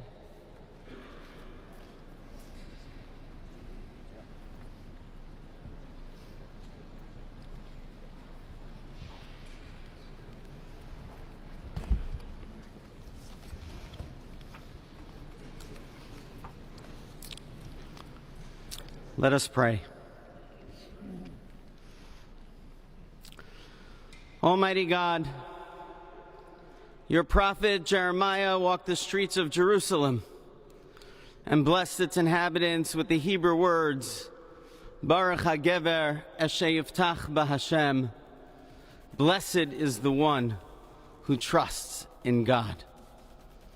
Thousands of years later, this great nation, which adopted these words as its motto, "In God we trust," stands at a moment of historic opportunity. Americans are searching for meaning. Our merciful Father, help us rise to meet this moment. Bless President Donald J. Trump and Vice President J.D. Vance with the strength and courage to choose the right and the good. Unite us around our foundational biblical values of life and liberty, of service and sacrifice, and especially of faith and morality, which George Washington called the indispensable supports of American prosperity. Guide our schools and college campuses, which have been experiencing such unrest, to inspire the next generation, to pair progress with purpose, knowledge with wisdom, and truth with virtue. Hear the cry of the hostages, both American and Israeli, whose pain our president so acutely feels. We are so thankful for the 3 young women who yesterday returned home, and pray that the next 4 years brings peace to Israel and throughout the Middle East.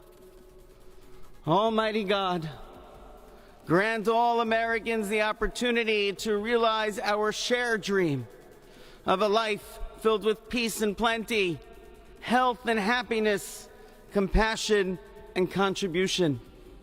Stir within us the confidence to rise to this moment. For while we trust in God, God's trust is in us, the American people. America is called to greatness, to be a beacon of light and a mover of history. May our nation merit the fulfillment of Jeremiah's blessing, that like a tree planted by water, we shall not cease to bear fruit. May all of humanity experience your love and your blessing. May it be thy will, and let us say, Amen. Let us pray for our 47th president. Heavenly Father, we're so grateful that you gave our 45th and now our 47th president a millimeter miracle. We are grateful that you are the one that have called him for such a time as this, that America would begin to dream again. We pray that we would fulfill the true meaning of our creed, that we hold these truths to be self-evident, that all men are created equal. We pray that you use our president, that we will live in a nation where we will not be judged by the color of our skin, but by the content of our character. Heavenly Father, in the name of Jesus, we are so grateful today that you will use our 47th president so we would sing with new meaning, my country, 'tis of thee. Sweet land of liberty, of thee I sing. Land where my fathers died, land of the pilgrim's pride, from every mountainside. Let freedom ring, and because America is called to be a great nation, we believe that you will make this come true. So let freedom ring from the prodigious hilltops of New Hampshire. Let freedom ring from the mighty mountains of New York. Let freedom ring from the heightening Alleghenies of Pennsylvania. Let freedom ring from the snow-capped Rockies of Colorado. Let freedom ring from the curvaceous hilltops of California. But God, we're asking you not only that. Let freedom ring from Stone Mountain, Georgia. Let freedom ring from Lookout Mountain of Tennessee. Let freedom ring from every hill and every molehill in Mississippi, from every state, every city, every village, and every hamlet. And when we let freedom ring, we will be able to speed up that day where all of your children, black men and white men, Protestant and Catholic, Jew and Gentile, will be able to sing in the meaning of that old Negro spiritual, free at last, free at last. Thank you, God Almighty. We are free at last. If you believe where the Spirit of the Lord is, there is liberty. Come on, put your hands together and give your great God great glory.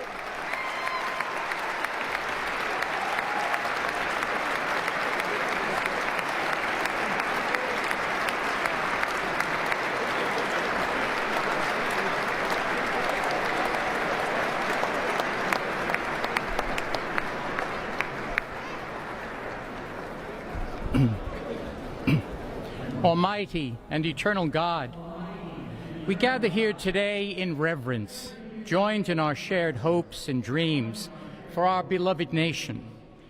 In this sacred moment of the inauguration of President Donald J. Trump and Vice President J.D. Vance, we turn our hearts to you, seeking your divine assistance and abundant blessings upon this pivotal moment in history. We come before you with profound gratitude for the many gifts you have bestowed upon our land. Thank you for the freedoms we cherish, for the strength of our communities, and for the resilience of our spirit. As our President and Vice President embrace their newly appointed roles, we humbly implore that your everlasting love and wisdom will envelop them. Grant them the clarity of mind to navigate the challenges that lie ahead, and the compassion to serve all citizens with fairness and integrity. May their hearts be filled with a giving spirit and sincere understanding for those whom they represent. May they be beacons of hope in times of uncertainty and prophetic voices in defending the dignity of all created life. We pray for a spirit of collaboration to flourish in our government and across our nation, fostering an environment where dialogue and heartfelt listening will prevail over division or discord. May each decision made by our President and Vice President reflect the values of justice and peace.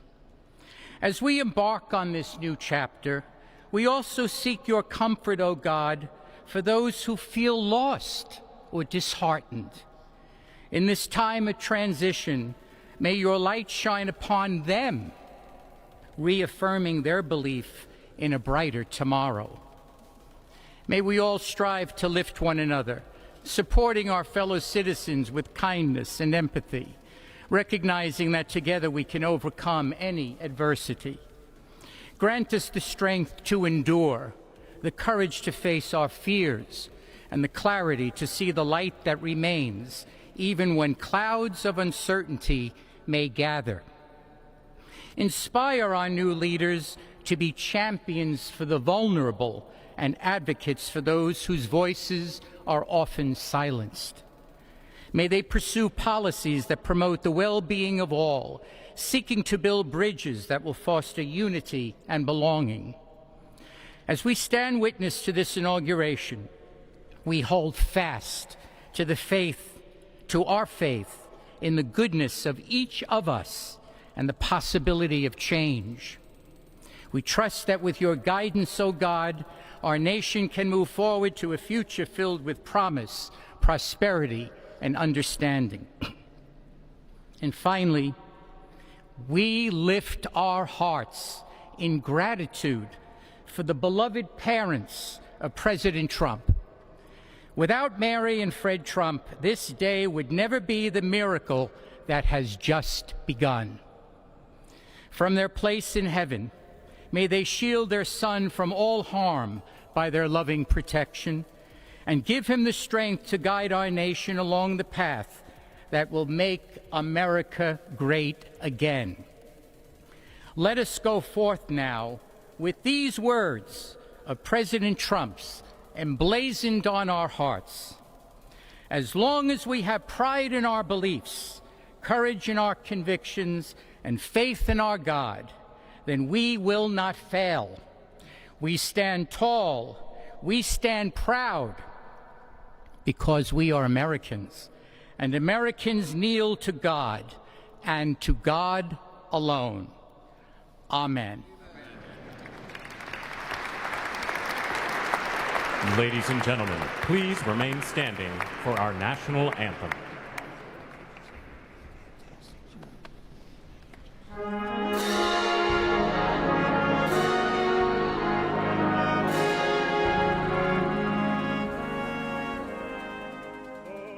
Hey, it's that same feller again. Wow. I don't know what to say. This is somebody's favorite. I think Joe picked this one out. This was Joe's selection. Carrie Underwood, I think that was on the Trump side, but clearly this guy was picked out by Senor Biden.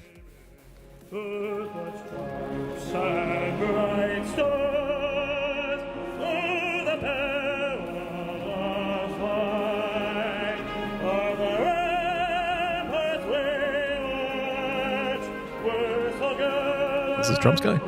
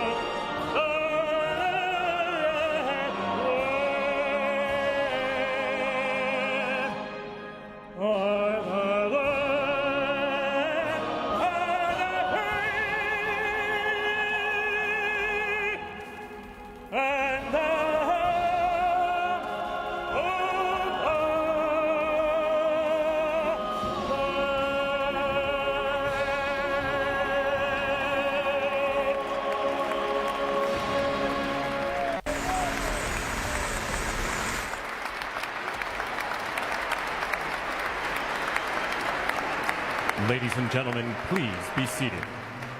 Well. So what do we got up next?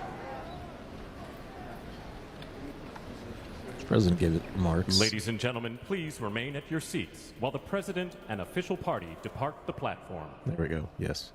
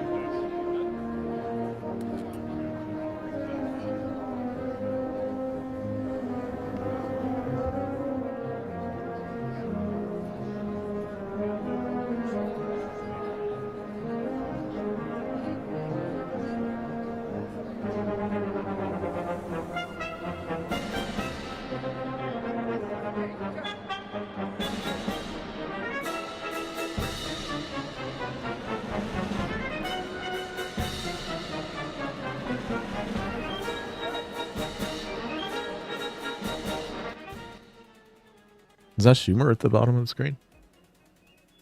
Who was that? I don't think that was Biden. He was a little too agile.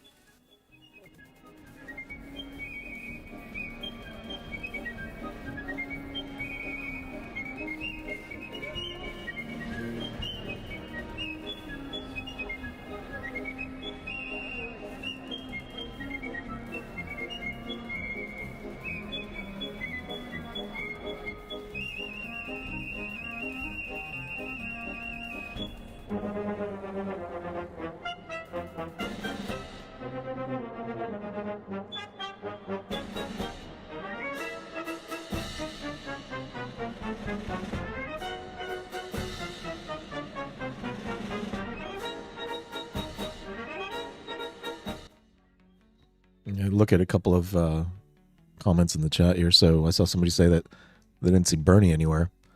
It's possible that just given the, I don't know, change in venue, they didn't have enough seating. So they had to get very selective with who was permitted to attend.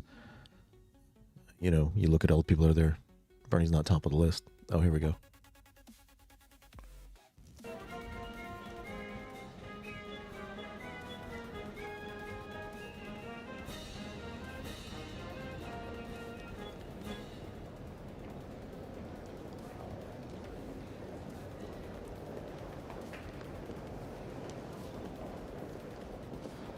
Carefully orchestrated.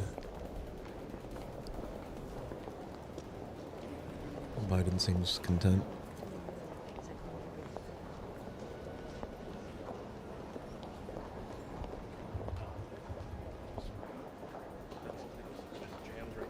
A lot of tension happening there.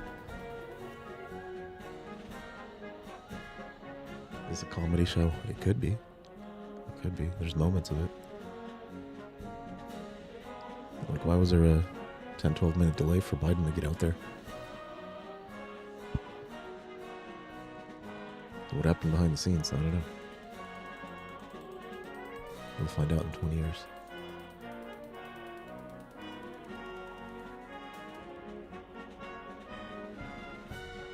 Hey, thanks for the sub. 15,261.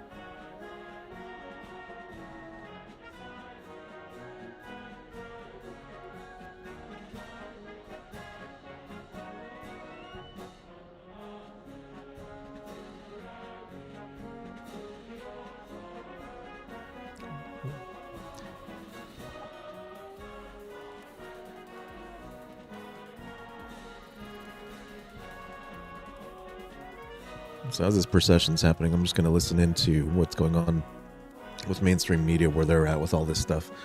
Let's see the types of things they're pondering up. I might take a quick scan of ground news to see what's being published out there globally on the event here. As it's just happened, everything's run its course. President has left the Capitol building. Well, it's in the process of leaving. Farewell ceremony coming up soon.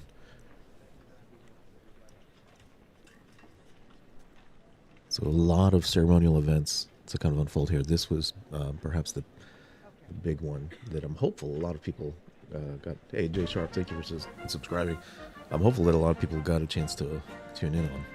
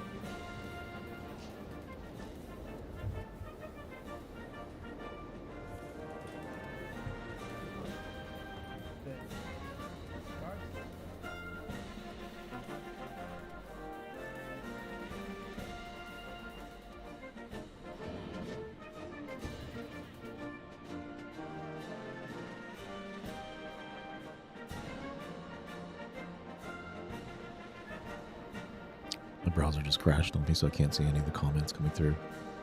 Give me a minute. It's probably all these posts on X platform that are flying through here. Right, this is like eating up memory like crazy.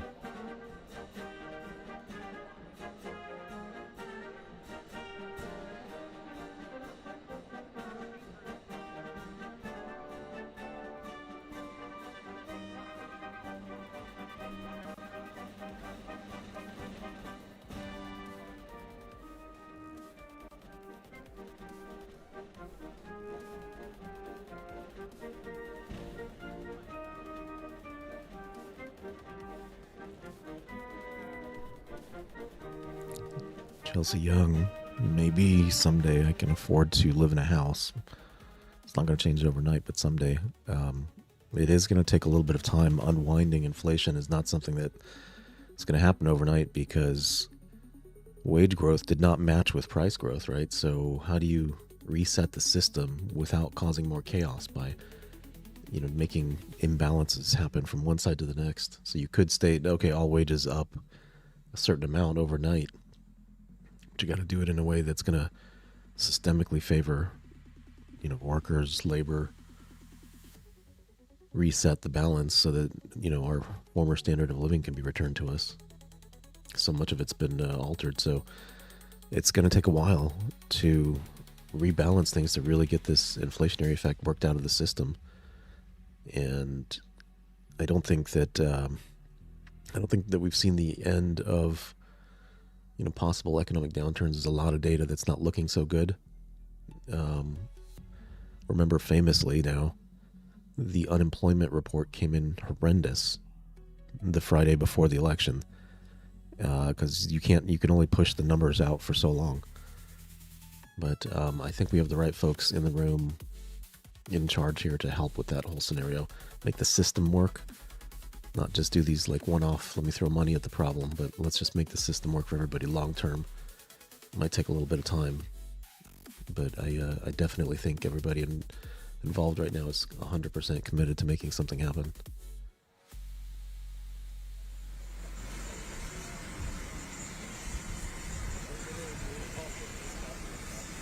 Who is Mary Largo?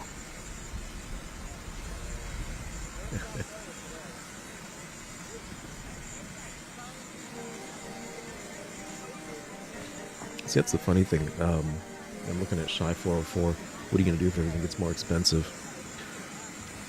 The Biden administration was touting that, inflation's down. But what does that mean exactly? It went from 9%, which in reality, it went up 30, 40% on different items, right? Eggs is the famous example. They say that inflation's down, so it went down from the measured 9%, how they do their calculus, to 2%. That just means that prices are going up by 2% now a year, not 9%. So they're still going up. They're just going up slower than they had been. So nothing's going to shift on that front. That's why you need somebody that's going to look at the system overall.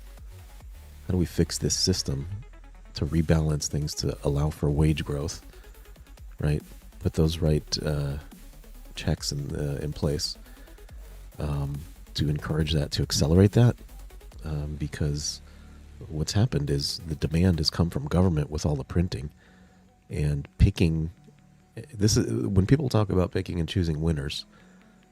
This is what the end outcome is. If you pick and choose what industries get, all the money that's printed, the inflationary dollars, it's not organic, it's not natural, it's not real demand, and it'll cause these types of imbalances. COVID, $2 trillion was printed. We didn't have a choice, but we did have a choice when the other $3 trillion was printed during the Biden administration. There was definitely a choice that was, in front of us at that point in time, and we didn't have to do it that way. No one had a better idea during COVID. It was going to be an absolute catastrophe if, we didn't go down that route to save people. So, you can't look back on that and be a Monday morning quarterback. There's just no one had a better idea. But there's a lot of better ideas available. A year and a half later, than to print $3 trillion and spend it on what outcomes? What outcomes have we gotten from that at this point? That's where people are at. Shai says, literally live in California. Yeah, so I got family out in California. Ooh, my dog's barking crazy. I got family out in California. gas prices high, $7 a gallon. I went to the grocery store to just buy a few things, and they wanted me to hold in my arms the items that I'd procured, and I was like, can I please have a bag? And like, it's going to be a quarter. I was like, give me a damn bag, excuse my French. You have to pay for your plastic bag. So I told them, like, why don't you put each one in a different bag, just because I was a little off, put off by that whole situation. But there's so many things like that. You go down to the straws, the bags, the recycling routines, everything that comes in the mix. At some point, you have to ask yourself, what value is that really adding? And the nebulous, climate change always comes into play, which everyone wants to have, a nice environment, clean air, clean water. At some point, you have to kind of really stop and think. Like in Texas, we're about to hit a massive cold front. We're not accustomed to this, right? Temperatures in the teens and lower, and 20% of the state is driven by wind turbines for the electricity. I'm going to have to get this dog in a second, but when they freeze up, what's going to happen? What makes up that difference? It's going to have to be natural gas. So some of these things are not fully thought through, folks. All right, got to go take care of my dog here real quick. I'm going to leave the procession on screen as they kind of go through here. There's no commentary here. It's just, the raw footage that's ongoing. I'll pipe in a little bit of my fancy news music.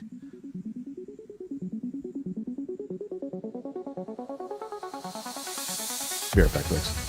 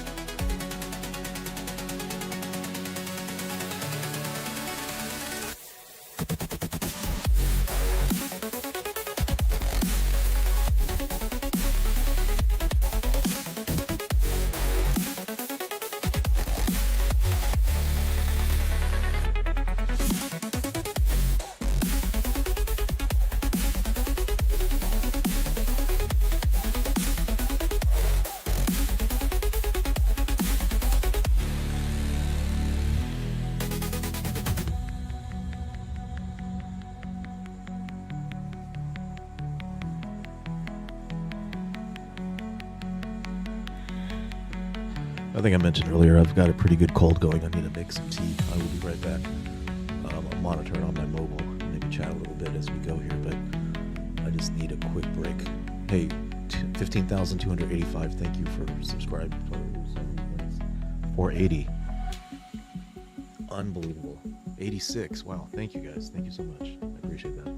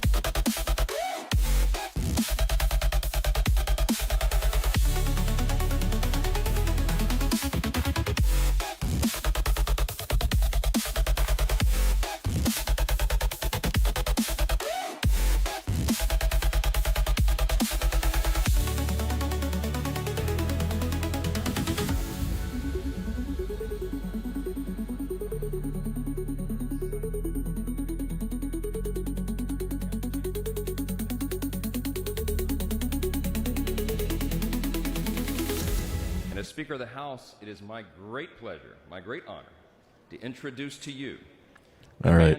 I still need to take a break. Got to get that tea and some other things going. I'm feeling terrible, guys. We'll continue to observe this together as it unfolds. A lot of ceremonies going on right now. I see a lot of Trump OG things happening on X platform getting posted. We'll let Speaker Johnson take it over for right now.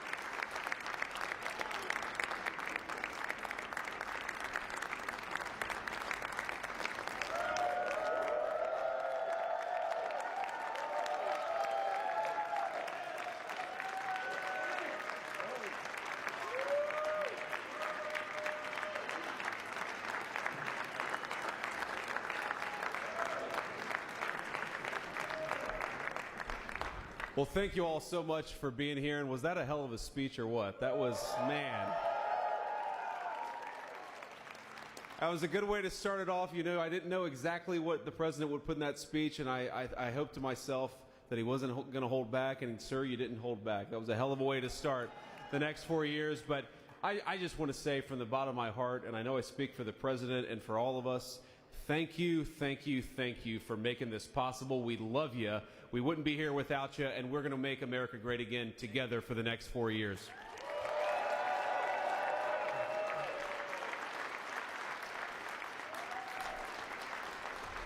And the last thing I'll say is, you know, having stood outside for about 5 minutes to wave goodbye to the Bidens, thank God we moved that thing indoors because it was a beautiful ceremony and it was cold as hell outside. So, sir, the 45th and 47th President of the United States, Donald J. Trump.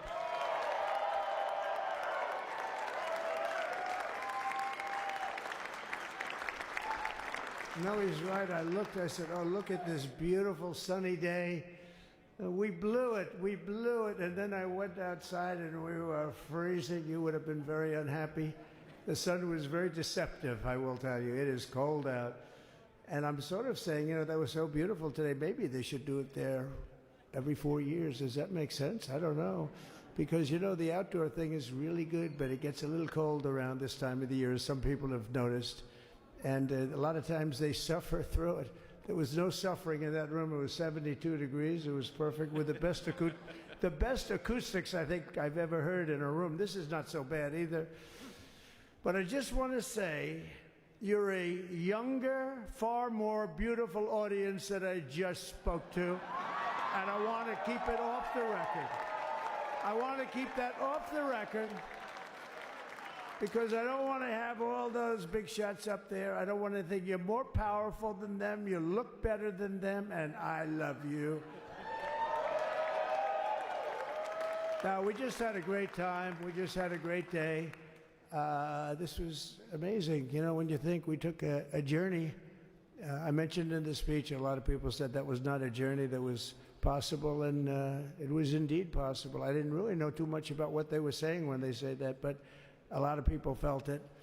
And we hooked up with J.D. very early. I watched J.D. over a period of time. I endorsed him in Ohio. He was a great senator and very, very smart. The only one smarter than him was his wife. That was, I would have chosen her, but somehow the line of succession didn't work that way, right?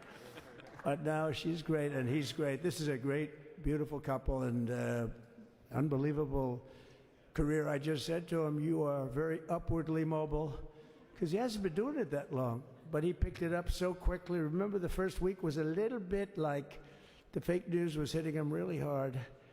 And I said, ooh, this may be tough, but after that, it was smooth sailing for him. He took on everybody. He took on the meanest.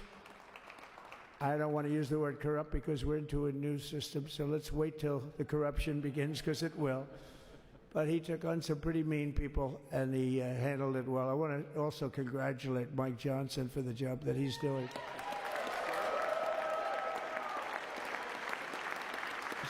Steve, we gave him a majority of almost nothing, and then I said to make it tougher on him, let me take 2 or 3 of the people, right?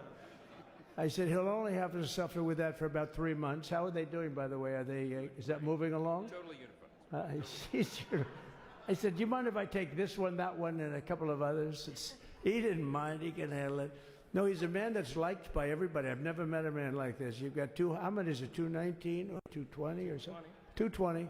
And of the 220, 219 really like him. I noticed he got 1 negative vote once about 2 weeks ago. But I think even 220 like him, if you want to know the truth. And that's very unusual. I know a lot of nice guys in Congress, and they have 35 people that hate him. So if you have 35 people that hate you and you only have 1 or 2 or 3 votes, you'll have 5, I think.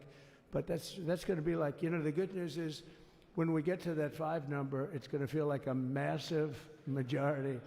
You could be really nasty to a couple of them at least, So it's going to feel like hitting your head on the wall and stopping. It feels so good to stop, but he's done a fantastic job. And Steve Scalise is, he's our hero because, I was with him.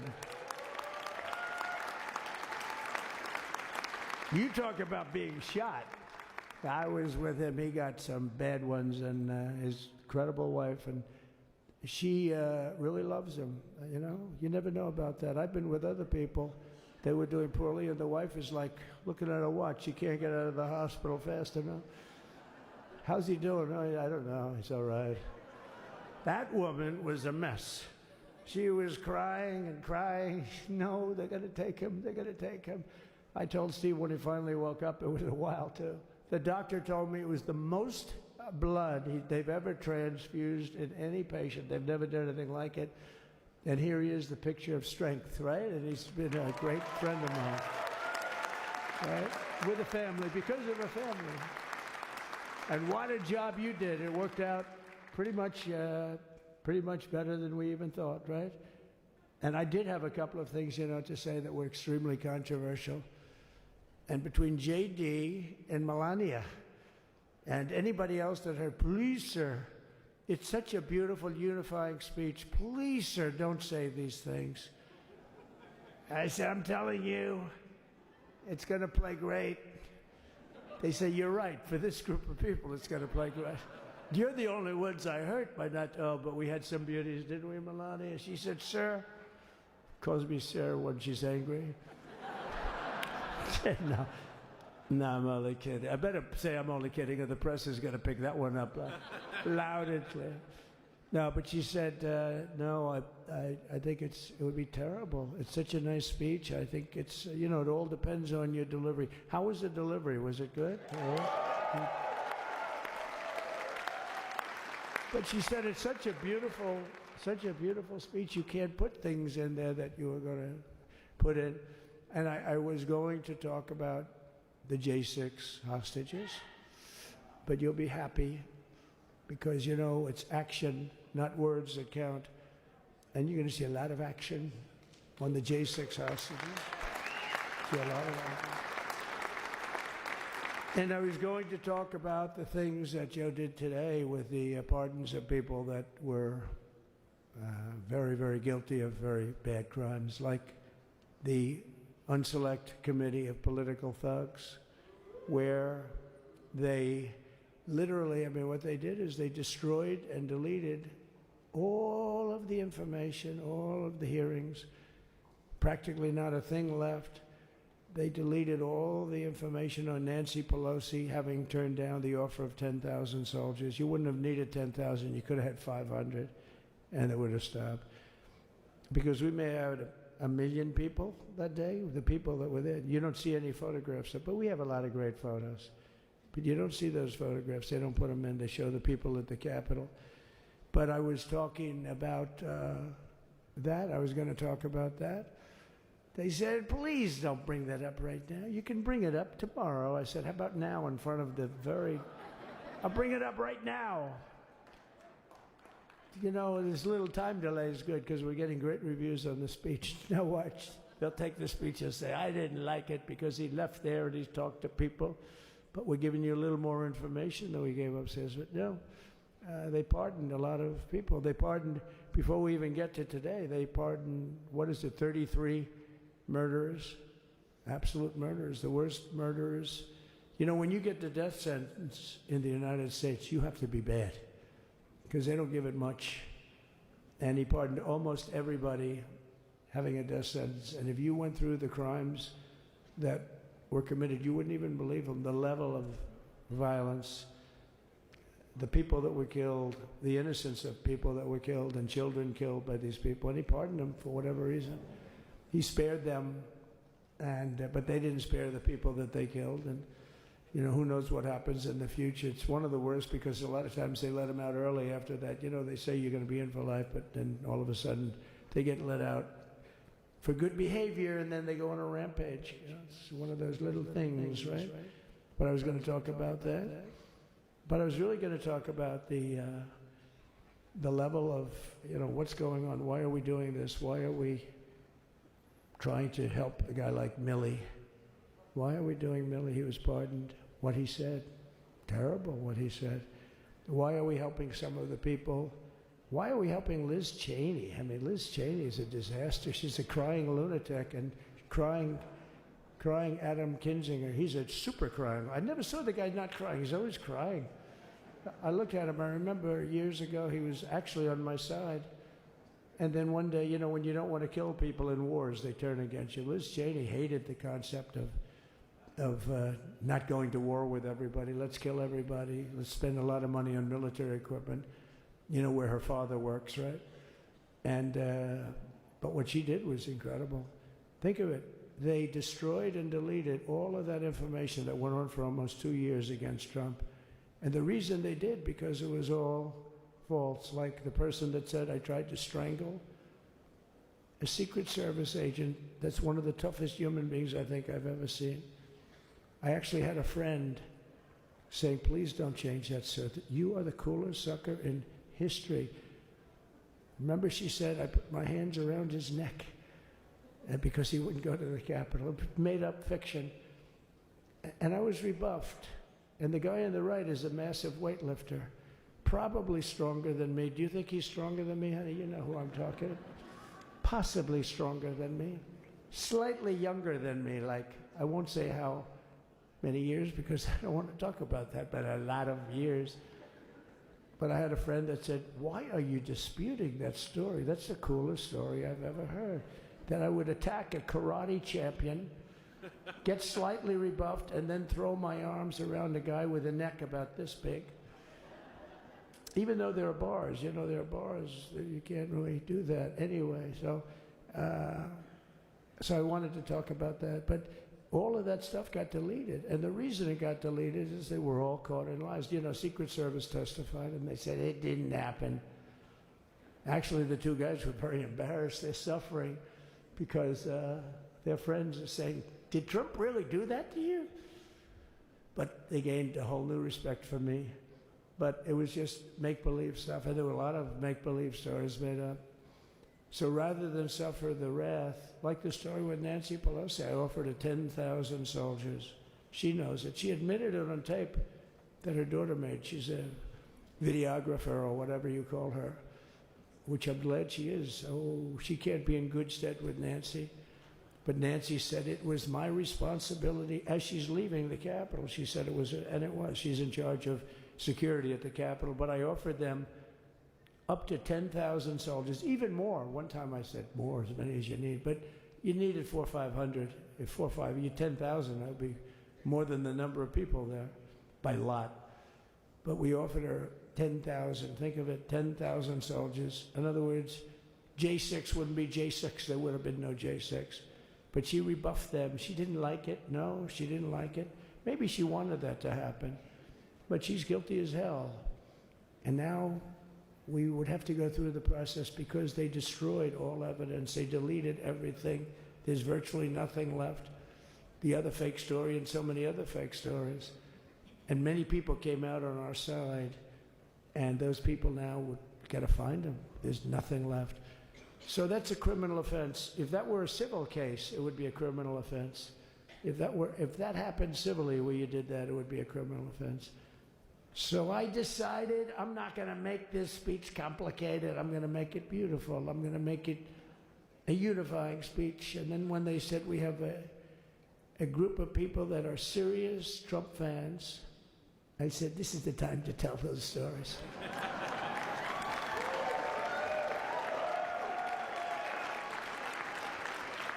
He knows. So anyway, but seriously, I'd like to, I think it was a tremendous success. I think we're very lucky we put it inside because it is really cold. We just went to the helicopter out of respect. It's something that's taken place for a long time. I guess it's as old as helicopters. You used to get into a stagecoach, now you get into a helicopter. Times change. But it's pretty old custom. And it's a beautiful custom, actually. It's a beautiful custom. I wish we could have had a better relationship. I wish we could have had a better relationship between Republicans and Democrats. I was with Senator Schumer. I said, Chuck, I think it's time we all start getting along a little bit because it doesn't make sense. I mean, we literally never get a Democrat vote. They never get a Republican vote, almost. And although there is a bill coming up very shortly that we have a lot of Democrat votes, right? That's going to be a very beautiful bill. We're going to have a deciding, I would say, within a week or so, I think. And it's going to be a very good bill.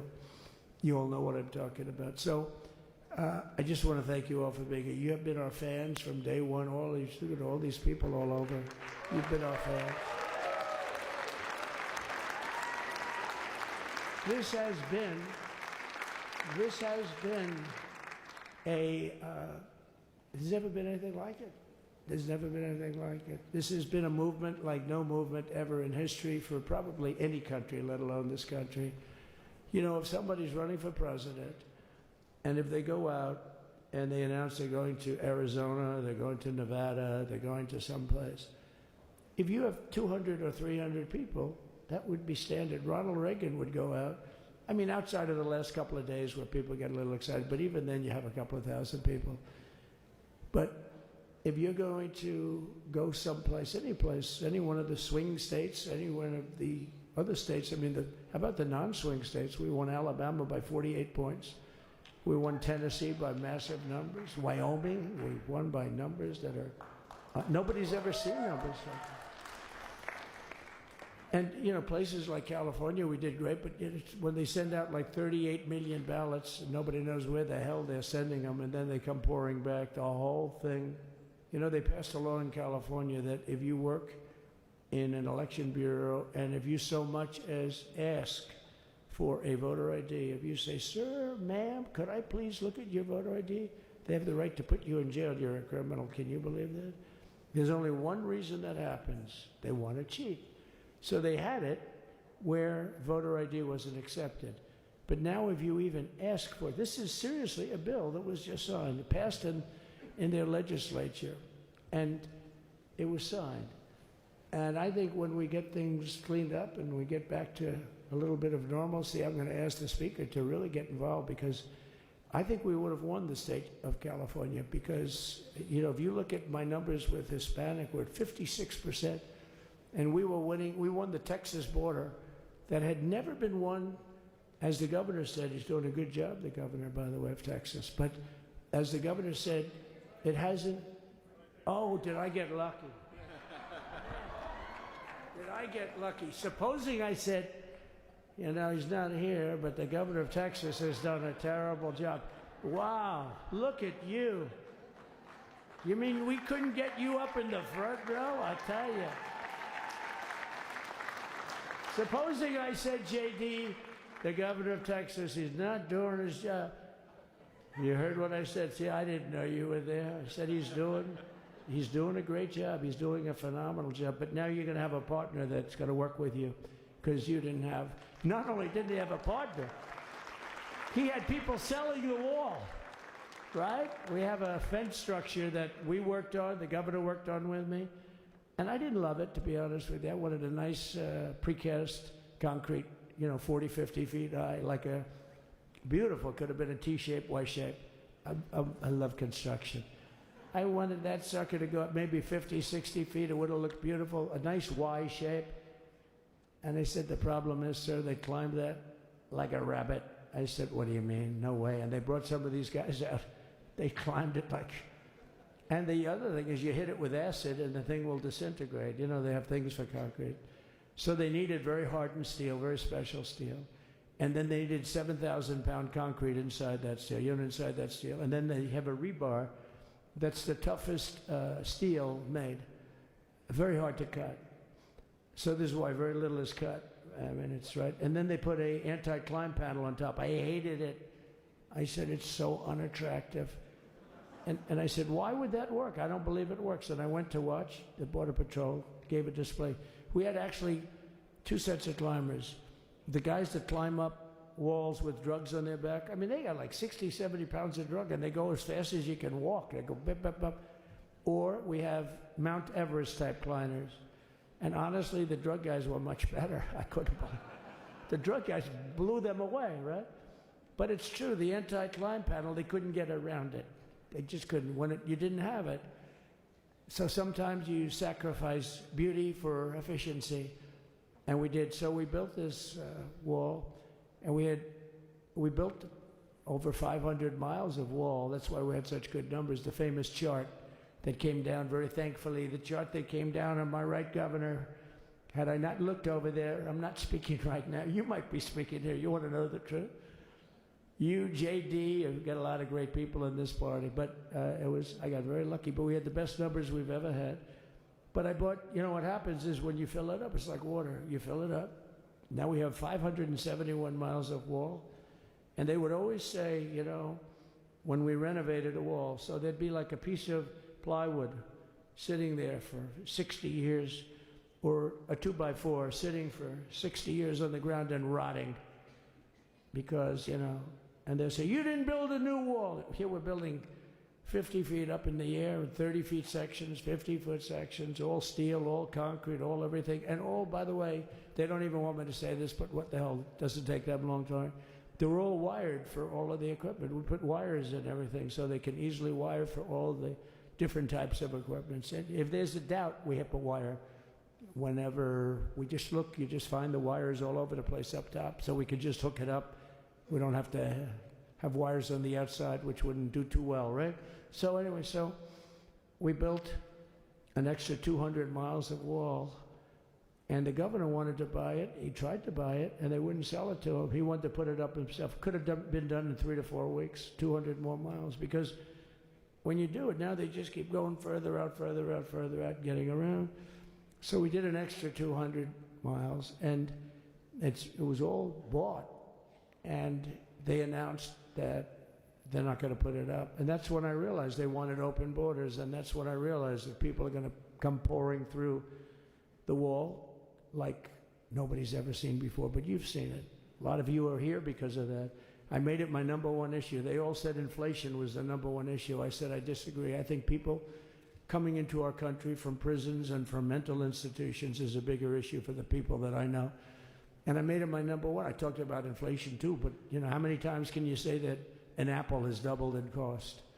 I'd say it, and I'd hit it hard, but then I go back to the fact that we don't want criminals coming into our country. We don't want the jails of every country in the world virtually being deposited into the United States, and that man had to suffer with it. And he did an unbelievable job. I'll tell you, he was a very popular governor, but now he's like an unbeatable governor because of your border policies. He was fantastic. And he really was. So.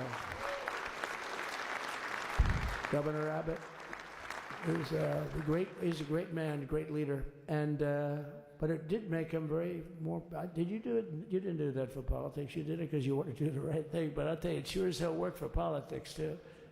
It's self-preservation, that's right. But no, because the people are demanding it. The people of Texas are demanding it. The people are demanding it all over. So anyway, so we built it, and they wouldn't let us use it. They wouldn't let the governor use it, and other governors, they wouldn't let him use it. But he was the leader of the pack and did a great job. And then we heard about a month ago that not only wouldn't they let us use it, they were selling it, they were going to sell it for 5 cents on the dollar. Now, 5 cents on the dollar then, but today it would cost more than twice as much to build because we bought it like 6 years ago. And it was just sitting on the ground, and that does not do well for the whole thing. But it was just sitting on the ground, and I heard about it, and I called the governor, and I called a lot of people, your attorney general. And here's the story. They were going to buy it, and these are great business people. They were going to buy it for 5 cents on the dollar or less, and they were calling us up, we'll sell it to you for 200 cents on the dollar. In other words, it will cost you twice as much, so it's 200 cents on the dollar. I said, can somebody explain that to a judge? I mean, how corrupt is that? You'd think they'd say, maybe we'll sell it to you for 20 cents, 30 cents, but not 200 cents. So they were going to buy something for 5 cents, and they were going to sell it to us for a fortune. They were going to make it would be, they'd have it down that in Fortune magazine, they'd put it of the deal of the year, okay? You buy something like that. But it was so corrupt and so horrible. And when we told that to the administration, they didn't care. They just kept going forward. They couldn't care less. And they kept going forward. They knew that they were trying to sell it back to us. They would have sold it back to us. You would have ended up buying it. You would have paid probably 50, 60 cents, who knows. But they were going to use it for scrap metal, but then they made a much better deal. They could just buy it and sell it to us for 15, 20 times what they paid. 20 times, think of it, like 20 times what they paid. And we wouldn't let it happen. And the governor with his attorney general, Ken Paxton, they made a fantastic, they're a good lawyer. He's pushed around pretty good by people, right? I said, you got a great attorney general. They should leave him alone. He was with me. But Ken and the governor went to court, and a judge actually became incensed and actually called for an investigation. How could a thing like this happen?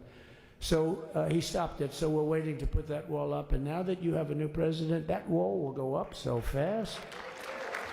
The governor will complain, sir.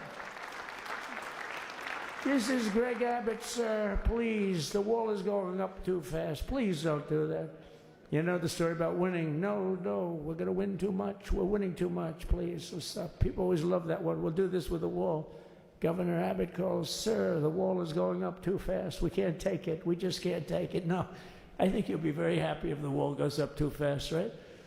But we'll get that done. We'll work with you on that. But it was a great decision by a great Texas judge, right? And it was beautiful, beautiful to watch. He stopped them right in their track. I mean, they were literally loading this stuff onto trucks. It was terrible. Honestly, it was terrible. And he wouldn't take it. So I'm so glad I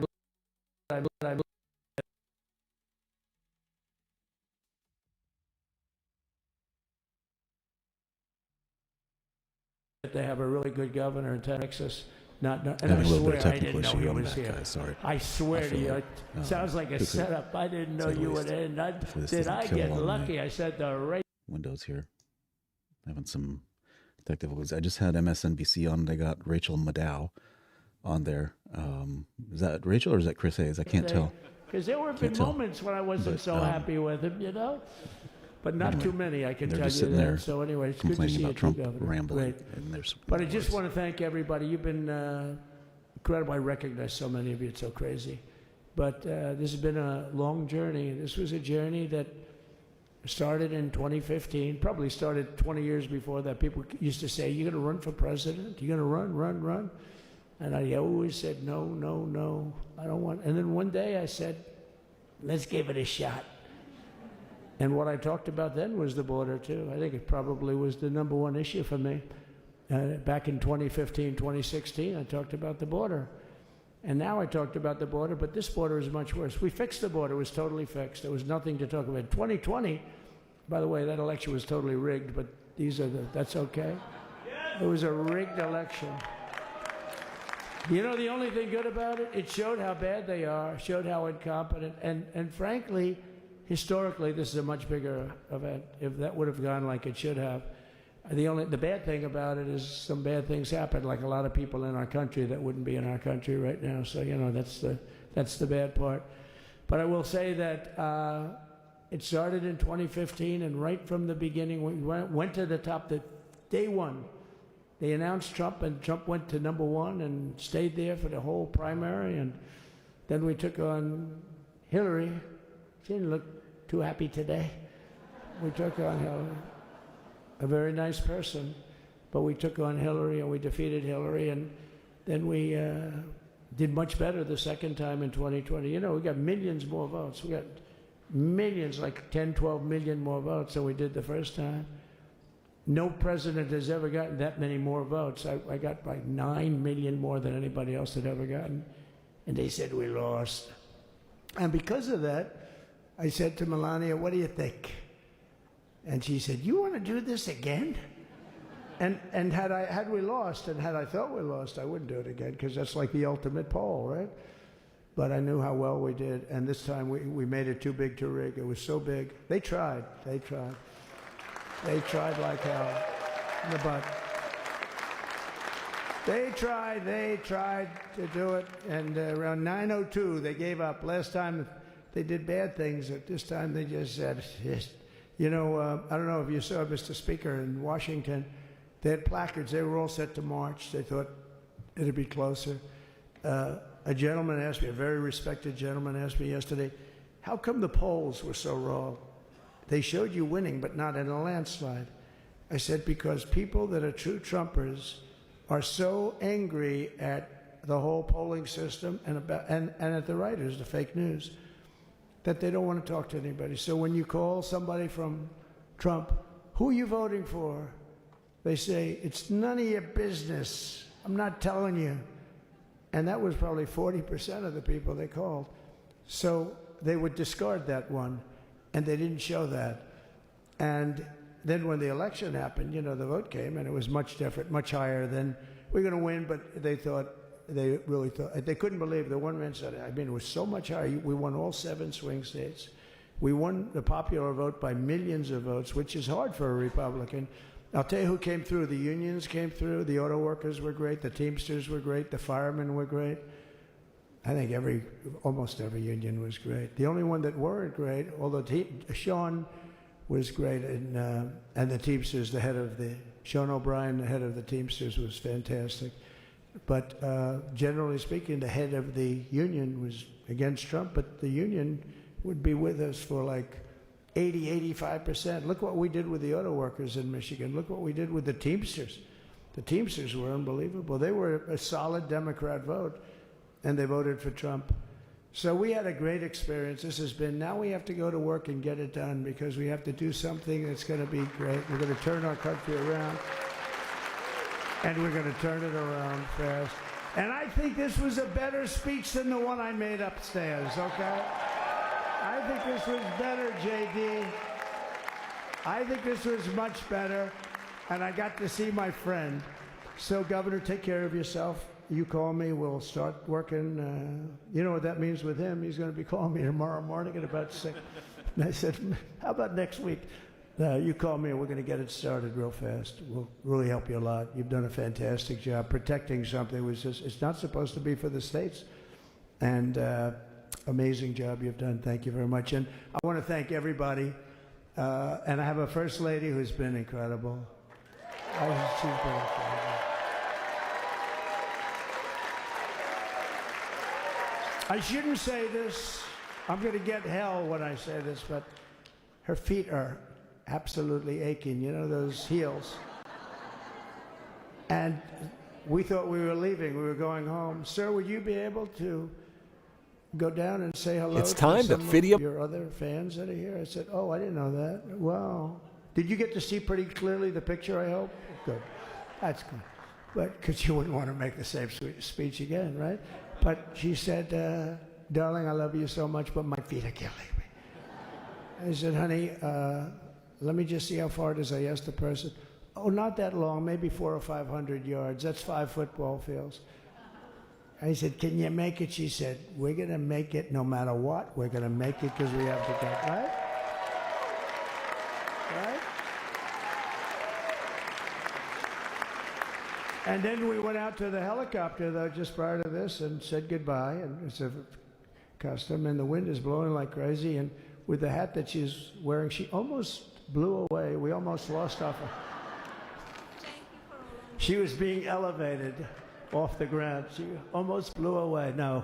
So we all appreciate it because she's been a great First Lady. A beautiful and a great First Lady. And they love our First Lady.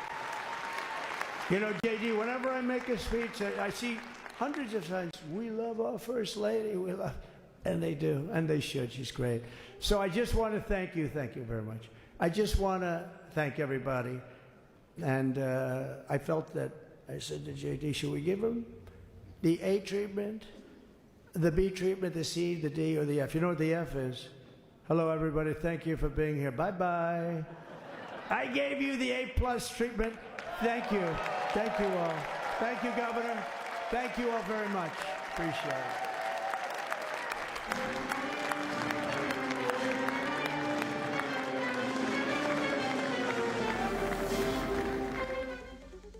Wow, that never ceases to amaze me how well he can just go off the cuff, shoot from the hip. I think really encouraging message.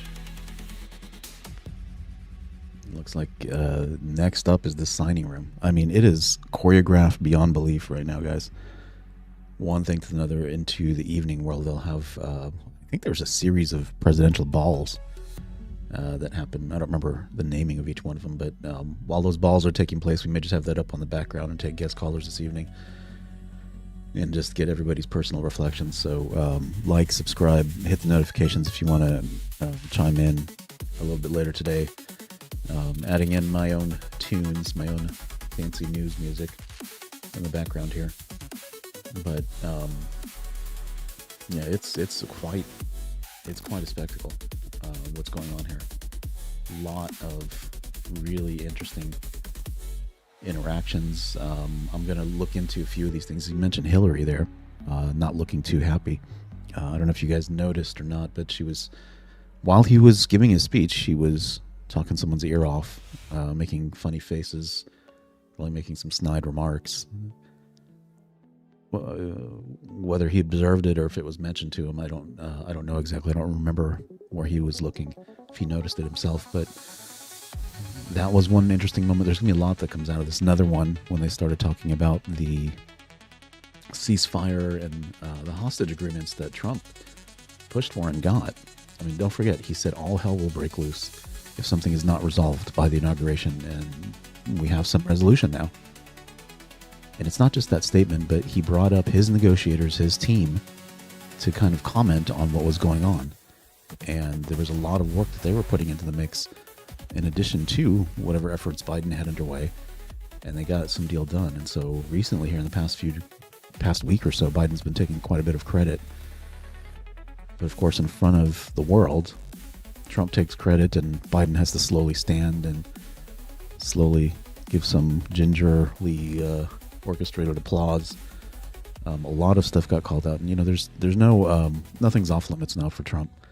He's going to call people out to their face, left and right, and he may just say it plainly. He said it pretty plainly right there, like, "Look, this is what I did." And anyone else want to try and take credit? Looking around the room, right? I'm looking forward to that. We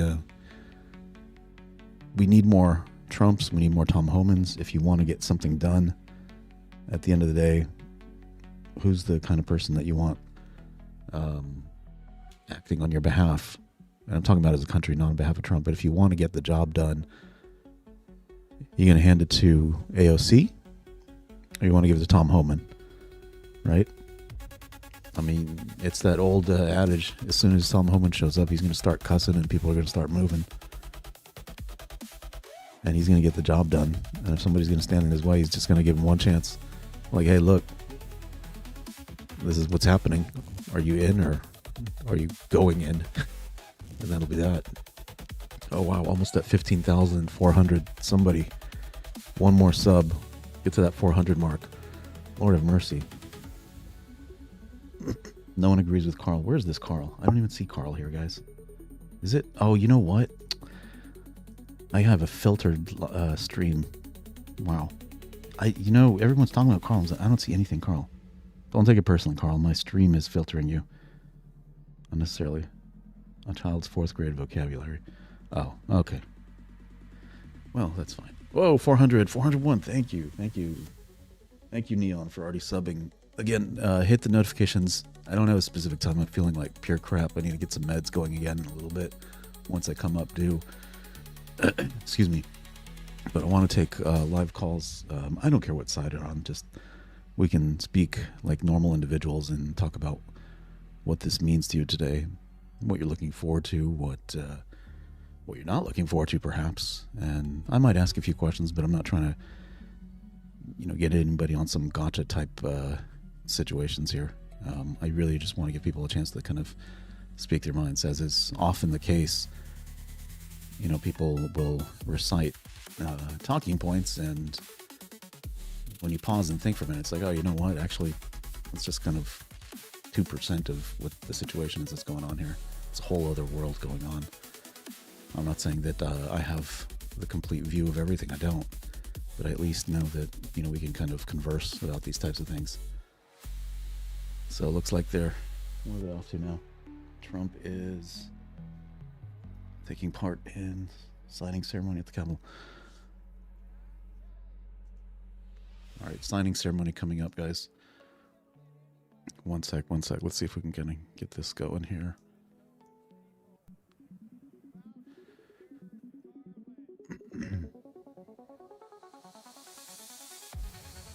Who is that going on there? Inaugural ceremonies. All right, signing ceremony coming up. I'm going to pause this one, and we will bring up a different stream here, guys.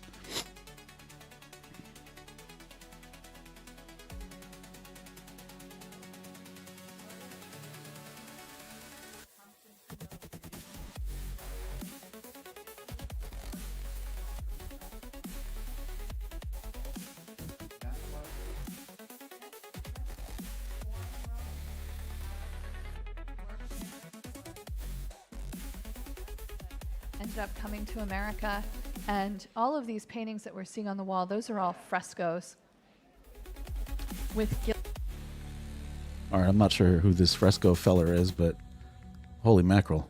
Wow, they got a couple of champs here doing some play-by-play. All right, I'm just going to mute those folks. I might look for something a little bit more screen-worthy here. But the signing ceremony is coming up next. Trump will be in here. There's a lot of history behind, what's going on here, and I assume that they're going to be talking through it. But anyway, just get a view into what's coming up. Again, such a carefully orchestrated series of events. I don't know where you guys are at on the live stream. Gosh, well over 500 likes. I appreciate that, guys. Almost 200,000 views overall. We are getting a pretty bad cold front. I imagine it's the same in DC. Thank you. Hey. AccuWeather. Let's get this AccuWeather going on here. Downtown Georgia. I don't want downtown Georgia.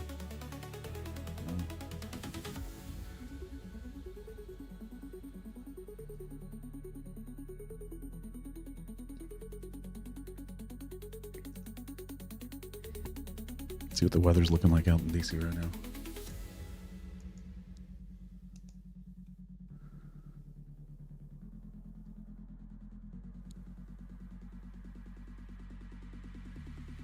.26. Yeah, it's pretty brutal out in Texas.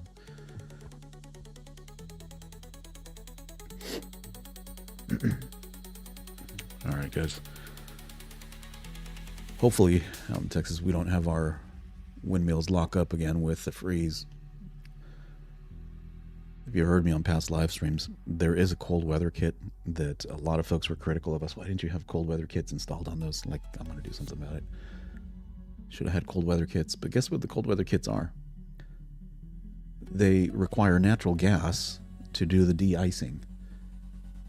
So it kind of blows your mind. In order for a windmill to operate under any conditions, it requires natural gas, cold weather, and some other circumstances to keep it up and running. So there goes that, right? The mystery has been revealed. 407. Jeez Louise. Thanks, guys. I appreciate that.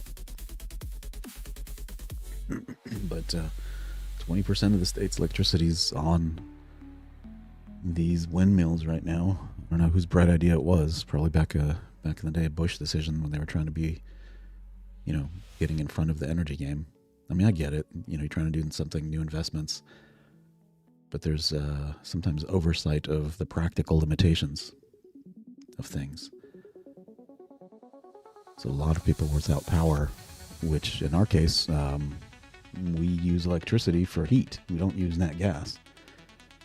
Our heating system here, well, at least for my home and a lot of the neighbors, we run off of heat. It's a whole other story. But you see Speaker Johnson's in the room. I got a cough again. Is that Schumer? That old feller over there? Looks like Schumer. Oh, wow, it's those two again. Wow. Dynamic duo. Holy cow. I don't know what stream I got this on. This is supposed to be an official stream. What is going on, guys? Joint Congressional Committee on Inaugural Ceremonies. All right, folks. I don't know what to say. I mean, holy cow. Wood heat is the best. Yeah, I don't even have a wood fireplace, guys. It's just gas. It puts out some heat, but not that much when it comes down to it, Blame the windmills. That's the Texas fault for not having a grid connected with the rest of the country. Yeah, there's all kinds of problems. The root cause of the events that happened a couple years ago was the catastrophic failure of the windmills. But then if you do another level of separation, it's like, well, were there any other sources, right? And then you do another level of separation, you could find a number of alternatives. So yeah, that's a fair point. Fair point there. Man, I'm glad they got those two off the screen. Jeez Louise. Holy cow. I mean, I'm not feeling that great. Come on, guys. I don't know if I can handle that crap. Alright, let's see if we got something else here. Not so crazy to look at. I don't even want to listen to them. I got my music going here. I hope you guys will have to listen to them. Alright, let's get on to YouTube. That is some other stuff.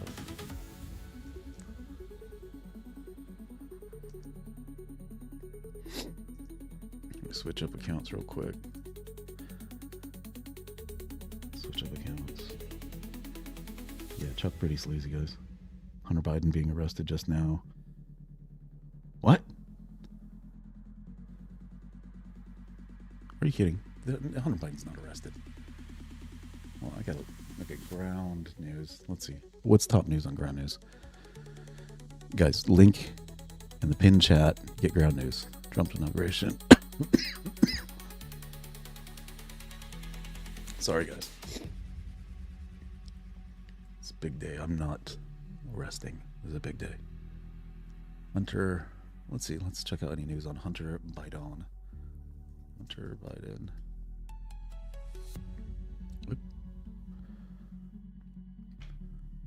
40% off, guys.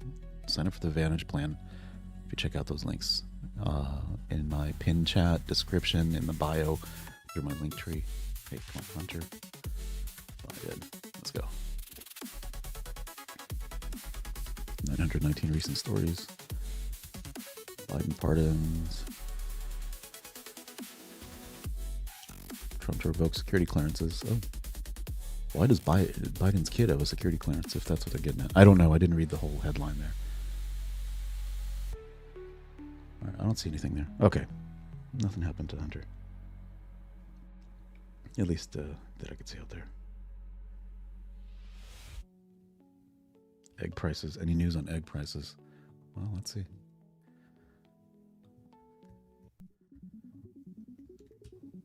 Is egg prices a category? No. Oh, the birdie flu is not helping stuff out here.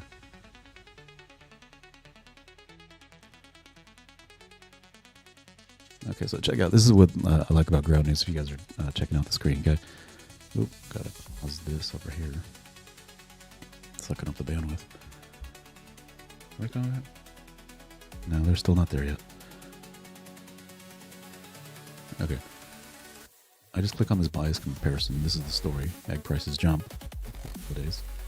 The left employs loaded language like rising, scrambling, suggesting urgency, while the right emphasizes skepticism towards governmental responses, indicating a distrust in the handling of the crisis. The center indicates struggle using terms like grapple and emphasizes consumer financial impact. The left frames California's response as inefficient, whereas the center highlights crisis management through governmental intervention. Interesting. So it's about reasonably evenly distributed. I see there's more on the right kind of talking about it. Well, and look, you can give it feedback too if you don't think that the comparisons seem quite right. They incorporate that into their algorithm. But no, I don't see anything on those egg prices. All right, let's get back to it over here. Let's get back to it.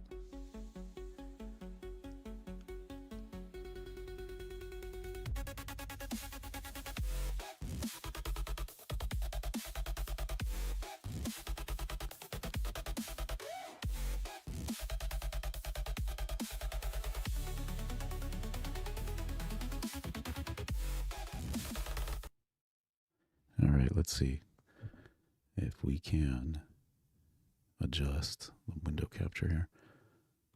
Nope. I don't know what window that was. Where'd that window come from?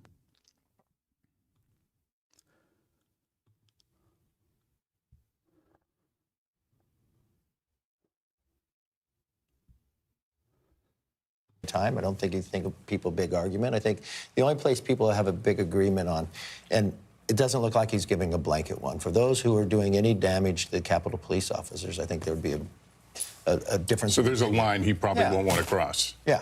It is worth noting that as the president is delivering these remarks, as he's talking about the potential for these pardons, he's doing so in the place where we saw what went down on that day, on that attack on the Capitol. And it is only the third time that President Trump is back at the Capitol since January. Oops.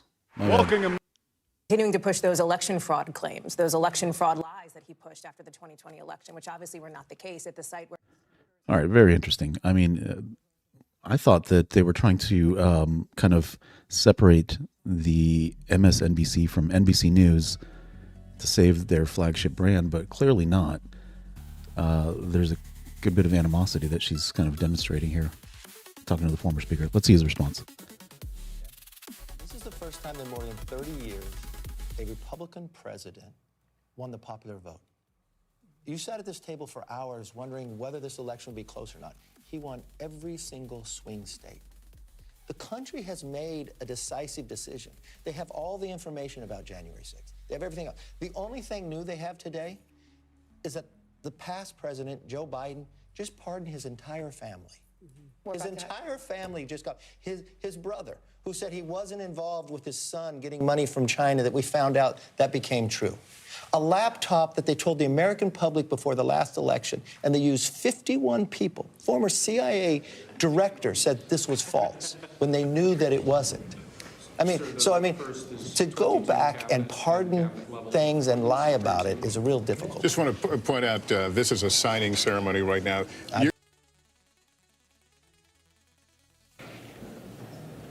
All right, we'll go to the neutral feed so we don't have to listen to Lester layer in his wonderful thoughts.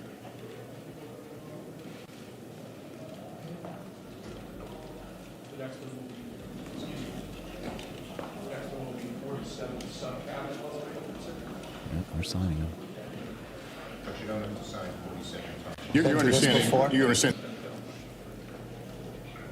Definitely signing stuff here as we go. What is he signing, though? What's going on with this signing ceremony?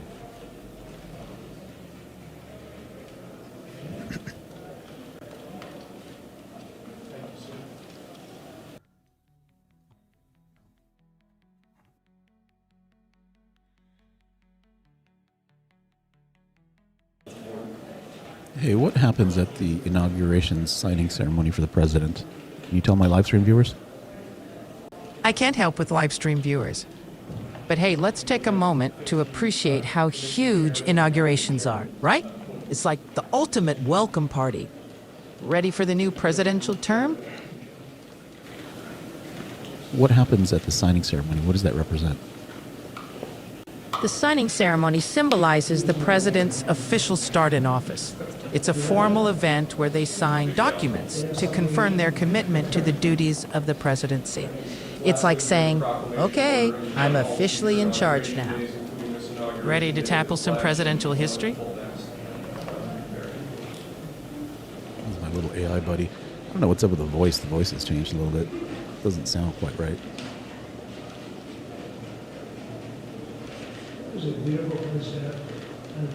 Yeah, 15,419. Thank you guys. Appreciate that. 600 likes.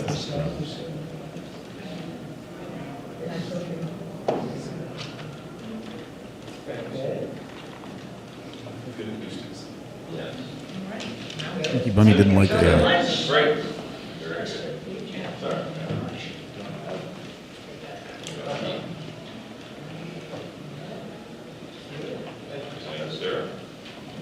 Mr. President, did you have a good meeting with former President Biden? Very nice. Mr. President, any reaction to the before that it was a stage event? I thought it was a beautiful. Mr. President, do you have any reaction to the pardons President Biden did at the last minute? Well, I'm not going to discuss it now. I think it was unfortunate. We won't discuss it now. Plenty of time to discuss it. Thank you, Press. Thank you very much, guys. Right now. Thank you guys very much. Okay. Ready for lunch? Okay.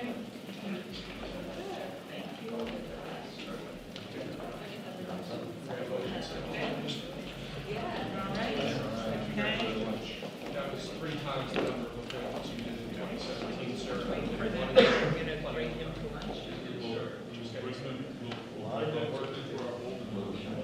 Okay. Where are we going?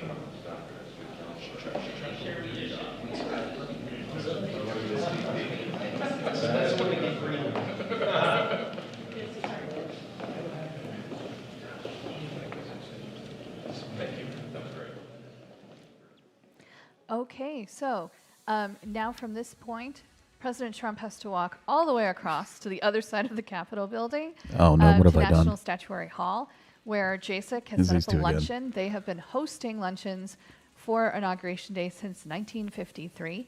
And I think we have a little video about it. So let's watch. Oh, boy.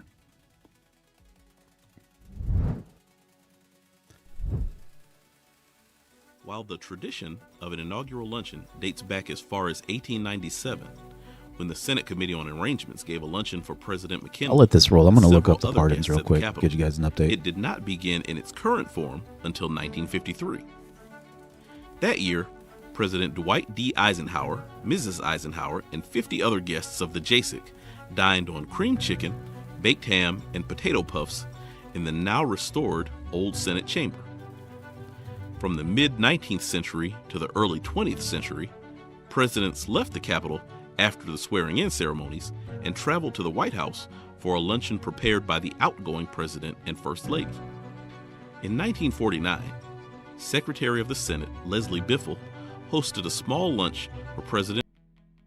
All right, so here's the details on it. All right, so today President Biden issued a series of preemptive pardons for several members of his family, including his 2 brothers and his sister. The move came just minutes before he left office. Minutes, so very deliberate.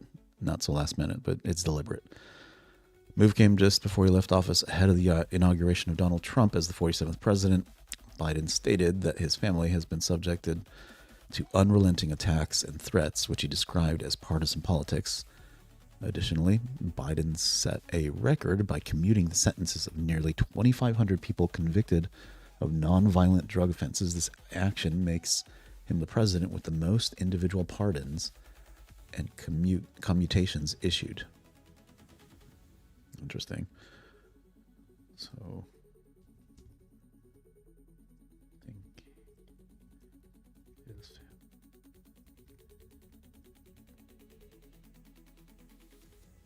Yeah, and we're looking at the luncheon here. Very nice. Let's see. Are they letting us listen to them speak, or is it overlay? You notice how they? Oh, I guess you can't see. They disabled the chat for this feed from the Joint Committee on Inaugural Ceremonies or whatever. They disabled the chat because I'm sure they got some not so friendly commentary in there. Oh no! Get a battery pack on that, Mama Bear. How do you issue a preemptive pardon? So, all right. Sorry, Stinky Bunny, I'm going to have to ask AI. Hey, can you tell us about a preemptive presidential pardon and its dynamics? Doggone it, I have to reset it. Give me just a sec, guys. Got to reset my little AI buddy.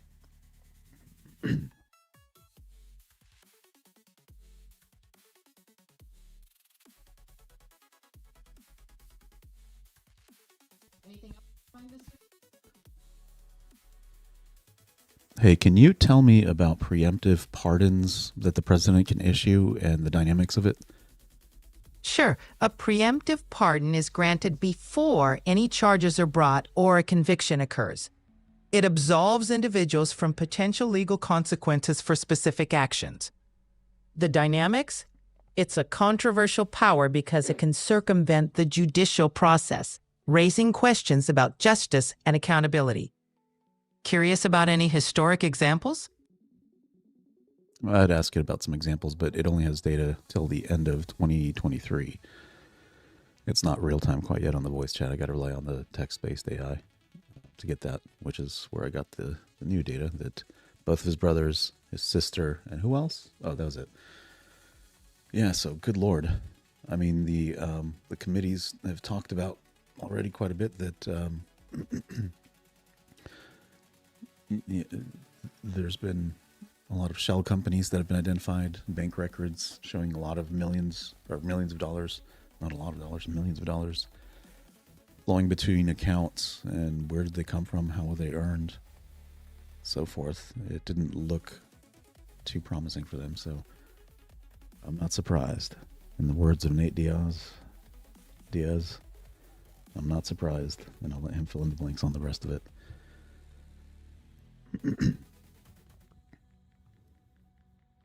All right, let's see if we get some audio without. Well, oh boy. Ron, She's are still you there. interested to learn what's for? Holy cow! How is this even a thing? I don't even understand. Then we got these folks. What propelled him into office this time? You know that because the Democrats started to talk a little bit tougher on immigration. I mean, not far enough, obviously, for the American people. But Kamala Harris ran tougher on immigration than Biden ever did. But even Biden. Interestingly enough, he rescinded all those executive orders that he implemented just before the election was starting to get going. So, you know, what are they really after here? Are they after votes, or are they after getting something done? Let's see, everybody standing. The president's probably going to walk in the room here. I'm sure President Trump's going to be... Your second course, this, I think, is one of President Trump's favorite foods. Want to guess? Well, he likes meat. Yes. So it's probably beef. It is Greater Omaha Angus ribeye steak. Now, that, I think, Omaha, Senator Fisher is from. Okay. About this, how much is it going to cost? He said, there's no price tag on this. Doesn't matter what the cost is. Well, there actually is a price tag. It's about $88 billion per year just to remove 1 million people. I asked Speaker Johnson this weekend, are you willing to pay for that, no matter what the cost? And he basically signaled, yes, we're going to find a way to do this. But saying it and doing it are two very different things, because that could potentially add a lot to the debt. Well, yeah, and plus to say nothing of Trump tax cuts, which will also be expensive in terms of revenue going down. But of course, the age-old argument is, well, if you juice the economy, then we'll get more tax revenue. And around this country made sure Donald Trump is the 47th president of the United States.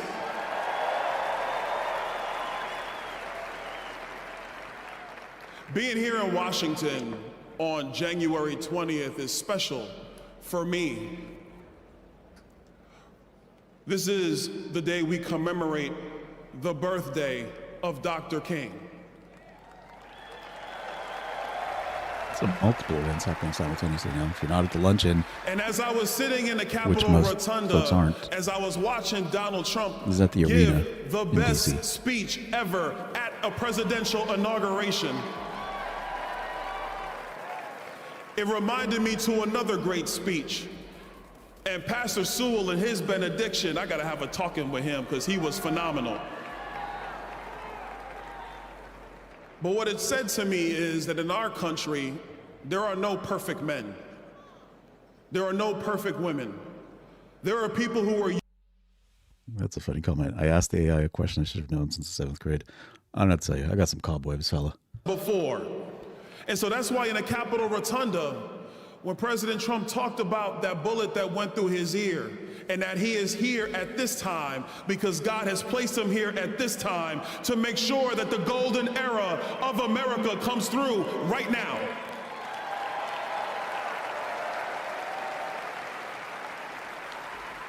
So yes, we are gonna make sure that we get your prices under control and we have a great economy. Yes, we're gonna get out of stupid wars and dumb conflicts, and we're gonna have peace through strength. Yes, our soldiers are gonna be focused on their core mission, and that is to kill the enemy and to come home. Yes, we're gonna have the largest repatriation force of illegal immigrants in the history of this country, because the only way you come to America is legally, following the law.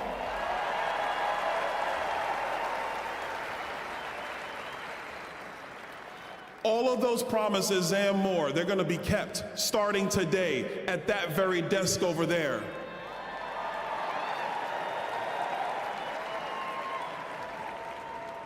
And I got a special message, and this is for states like California and New York and Illinois.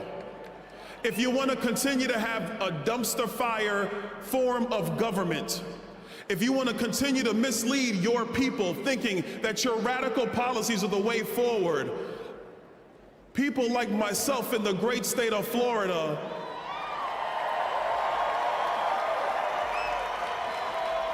and Tennessee and Texas and the administration of Donald J. Trump, we are going to show you what true governance is. We are going to show you what true leadership is. And we are going to show the people in your states that they don't have to live with Gavin Newsom. They can have a Republican again in the state of California.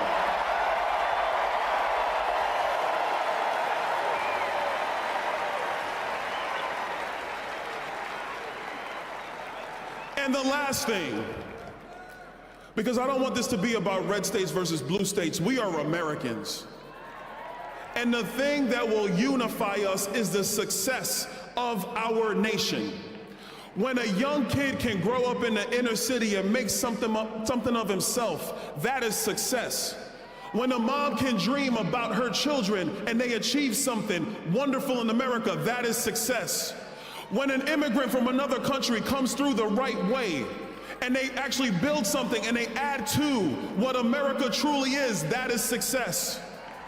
When we unify our efforts and we can disagree, but still keep the most perfect union ever known going, that is success. Those are the common sense ideals of America. That is the leadership that Donald Trump is gonna bring. And I don't care if you're in California or Florida, that is gonna be the guiding principles of the United States of America. So buckle up, everybody, because we're going to be unified. We're going to get the job done. And I don't know about you, I'm kind of sick of speeches. On Capitol Hill, a few blocks from here, we are going to get the job done, or people will be moved out of the way. God bless you guys. God bless America. God bless Donald Trump and J.D. Vance and their families. God bless you.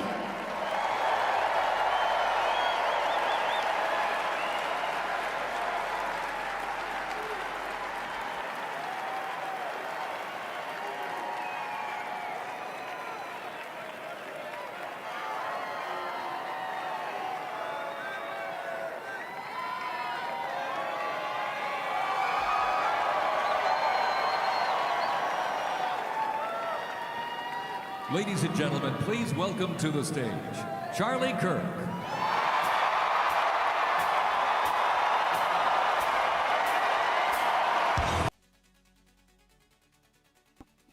Uh-oh, hold on. I gotta cancel out the, I think I stopped it. There shouldn't be any other music going. Let me see. Yeah, I stopped it. Gotta stop the, these rallies, they play all this copyrighted music and it hits you. So I need to cut it off before it gets to that point. So bear with me, guys. We'll get there back in a second here. Throughout these last couple of years, when we were at our darkest moment 4 years ago, this is your victory. For those of you that refuse to waver, when they tried to throw our amazing patriots in federal prison, when they tried to silence this movement, for those of you that never wavered, this is your victory. For those of you that are sick and tired of seeing your beloved home be overrun by hordes of illegals, this is your victory. And no longer is this just a rally about what we say we're going to do when President Trump takes office. Now I can say what he's doing right now as we are here in this arena.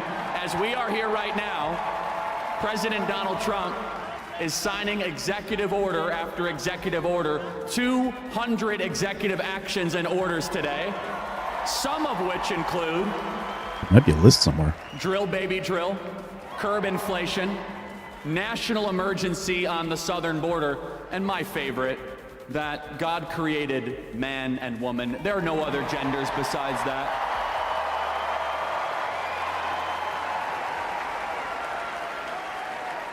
No more critical race theory or diversity, equity, inclusion in our military. Our taxpayer dollars will no longer fund our kids to hate our country. It is over as of today, thanks to President Trump.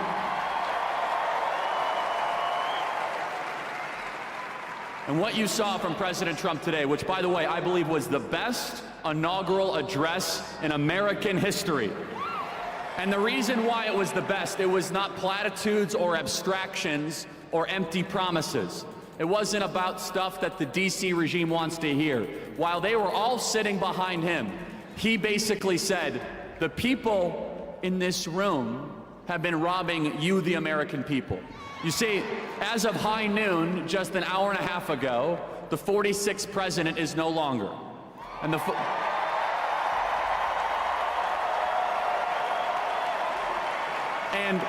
you might think it was Joe Biden, but it really was a bunch of White House staffers that you've never heard of before. Their term is over. It will go 45 Trump, a bunch of White House staffers, 47 Trump. That is how the succession will go. And what we have seen these last couple of years was the intentional destruction and obliteration of our homeland. And in just one day, we're going to understand a very simple truth, that decline is a choice. That when your country is failing, it's because our leaders have decided to allow it to fail. And President Trump, I really believe, is on a mission from the Almighty to save this country in that millimeter miracle where he very well could have been not just shot, but unspeakable things could have happened in Butler, Pennsylvania. And the reason that they wanted to take out Donald Trump so bad, 700 years in federal prison, every possible way imaginable, is because he brings you guys into the room. Is because he brings you into the negotiation. You see, this was supposed to be a managed decline of the United States of America. And just understand what you are living through. You're living through a new American renaissance. And honestly, there were a lot of people that said there's no way they'll allow Donald Trump to be president again. They're gonna steal it.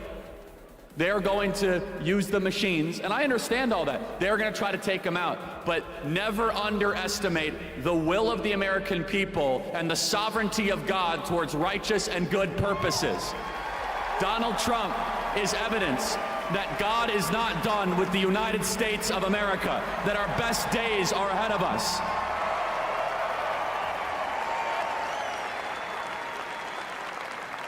And our marching orders are very simple.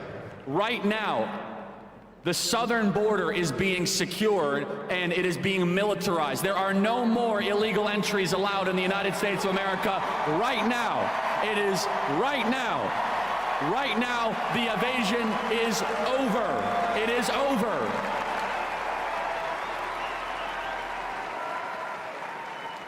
And we have to understand that it's going to be more than just executive actions. It's all of you continue to fight in your community. It's all of you continue to understand that this is going to be a bottom-up movement to reclaim our communities, to reclaim our school boards, to make sure our kids love America again. And for me personally, I have a lot of things that I could have done, but the most important thing that I can do and Turning Point can do is to go back on these campuses to make sure that Gen Z is the most conservative generation in American history. I'll say this in closing, everybody. In closing, Donald Trump won the White House largely because younger voters trusted Donald Trump with their vote. It was the largest swing of any demographic, a 35-point swing. For 12 years, I have been focusing on trying to get young people to believe in America, to believe in conservative principles. And I went to campus after campus, and you know, it was not easy work. It was very difficult. But I will, to all the young people of America and Gen Z, I want you to know, President Trump is going to deliver for you so that you could be able to own a home, have big families, believe in this country, and the American dream that your parents once had, you will also be able to enjoy. And let us all together say, thank you, God. Thank you for giving us 45 and 47. Thank you for delivering this country from the most awful people imaginable. Our best days are ahead. Thank you, everybody. God bless you all.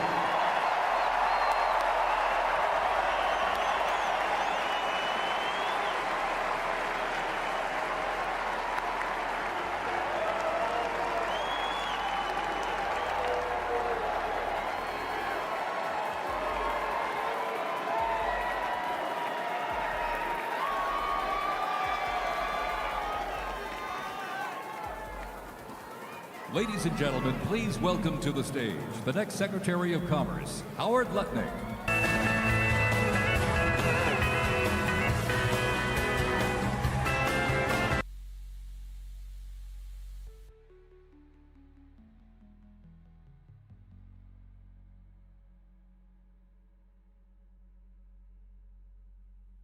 Good afternoon on the greatest Inauguration Day ever.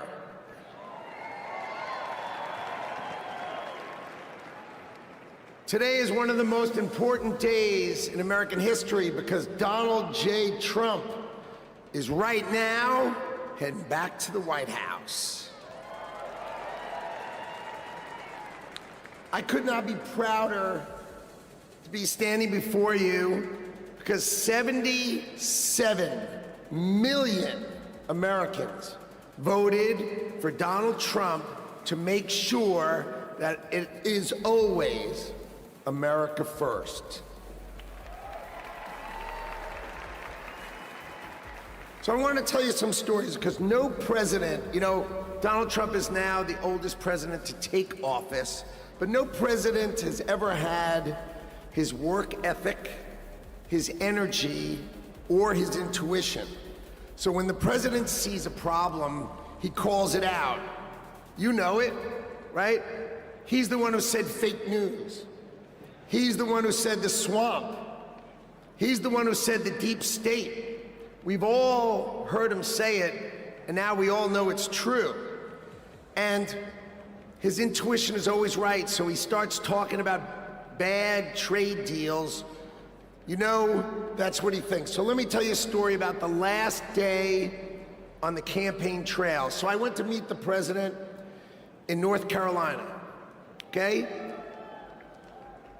He gets up in the morning at 8 o'clock. We get in the motorcade. He gives a speech.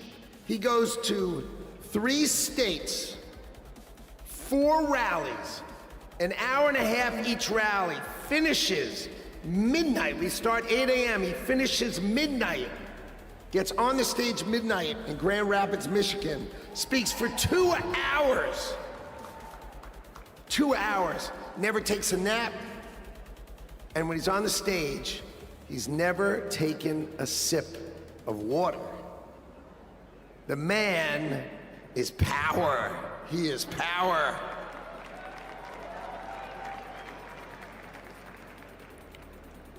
See, no other president will let the administration do it. He's going to help us fix America. So, I've never been in politics before. I spent my life working and building companies, and I worked hard to build a life that really it's only possible in America. But on September 11th, when we saw our darkest day, it changed my life forever. See, my company was located on the 101st to the 105th floors of the World Trade Center. We lost 658 of our 960 New York-based employees. My younger brother Gary got killed. He was 36. My best friend Doug, 39. 658 of my friends and colleagues got killed. So 9/11 could have broken us, but we Americans, we're strong. We don't break. So we all, my employees and I, we dedicated ourselves to rebuilding the company so we could take care of the 658 families that we lost.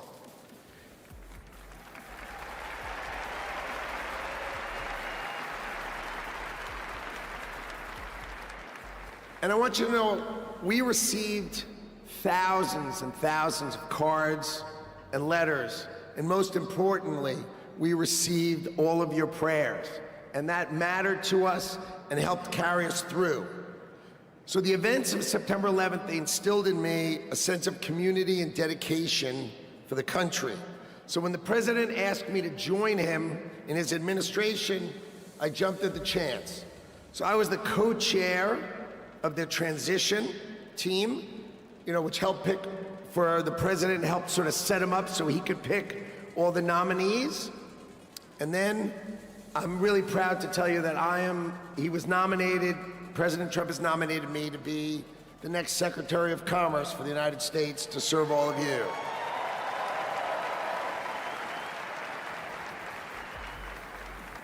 So let's talk about commerce. You see, we plan to end the decades of policies that threw American workers to the wolves. Factories were closed, jobs were lost, wages decreased. We left Americans out in the cold while country after country of this world took us to the cleaners and made money off of us. And that is going to end today.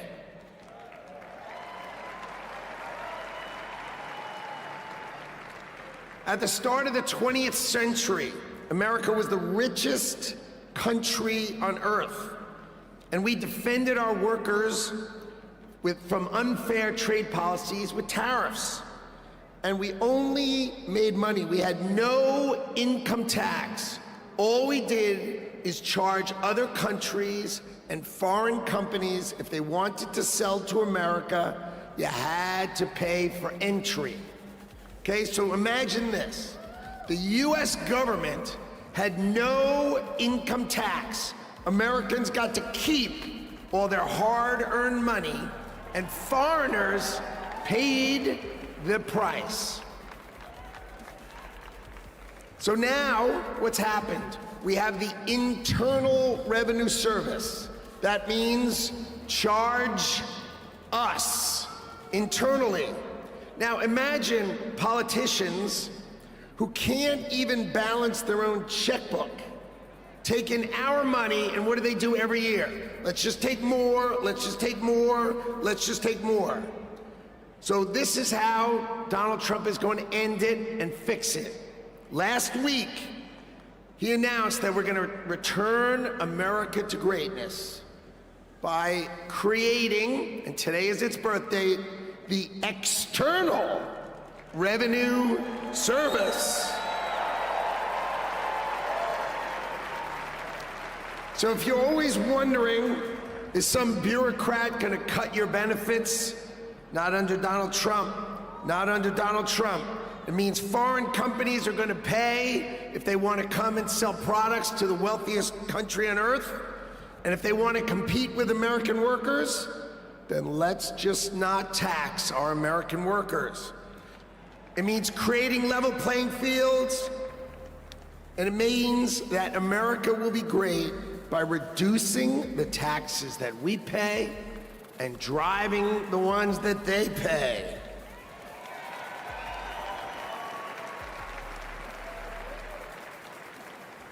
So what that means is the External Revenue Service will put up tariffs or walls that protect you.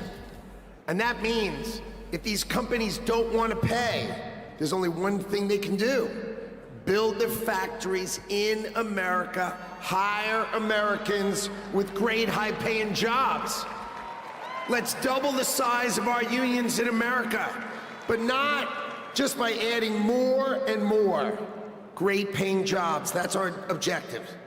So today is the beginning of celebrating the return of common sense and the ending the decades of disrespecting the American worker and the disrespect and unfair treatment of our workers. Today, Donald Trump returns to the White House and prosperity returns to America. Thank you all. And I love today. What a day.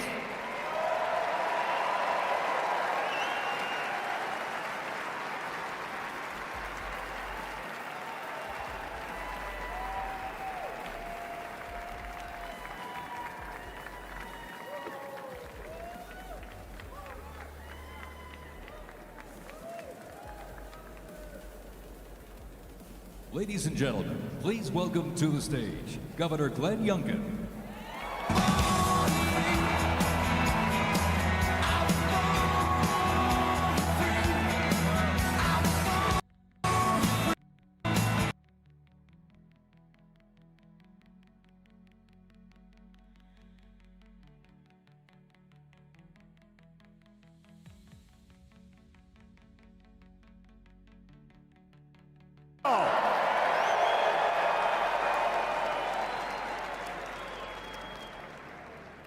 This is the dawn of the golden age of America because we inaugurated the 47th President of the United States of America, Donald J. Trump.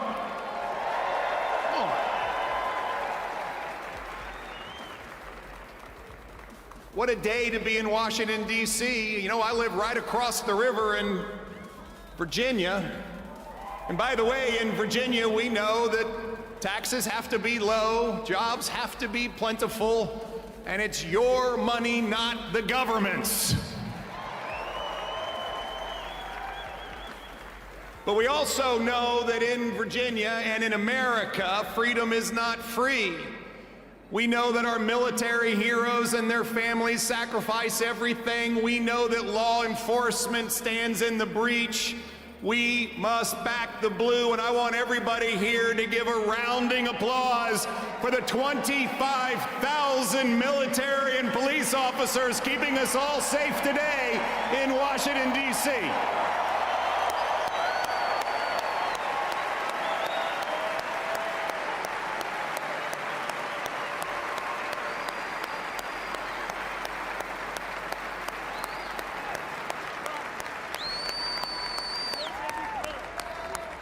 God bless America.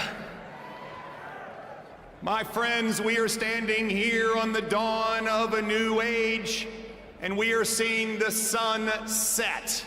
The sun set on weakness, the sun set on wokeness, and the sun set on a wide open border that has turned every state into a border state. We are seeing the dawn of a prosperous America, the dawn of a secure and safe America, and the dawn of a world that sees peace because we have a strong America.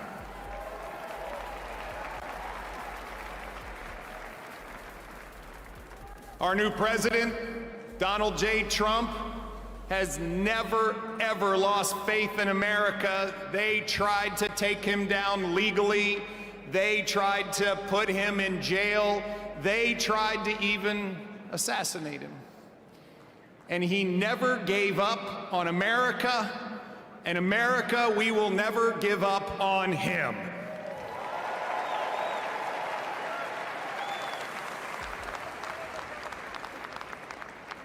And as we stand here on this dawn of the next golden age in America, we all have a responsibility. It is our responsibility to stand every day in support of this administration, to do everything that we possibly can do for America's success. President Trump deeply believes this, and both he and J.D. Vance have already gone to work. He is signing executive orders. He is closing the border. He is bringing down inflation. He is stepping into the breach. Ladies and gentlemen, it is time for America to be prosperous again. It is time for America to be safe again. It is time for America to be strong again. And it is time for America to be great again.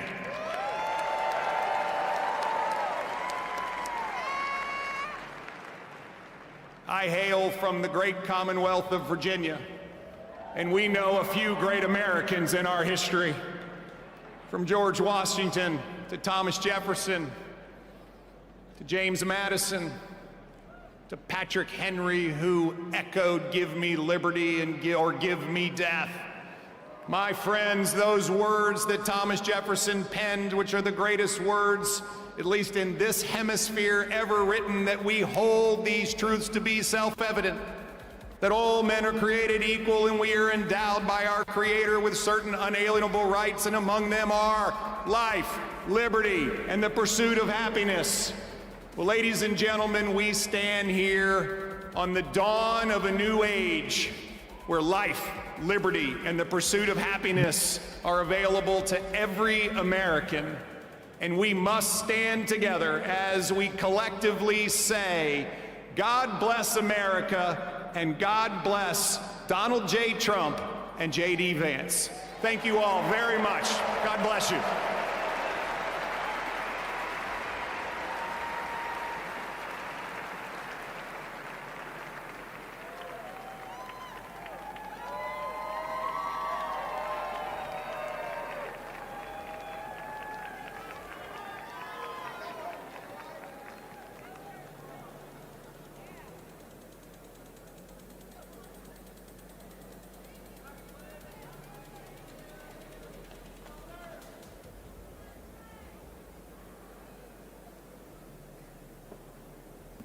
Ladies and gentlemen, please welcome to the stage, Mr. Elon Musk.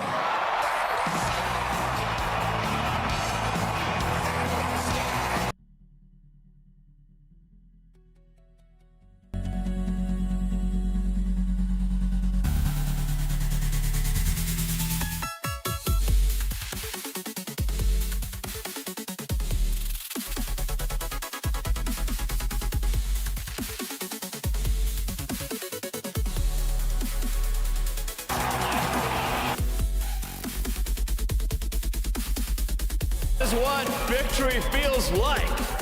Yeah! And this was no ordinary victory. This was a fork in the road of human civilization. Okay. You know, there are elections that come and go. Some elections are, you know, important, some are not. But this one this one really mattered. And I just want to say thank you for making it happen. Thank you. Oh no, he's gonna get called out so bad for doing My that. heart goes out to you. Yeah, It they're is gonna like thanks cut to that you clip, unfortunately. Poor guy. that the future of civilization is assured. Thanks to you. We're gonna have safe cities, finally, safe cities. Secure borders, sensible spending, basic stuff. And we're gonna take Doge to Mars.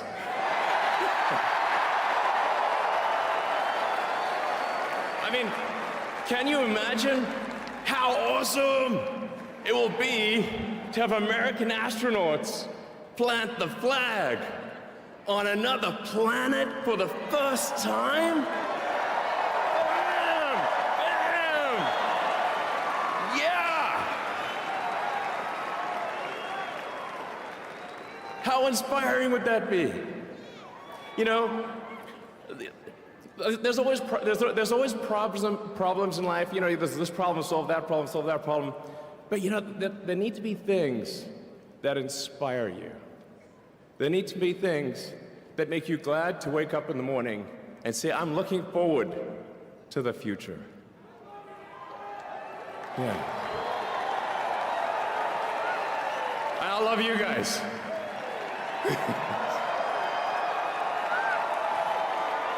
So,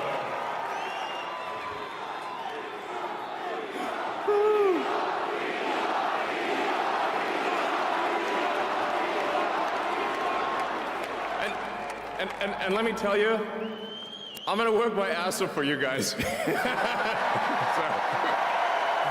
I really will. So, and yeah, but I'm super fired up for the future. It's gonna be very exciting. As the president said, we're gonna have a golden age. It's gonna be fantastic.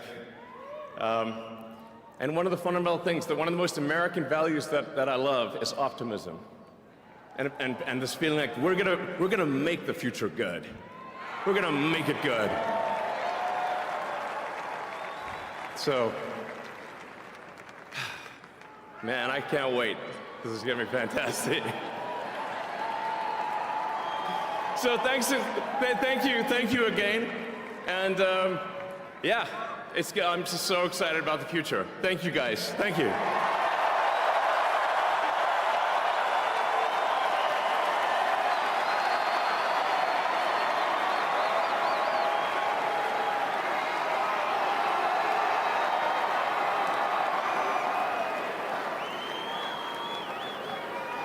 Ladies and gentlemen, please welcome to the stage, Kash Patel.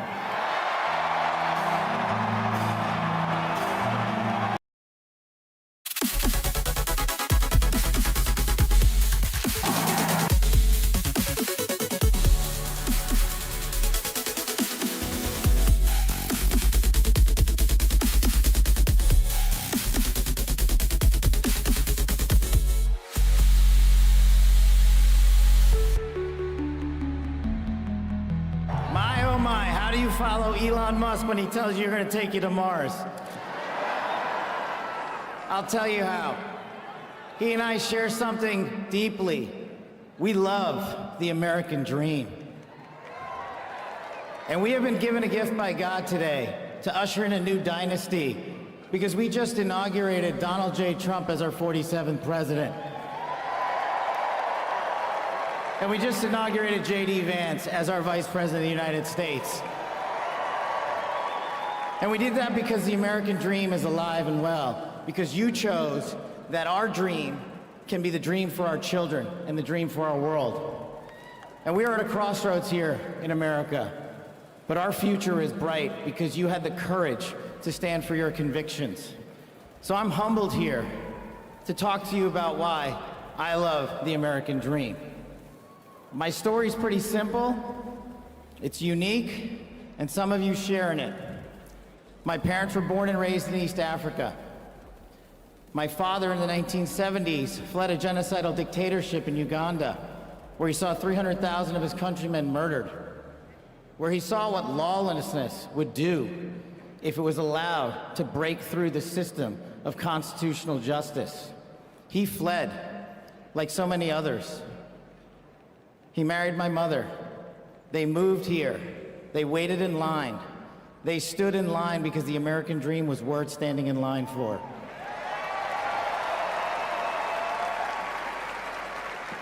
That dream is woven into the fabric of this nation, and our immigration policy is the greatest policy in the world, and now that we have Donald J. Trump and J.D. Vance, it will become the greatest policy in the world again.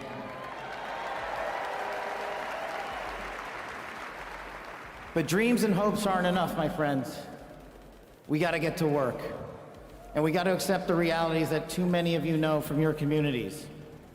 President Trump launched in his first term priorities of national security, law enforcement, economy, and global diplomacy.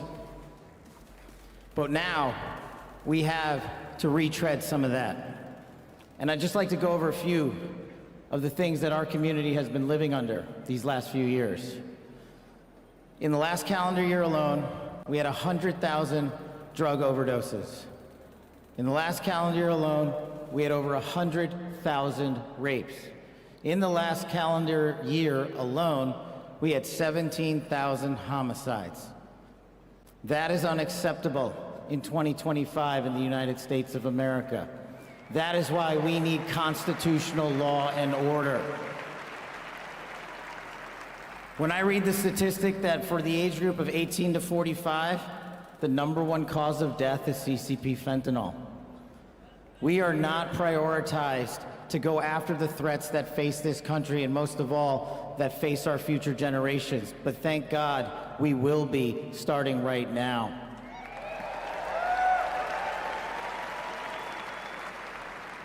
President Trump and J.D. Vance's leadership and administration will usher in the priorities that I cherished during my 16 years in government service. That we will always, always honor the men and women who wear the cloth of our nation and stand on that wall and tell you nothing's getting by them tonight. And so to them, thank you.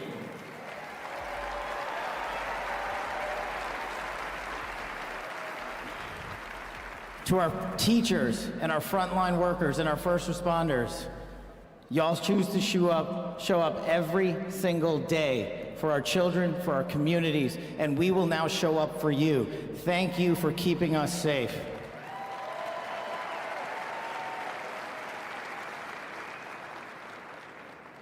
To the men and women in law enforcement, and maybe I'm biased on this one.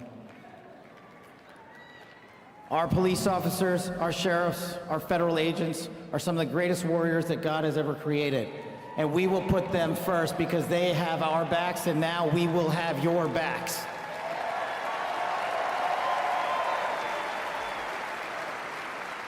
I am standing here because of the American dream. I am not standing here because of the color of my skin. I'm standing here because I earned my right on this stage, and you earned your right to be here with me.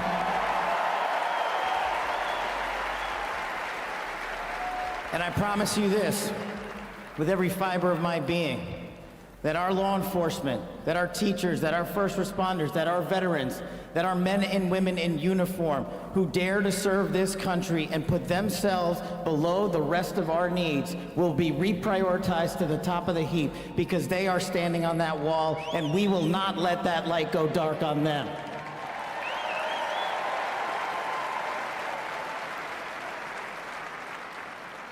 Whether I was a national security prosecutor, a public defender, President Trump's deputy director of national intelligence, his chief of staff at the Department of Defense, or so many other roles that I was humbled and privileged to serve when I swore an oath to that Constitution, which I hope to do so again one day soon. You have my word that you have ushered in a dynasty of change. You have ushered in a dynasty that will allow our children to live this American dream. My American dream. I am living the world's American dream. I am the son of lawful immigrants. We worked our tails off just like you all do, and I'm gonna make you a deal. I promise you I will never quit on your children. I will never quit on their children, because this American dream does not belong to me. It does not belong to them. This American dream belongs to the world.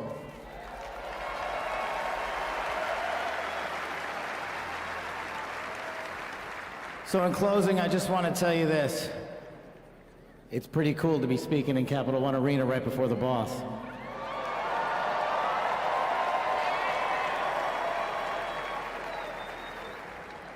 You've inspired me beyond words. Your love, your devotion, your commitment to our country, everywhere I go, shows us that we are not only the beacon of hope, but we are the land of constitutional justice. We are the land under Donald J. Trump and J.D. Vance, where we are going to end the two-tier system of justice. We are going to remove the weaponization of the intelligence community for political purposes, and we are going to put the men and women of America first.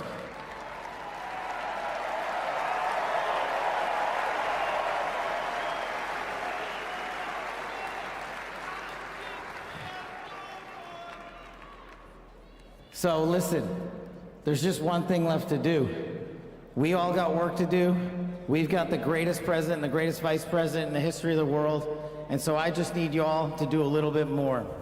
Every time you see a law enforcement officer, every time you see a veteran, every time you see a teacher, shake their hand. Give them a little bit of your time, because they're giving us all of our time. And don't forget to enjoy the ride, ladies and gentlemen. God bless America. God bless these United States of America. God bless every one of you. I'm living the American dream. My name is Kash Patel, and I ain't going anywhere. Let's go to work.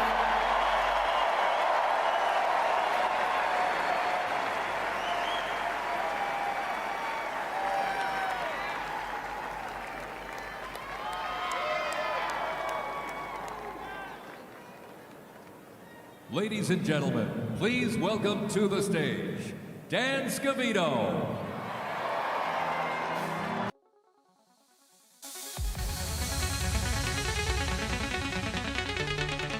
Guys, I will take a break in a minute here, but important to note, I can't let the audio for music that's copyrighted play, so you're listening to my fancy news music.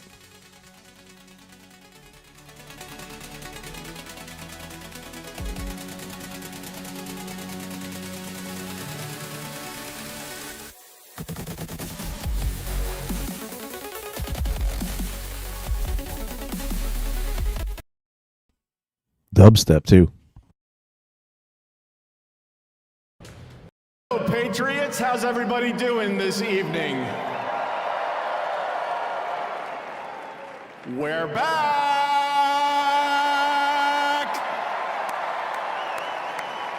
USA! USA!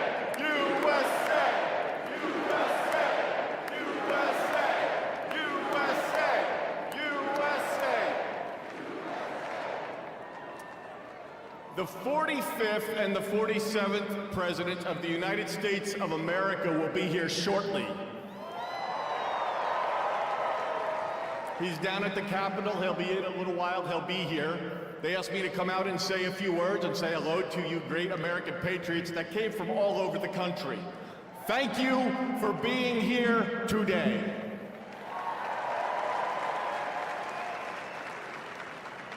One thing I just noticed when we were leaving the Capitol after the swearing in that really hit me hard after the journey we have been on over the last 9 years, especially over the last 4 years. It really hit me when they took the presidential seal right here and put it on front of the podium for when the president gets here. President Trump often says to us on Team Trump over the years, "You're so lucky that I took you on this journey." In the good times and the bad times, no matter what would be happening, we'd be sitting on Trump Force One, Air Force One, in the Oval Office, at Mar-a-Lago, no matter where it may be. Good times, bad times. You are so lucky I took you on this journey. And you know what, Mr. President? You are damn right. You took all of us on this journey.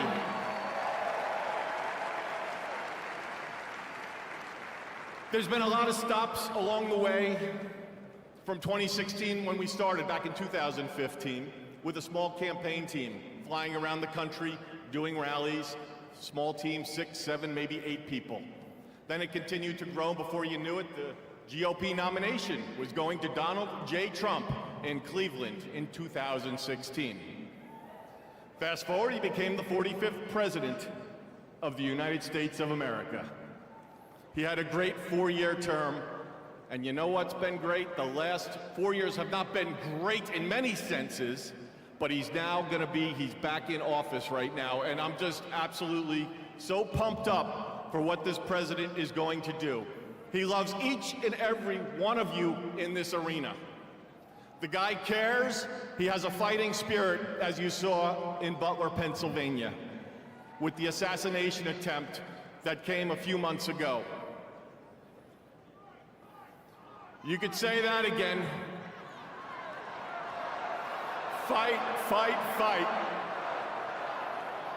It's a moment that I will never forget, being there and in the hospital with him. I want to just give you a behind-the-scenes moment with the president and the heart that he has. We were in the hospital he had blood coming down his ear. He wanted to know how his staff was. Myself and Susie were with him, and Stephen Chung and Walt, and even the Secret Service. How are you guys doing? The guy just got shot in the damn head, and he's worried about us. Are you guys okay? He's on the phone with his family. Showed him a picture, the iconic photo of his fist raised in the air. Told him it was from Doug Mills from the New York Times, a great photographer. He looked at the picture, he's staring at the picture, one of the most historical photos of all time. There'll never be anything like it. He said, call Doug and see if he's doing okay. That's the attitude he had in that hospital.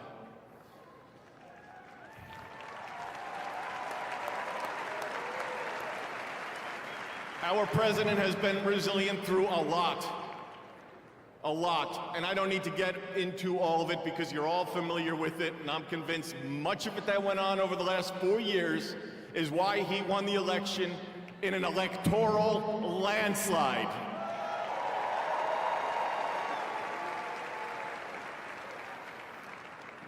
In Butler, Pennsylvania, when he got up and he raised that fist and he shouted, "Fight."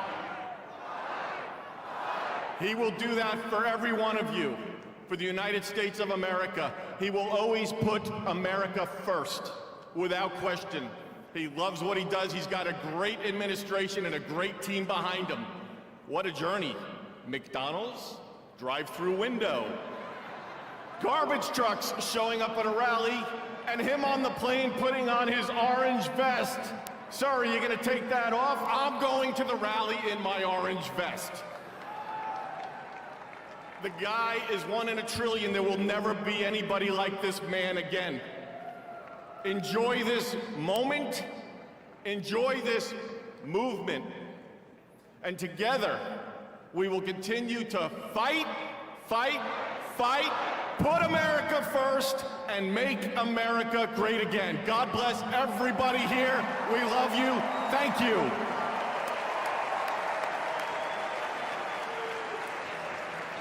Forget the law of attraction.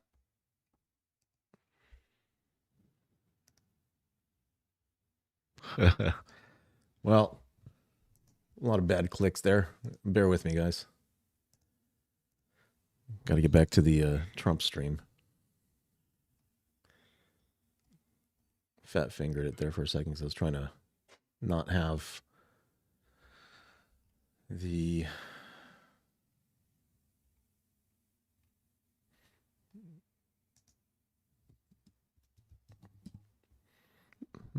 music play.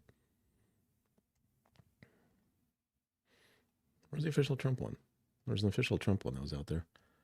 Where'd it go now? Huh.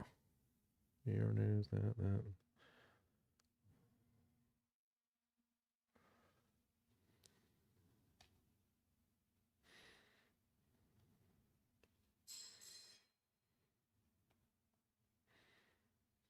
Yeah, they're just showing a bunch of stuff going on there. So, give me one sec, guys. I'll just put this executive order summary here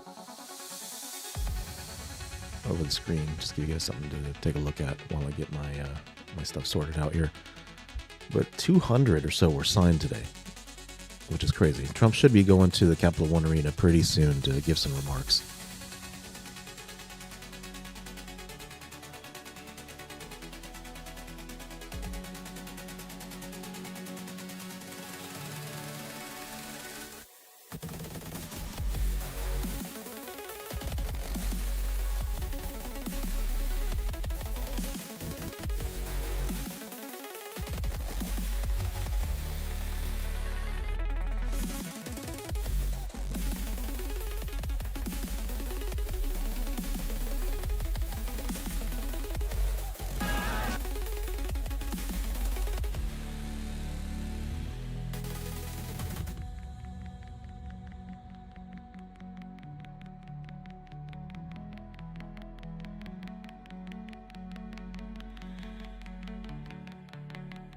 All right, they're in a bit of a pause in between speakers and events. I don't know if the president's going to be ushered in here in a little bit Probably not. Still early. I probably need to finish up the luncheon.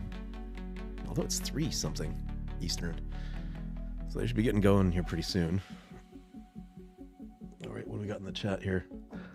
Oh yeah, I'm back temporarily. Feel terrible, guys. There. Hey, sure, baby. There's a lot of content out there. I will try to summarize it, put it on politicalcow.com. There's just so much stuff coming in. I don't have my stream notes aggregated like I usually do before live streams, but I'm going to just, after the fact, politicalcow.com, I'll get some stream notes going there. Have a more exhaustive list, as well as links to some references that you can get even more detail behind them. Grant doesn't sound like he's super happy there. Hope your day gets a little bit better. Oops. What's going on here? What else do we got? All these Democrats on here talking about Elon. They're funded by George Soros and his kid.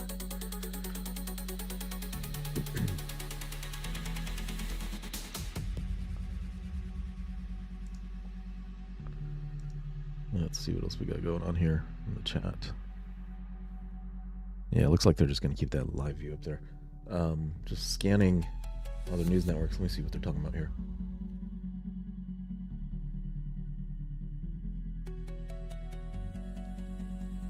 Okay, they're talking about people that are vulnerable that Biden cares about versus Trump on MSNBC. Fox News is talking about the Chinese threat. CNN, what do they got going on? CNN just has some commercials going right now about future programming. BBC.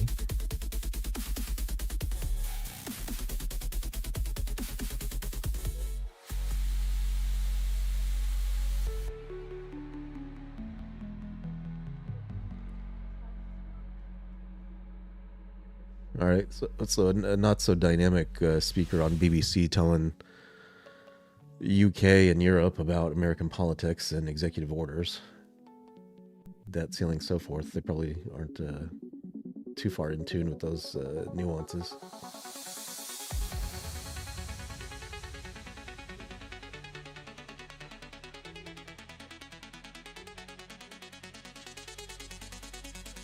All right, so they're going on. They brought someone else in, talk about the continuing resolutions, and back to MSNBC, what they got going on here.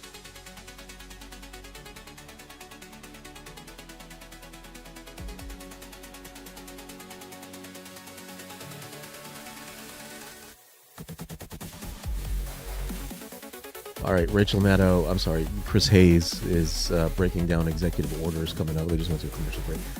Yeah, so everyone's taking their own tack. They may be a little bit lightweight. They might always be a little lightweight on these things, but my opinion. But, I don't know, a lot of these executive orders just pretty straightforward and everything, right? Approved Keystone XL, Dakota Access Pipelines on the energy, lifted restrictions on all oil and gas drilling. Why do that? Why did Biden say, like, oh, you can't do it, when he knows, like, okay, a week later they're going to do it? I mean, why? Right? Are you really making a statement for the environment? Are you really kind of doing what people want, or are you just being petty at that point? You know what I'm saying, guys? I think there's a lot of pettiness in politics, and actions like that are just pure pettiness. Nothing more, nothing less, just pure pettiness, unfortunate. Whoa, 15,600, almost there. Guys, let's hit it. I mean, shoot, we're getting close to getting to 16,000. 92. Wow. 92. Man, we are really close to 100,000. Help me out, folks. Help me out. So again, you've got Biden doing all these petty moves, his own executive orders in advance of Trump taking the presidency. Holy cow. You got somebody dressed up as Yankee Doodle on Fox News. I don't even know if I can, like, show you a picture of this. I gotta find it. Lord have mercy. Fox. Hold on. Jeez Louise, this is ridiculous. Why is she doing that? I don't understand. Fox News Live. Where's Yankee Doodle?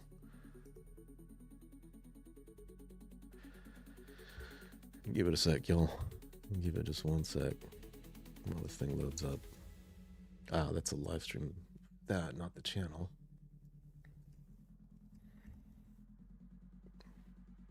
Man, it's one of his former campaign staff members. I can't remember her name now, off the top of my head.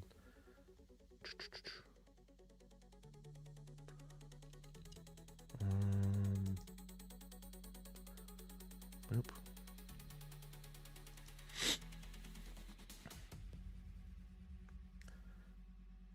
See if we can get the Fox News going in here. Okay, here we go. Here's Yankee Doodle. Ready for this, guys?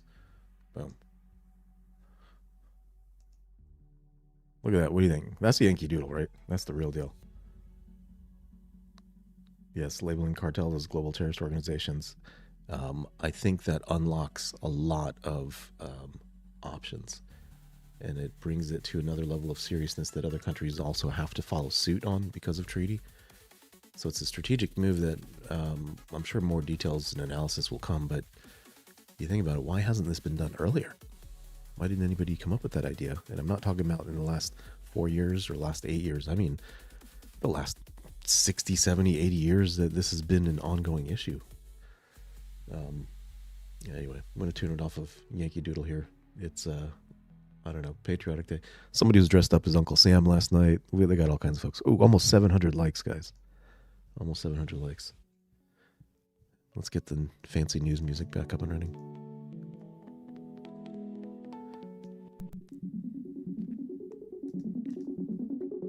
Let me get my fancy text for American 640 up here.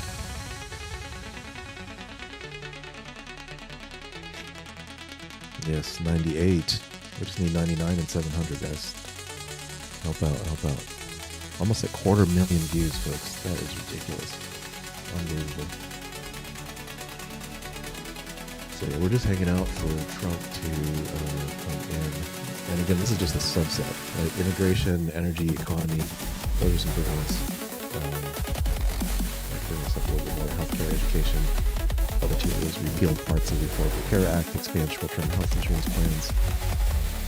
Ended federally funded DEI programs, promoted school choice and voucher programs. So hitting the ground running with some of these things right off the bat. It's going to set a lot of things in motion. He's probably been working with governors of these states to make sure that, day one, changes start to go into effect. I mean, we have the second half of the school year here.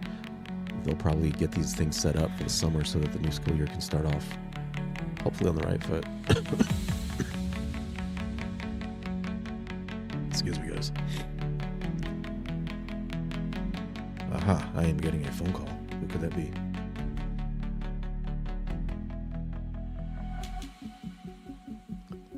Five more follows, folks. Send it to a friend. 700 likes. We hit it. Wow.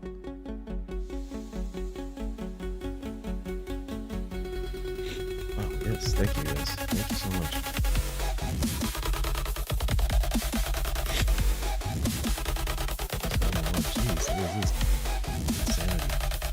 So you got a little bit of a slow moment right now. We're kind of going through here. What I might do, I might look up the interview that Speaker Johnson gave to Free Press, and I mean this is really depressing. Hopeful that. I've always been hopeful that it wasn't as bad as I thought, but just his depictions of what was going on behind the scenes was really egregious. Biden literally had no idea what was going on. Let me bring it up here for you. Where's my bookmarks? Come on. Bookie marks.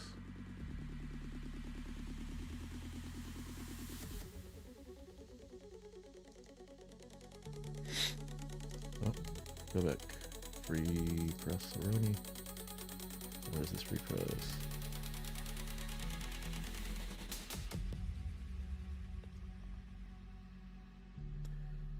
So we'll get this up and running here in just a sec.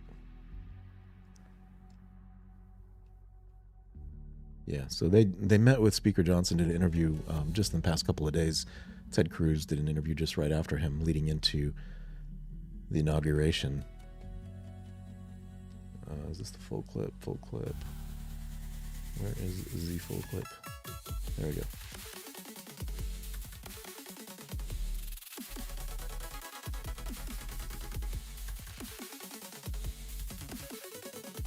Let's see if that looks all right. All right, we'll play that. Let's get rid of the fancy news music. And we'll get going here. We're about at 13 minutes. That was great. And the data of all the abuses just in the tech space on the social media platforms. There was a court opinion that came out I'll be back. from my state, the Western District of Louisiana Federal Court, July 4th, I think, of 2022. And the judge detailed all this. It's about a 140-page court opinion, a summary judgment hearing at the time, and he documented all the abuses from the tech platforms. Where Zuckerberg's talked about this in recent days, the Biden administration officials were cursing at him on the phone. He was talking about vaccine mandates, for example. Any negative information about side effects from vaccines was scrubbed from the internet. Well, the court looked at all this. They realized that Elvis Chan and the FBI office in Silicon Valley was meeting regularly with the big tech platform execs and giving them pages of people to censor and silence and viewpoints. It's a dangerous thing. The judge said it was dystopian, Orwellian. He said it was the greatest abridgment of free speech since the First Amendment was drafted. I mean, that's big language for a court, but they just said how crazy this was. So there's a lot of things. So do you think that someone like Mark Zuckerberg, I know you can't see into his heart, but do you think the people that, maybe you can, do you think that those people were sort of privately red-pilled and now feel like they have the cover to come out and be public about it? Well, maybe. I mean, clearly Elon was a big sort of, broke the gates open in a way. But I've been out in Silicon Valley. I had fundraisers in San Francisco over the last cycle. I never thought that would ever happen. And all the big tech executives were around the table saying, we're in. You know why? Who was around the table? I don't know if I should. I was at David Sachs' house, I'll tell you that. He's now out, so we can say that. There was a bunch of people, and it would surprise you, but some who have been kind of in conservative circles for, Lonsdale, for example, and Joe Lonsdale, and Mark Andreessen came and spoke at a big event I had at Jackson Hole, Wyoming, with all the biggest donors in the party, and he held a course, a master course on blockchain and crypto and AI and why, if you love freedom, you better be for blockchain. And they all went out, cheering. It was great, because people. But this is before he came out publicly. Yeah, this probably didn't help with that. It probably got him out sooner. But here's what I think the dynamic was. It wasn't just red pill. They woke up and realized, wait a minute, the Democratic Party is trying to smother innovation in our industries. They're trying to regulate us almost out of existence. Their tax policies are crazy. Our profitability is suffering. Oh, and here's this other group over here, and they're for the free market, and they want us to innovate, and they believe in entrepreneurship and risk-taking and job creation. And I think I'm with them. But then they also believe in economic protectionism and tariffs at the same time. Well, right? who's There's they? Okay, well, let's just get, to me, the core tension right now in the GOP is, and it's not saying anything unique, it's about its identity. What is it, right? Is it populist, or is it free market? Is it about the collective, a kind of Orrin Cassian vision, or is it about, total freedom for the individual? Is it more libertarian or not, right? And obviously this has been typified or, personified in the person of Steve Bannon and Elon Musk, which kind of represent these two new wings of the party. Yep. Do you see it that way? And like, how do you maintain a big tent big enough to have genuinely conflicting visions of what the modern Republican Party ought to be about?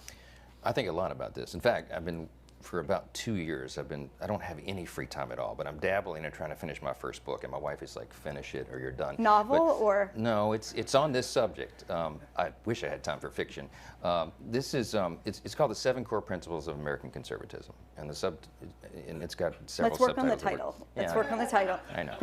I know. I can help you with that. I know. I'm kind of a nerd about this stuff, but I've been thinking about this a long time, because I have always considered myself a Reagan Republican. I came up in the 80s, and I believed in everything he stood for. And as I got old, I was a constitutional law attorney. I really dug in on this stuff. I started studying the history of the conservative movement. And I'll tell you a quick story, because it'll illustrate what I'm talking about. When I was a sophomore in Congress, my second term, I got elected chair of the Republican Study Committee, largest caucus of conservatives in Congress. Actually, it's the largest caucus at the time. We had 158 House Republicans. I should not have been elected to that. I didn't have the seniority, but it was really more about skill set, whatever. So I became the head of that party. And I remember this is 2019. We're going through a sea change as a party. We're midway through the Trump administration.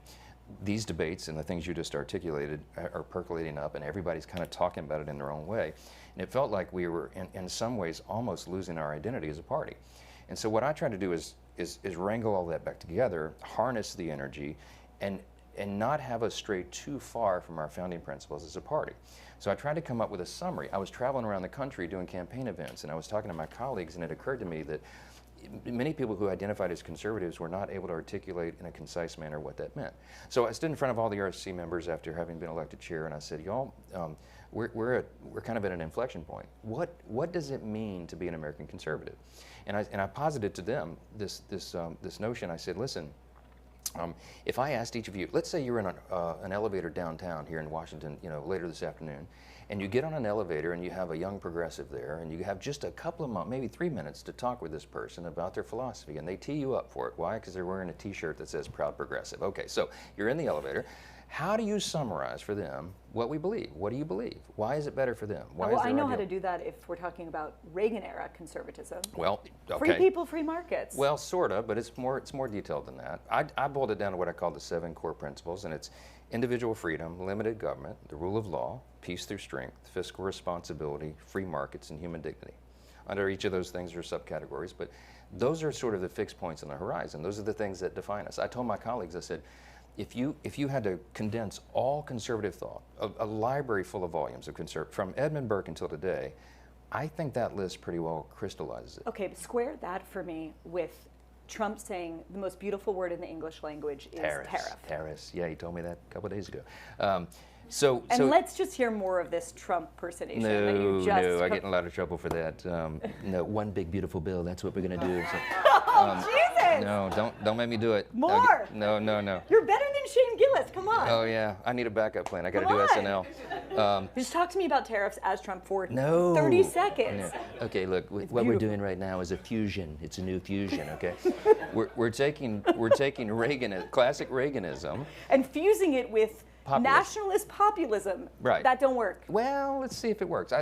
What Trump did in 2015, 2016 is he recognized some blind spots in the party. So he started talking about things like the threat of China, right? It wasn't really big on the radar, not to the point it is now. He saw it first. Tariffs, trade policy, the American worker.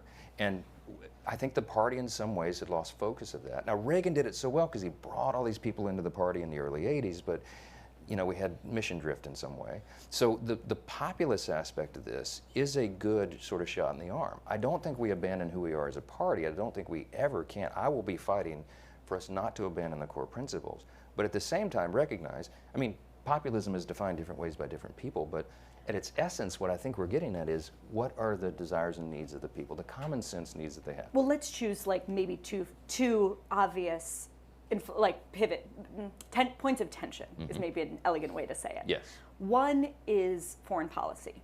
There is an enormous range right now, much more so I would argue than even the Democratic Party, among Republicans about what you just defined as peace through strength. Yep. There are people who really put the emphasis on the strength part of that and understand that peace comes through, making your enemies fear you and being serious and following up with your threats. Right. There are many other people in your party who really emphasize the peace part of it and seem to sort of ignore how peace is guaranteed.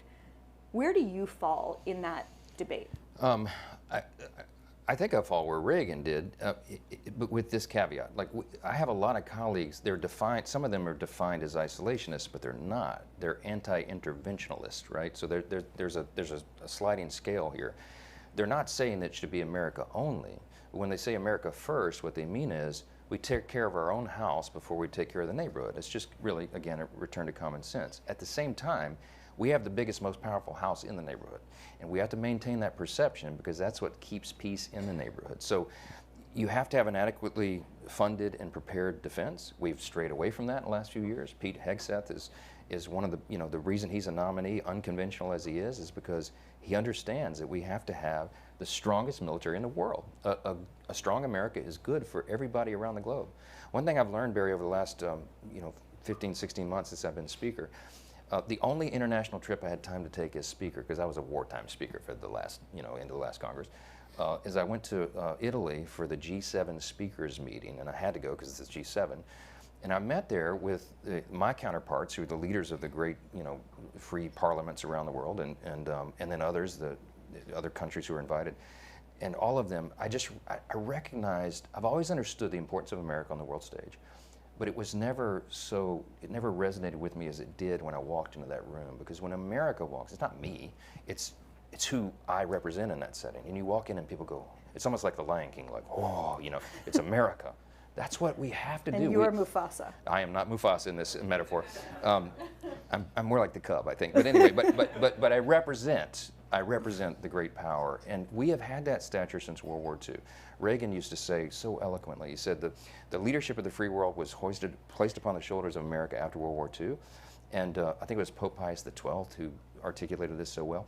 We have a responsibility. It does not mean that we need to be nation builders and interventionists and have boots on the ground. But Speaker, even that notion of the free world, the idea that Ukraine is sort of at the front lines of the free world, the idea that the Israelis that are fighting terrorists in southern Lebanon and in Gaza are at the front line of the free world. There are people in your caucus who don't believe in that notion. They don't believe in the connectivity of those things, fundamentally. Yes, but Israel, for example, because this is a live fire exercise. Right now, we were talking about this morning, I talked to Prime Minister Netanyahu yesterday. He called me to give me an update, and I wanted to encourage him. You know, they're having a struggle right now, whether you just take out the threat of Hamas or whether they acquiesce and do this peace deal. Hamas or Iran? Well, maybe both. I mean, we have to see. His position right now, I'm not saying anything that's classified, this is public, but they believe they got to eradicate that threat, and they need America, sort of the big brother in this scenario, standing over their shoulder to ensure that they can. They really, Israel wants to do it, they will do it on their own. That's the kind of activity we want to encourage, but they have to know that we will stand resolutely with them. See, Hamas had calculated that the American and Israeli relationship was being weakened because Biden and Blinken and the team were equivocating. We won't do that. We have a new sheriff in town. When the president stood at Mar-a-Lago a week ago and said, there'll be hell to pay if you don't get those hostages back, that's the kind of thing that we need. It does not mean we're sending American troops to go be boots on the ground in the conflict, but the presence, the perception, the power of America being projected in that way is critical, not only for our role to maintain our status as the last great superpower and keep our edge over China and other competitors, but because it sort of broadcasts peace around the globe. That understanding, you've seen all the world leaders making their pilgrimage to Mar-a-Lago over the last couple of months since the election. You know, they understand the necessity of us being in this strong position and what that means for all of them and their own countries around the globe. That's a really important role that we cannot ever surrender because the consequences of it are too great. Is this deal Trump's or Biden's? Oh, it's Trump's. I mean, look, they wouldn't even been having the conversation. It wouldn't come to that inflection point without his making the open threat like that. There are people that are resigning on the right from, you know, the Israeli Knesset, like Ben Gvir and I think Shmutrik, because they feel like this is breaking the fundamental covenant. In other words, there's a core tension in this war. Bring all the hostages home and defeat Hamas forever. Those things were never reconcilable. And their argument is, you know, Yahya Sinwar, who was freed with the Gilad Shalit deal, then becomes the mastermind. Who are the terrorists that are going to be released now and commit the next October 7th? What do you make of that argument? Israel is very concerned about that. The leadership is very concerned, and so are we. And the terms of that deal is something they've got to negotiate and be comfortable with. We should not be, you know, intervening in that. I don't think it's our place. But as I told the Prime Minister yesterday, I said, you know, the Speaker of the House stands with you. We will stand resolute with you. And I believe that is going to be President Trump's first, you know, admonition and his commitment when he comes in. He understands our role in the world, and he wouldn't be out using that strong language like there'll be hell to pay if he was not willing to back it up, and that's really important for us to project. One more question on the deal. Help square for me the fact that Qatar is the country that shields the leaders of Hamas, one of whom just came out with a video saying, you know, victory, and by the way, there's going to be another October 7th. Why would we trust Qatar to do that? Why are we so comfortable with the relationship that many in DC seem to have with a country that actively harbors terrorists? Like, explain that to me. I wish I could. I have the same concern and question, and we have to walk very circumspectly in these places. You see, you want to believe the best about these other countries in that region and that they're doing it in good faith and for the right reason, and restoring peace to that region should be good for it is good for everyone. They should recognize it. But as Ronald Reagan said, you know, trust but verify, or maybe. But we don't even need to verify. Well, they're literally putting the leaders of Hamas on television. Yeah, maybe we distrust and verify at the same time. I have real concern about it as you do, and I don't have the answer, but it's something we've got to divine. Okay, Let's talk about Biden for a second. Yeah. You have said that he is the worst. I actually want to quote this, make sure I get it right. You have said that he is the worst president in the history of this country. Worse even than James Buchanan? I didn't say that. Yes, you people did. know that I didn't say James Buchanan. I No, just said no, the other you part. didn't say James Buchanan. You said okay. Biden is the worst president in the history of the country. All right. With all right. him about to leave office. Yes. Do you want to Let me tell you- revise that, or do you stand no, by it? I do stand by it, and I say this without any personal animus at all. I mean, in some ways, I actually kind of feel sorry for Joe Biden. I mean, he's in the twilight years of his life. He is not, obviously, has not been in charge for some time, and I know this by personal observation, and now the whole world knows it, and it's been very, very concerning to me over the last, year and a half since I've had this Can you position. tell us a story when you say personal observation? What kind Well, of I thing mean, did you see? it's public now because the Wall Street Journal got it and put it on the front page. But January a year ago, almost exactly a year ago, I had been asked. I became Speaker in October 2023, and there were all sorts of big national security concerns and everything going on. And I started requesting a meeting with the president because I'm kind of old school. I'm a constitutional law guy. The Speaker of the House should be able to talk to the president, especially in times of great national interest and calamity. But they wouldn't let me meet with him, and his staff kept giving excuses. This went on for like 8 or 9 weeks. I'm sorry, Mr. Speaker, he doesn't have time. What are you talking about? I'm second in line of the presidency. He has time. I need to talk to him. We had, I can't say the classified parts, but we had some big national concerns at the time that I was losing sleep over. Finally, I just went to the Hill Press Corps and I said, the president is not being allowed to meet with the Speaker. There's a problem. So they started putting pressure on him. Long story short, they finally relented. They invited me to the White House. I show up and I realize it's actually an ambush because it's not just me and the president. It's also Kamala Harris, Chuck Schumer, Hakeem, the CIA director, everybody. And then, so I walked in the Oval and, I know what this is. They're going to hotbox the Speaker on Ukraine funding. That's what it was. This is probably third week of January.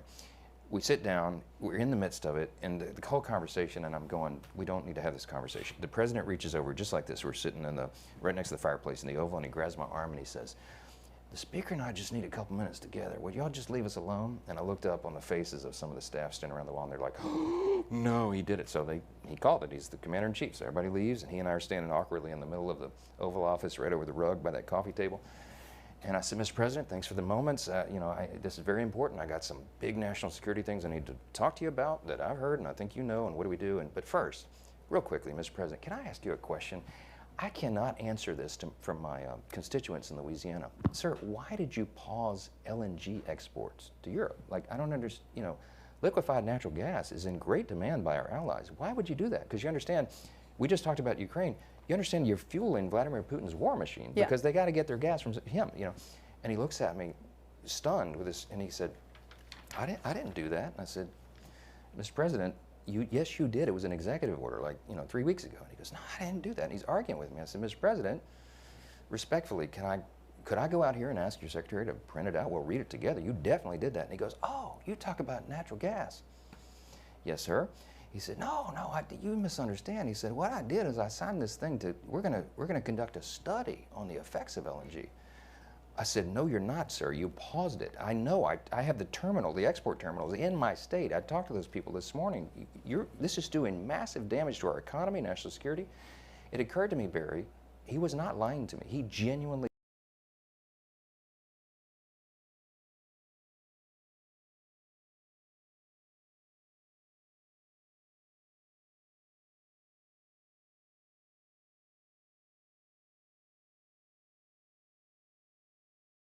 U.S. Capitol for the Vice President, because I know that he is going to enjoy not only being the Vice President, but also, as Senator Thune and Schumer know, the President of the United States Senate, and there's no better job than that.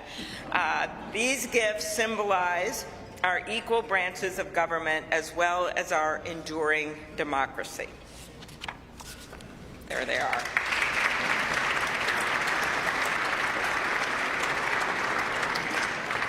I will now invite Speaker of the House, Mike Johnson of Louisiana, to give the toast to the Vice President.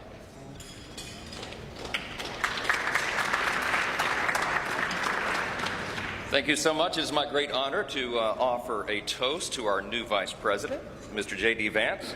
J.D., you wrote something very poignant in your memoir, actually many things very poignant, but let me quote you here. What separates the successful from the unsuccessful are the expectations they had for their own lives. That's really meaningful. That expectation is a powerful thing. We remember the people in our lives who provided that to us. We all need that. Everybody needs hope and encouragement. They need a greater expectation. We need people in our lives who will make us look farther and reach higher. JD's written a lot about the people in his life that have done that. He's written about, we know the great story of your grandparents and what they did in your life. He's written about his professors and mentors that he met in law school. He writes speaks a lot about his gracious, beautiful wife, our new second lady, Usha. Is a great inspiration as well. And JD, you yourself have been inspiring people. Your story really has. It's one of the reasons that I believe God has raised your platform as he has, because you've been so faithful to tell that story and to inspire so many others. And so our hope and our prayer is, as you continue to do this, that as you go to help us execute on the America First agenda, that you also do what you've been doing so well all along, and that is providing a model for what is possible in America. What a great story. What an inspiring story you've had, and it's just getting started. I pray specifically that you inspire a lot of the young men in America. Some of them feel hopeless and stagnant sometimes, and you're a great example to all of them and to all of us, that if you work hard and you play by the rules and you do the right thing, you can make a better life. You're now the Vice President of the United States, my friend. So everyone, will you please join me in raising a glass to our own mentors, the people who inspired all of us, to the possibilities of our own future, to these great new horizons. What a perfect choice this was for the painting, the artwork today, and to the great example of our new Vice President, Mr. J.D. Vance. You're here.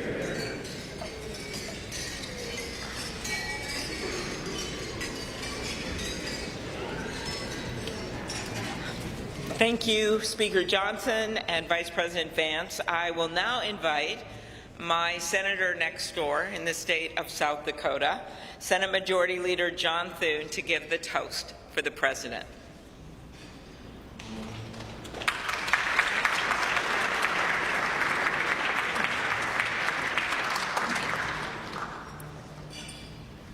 Well, Mr. President, Madam First Lady, congratulations. It is an honor for all of us to be able to be here today with you on this historic day as we celebrate your inauguration. Mr. President, one of the most important influences in my life when I was getting started in politics was Ronald Reagan. His philosophy of limited government, his belief in peace through strength, the strength of his convictions, were all things that appealed to me. But I was also drawn by his optimism and by his belief in America. And Mr. President, those are qualities that I see in you. One of the things that resonated throughout your campaign was the unshakable belief in our country and in her citizens. You remind us of everything that's possible in America. I'm looking forward to working with you over the next 4 years to build up our great country. It says in the scriptures that if you ask for wisdom, it will be given to you and given to you generously. And so I pray, and our prayer is, that God will richly bless you in the years ahead and grant you not only strength, but wisdom. And ladies and gentlemen, I ask you to join me in raising a glass to the President of the United States, President Donald Trump. Hear, hear.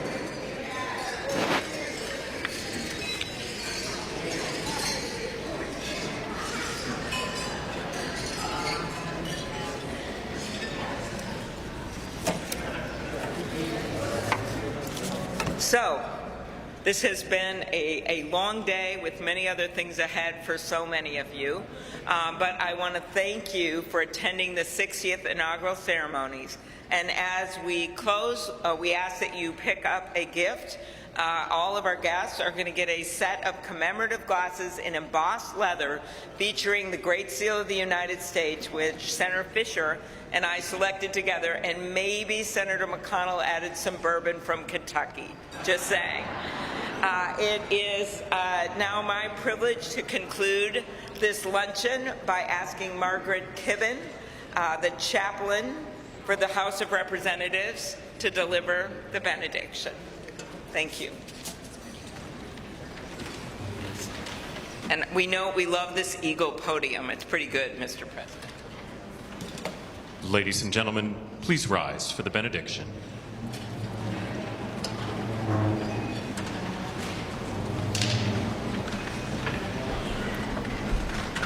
Would you pray with me? Holy and merciful God, having witnessed another successful moment in the experiment that you have entrusted into the hands of the American people, we pray your blessing on our 47th President of these United States, Donald J. Trump, and Vice President James D. Vance. Ensure that this mantle of singular responsibility that you have laid upon our President's shoulders remains secure in your will and safeguarded in your keeping. Uphold him as he preserves, protects, and defends the Constitution to the best of his abilities, relying on your divine help. God of power and might, grace and mercy, grant that your spirit of counsel has access to the President's heart to search it, to his mind to examine it, to his will to test it, that his faithfulness would bear witness to your truth. Surround him with angels and advisors who will serve as your agents to guide and guard him, caution and encourage him to remain upright and blameless in your sight. Buckle the belt of truth around his waist. Place the breastplate of righteousness over his heart. Fit his feet with readiness, that your gospel of wisdom and justice will shine forth throughout President Trump's administration. We offer this prayer to the one whose voice we follow to guide all that we do and all that we hope for. Amen. Ladies and gentlemen, please be seated. Please remain at your seats as President Trump, Vice President Vance, the Joint Congressional Committee on Inaugural Ceremonies, and the official party depart National Statuary Hall.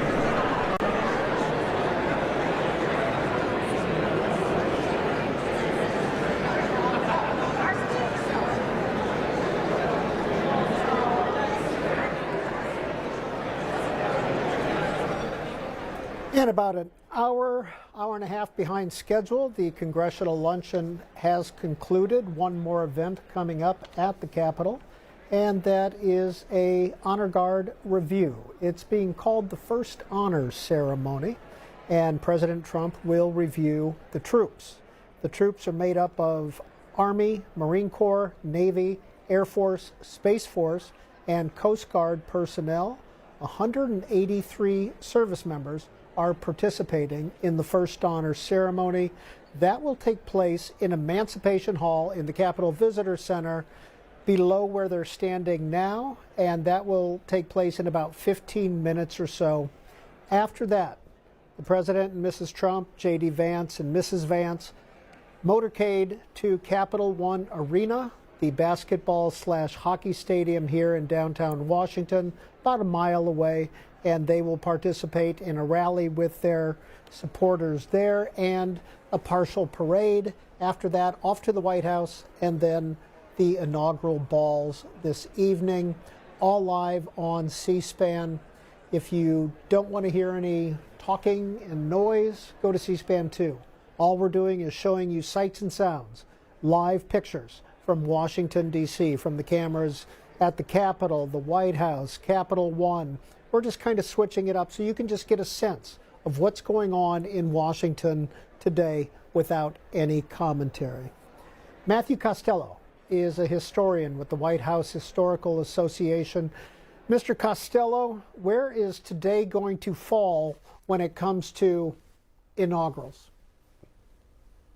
Well, thank you for having me. It's been an interesting day because we've seen a mix of sort of the traditional inaugural ceremonies that we're used to, but then also obviously having to adapt some of those things because of the weather, because of what appears to be delays, a tardiness.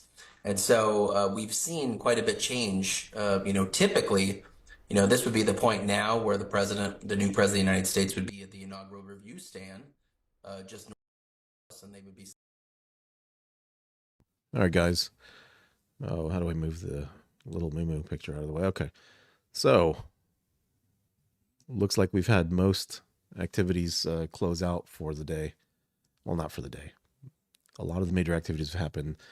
There will be some sort of a talk that he gives at Capital One Arena. There will be some balls that happen later this evening. As the balls are ongoing, we'll have that going on in the background and take just guests. I want to hear people's feedback and everything, but going to take a break for now. I probably need to take a nap, rest, something. I appreciate got like over 1,000 subs on this time frame, so I appreciate that, folks. Thank you for watching in on this with me. Hit the notifications. We'll be back later after my nap to take a look at, to listen in to what folks' opinions are. And the link will be kind of like a Zoom link. You can share your video if you want, or you don't want. That's fine too. It could just be audio only. Up to y'all. But we'll see what's going on, in people's minds and what their takeaways are from today. All right, guys, I appreciate it. Let's see what's going on with this poll. Would you like to have lunch with Trump? 70% say yes. Holy cow. Very nice. All right, guys. Going to close out the stream here. Thank you again.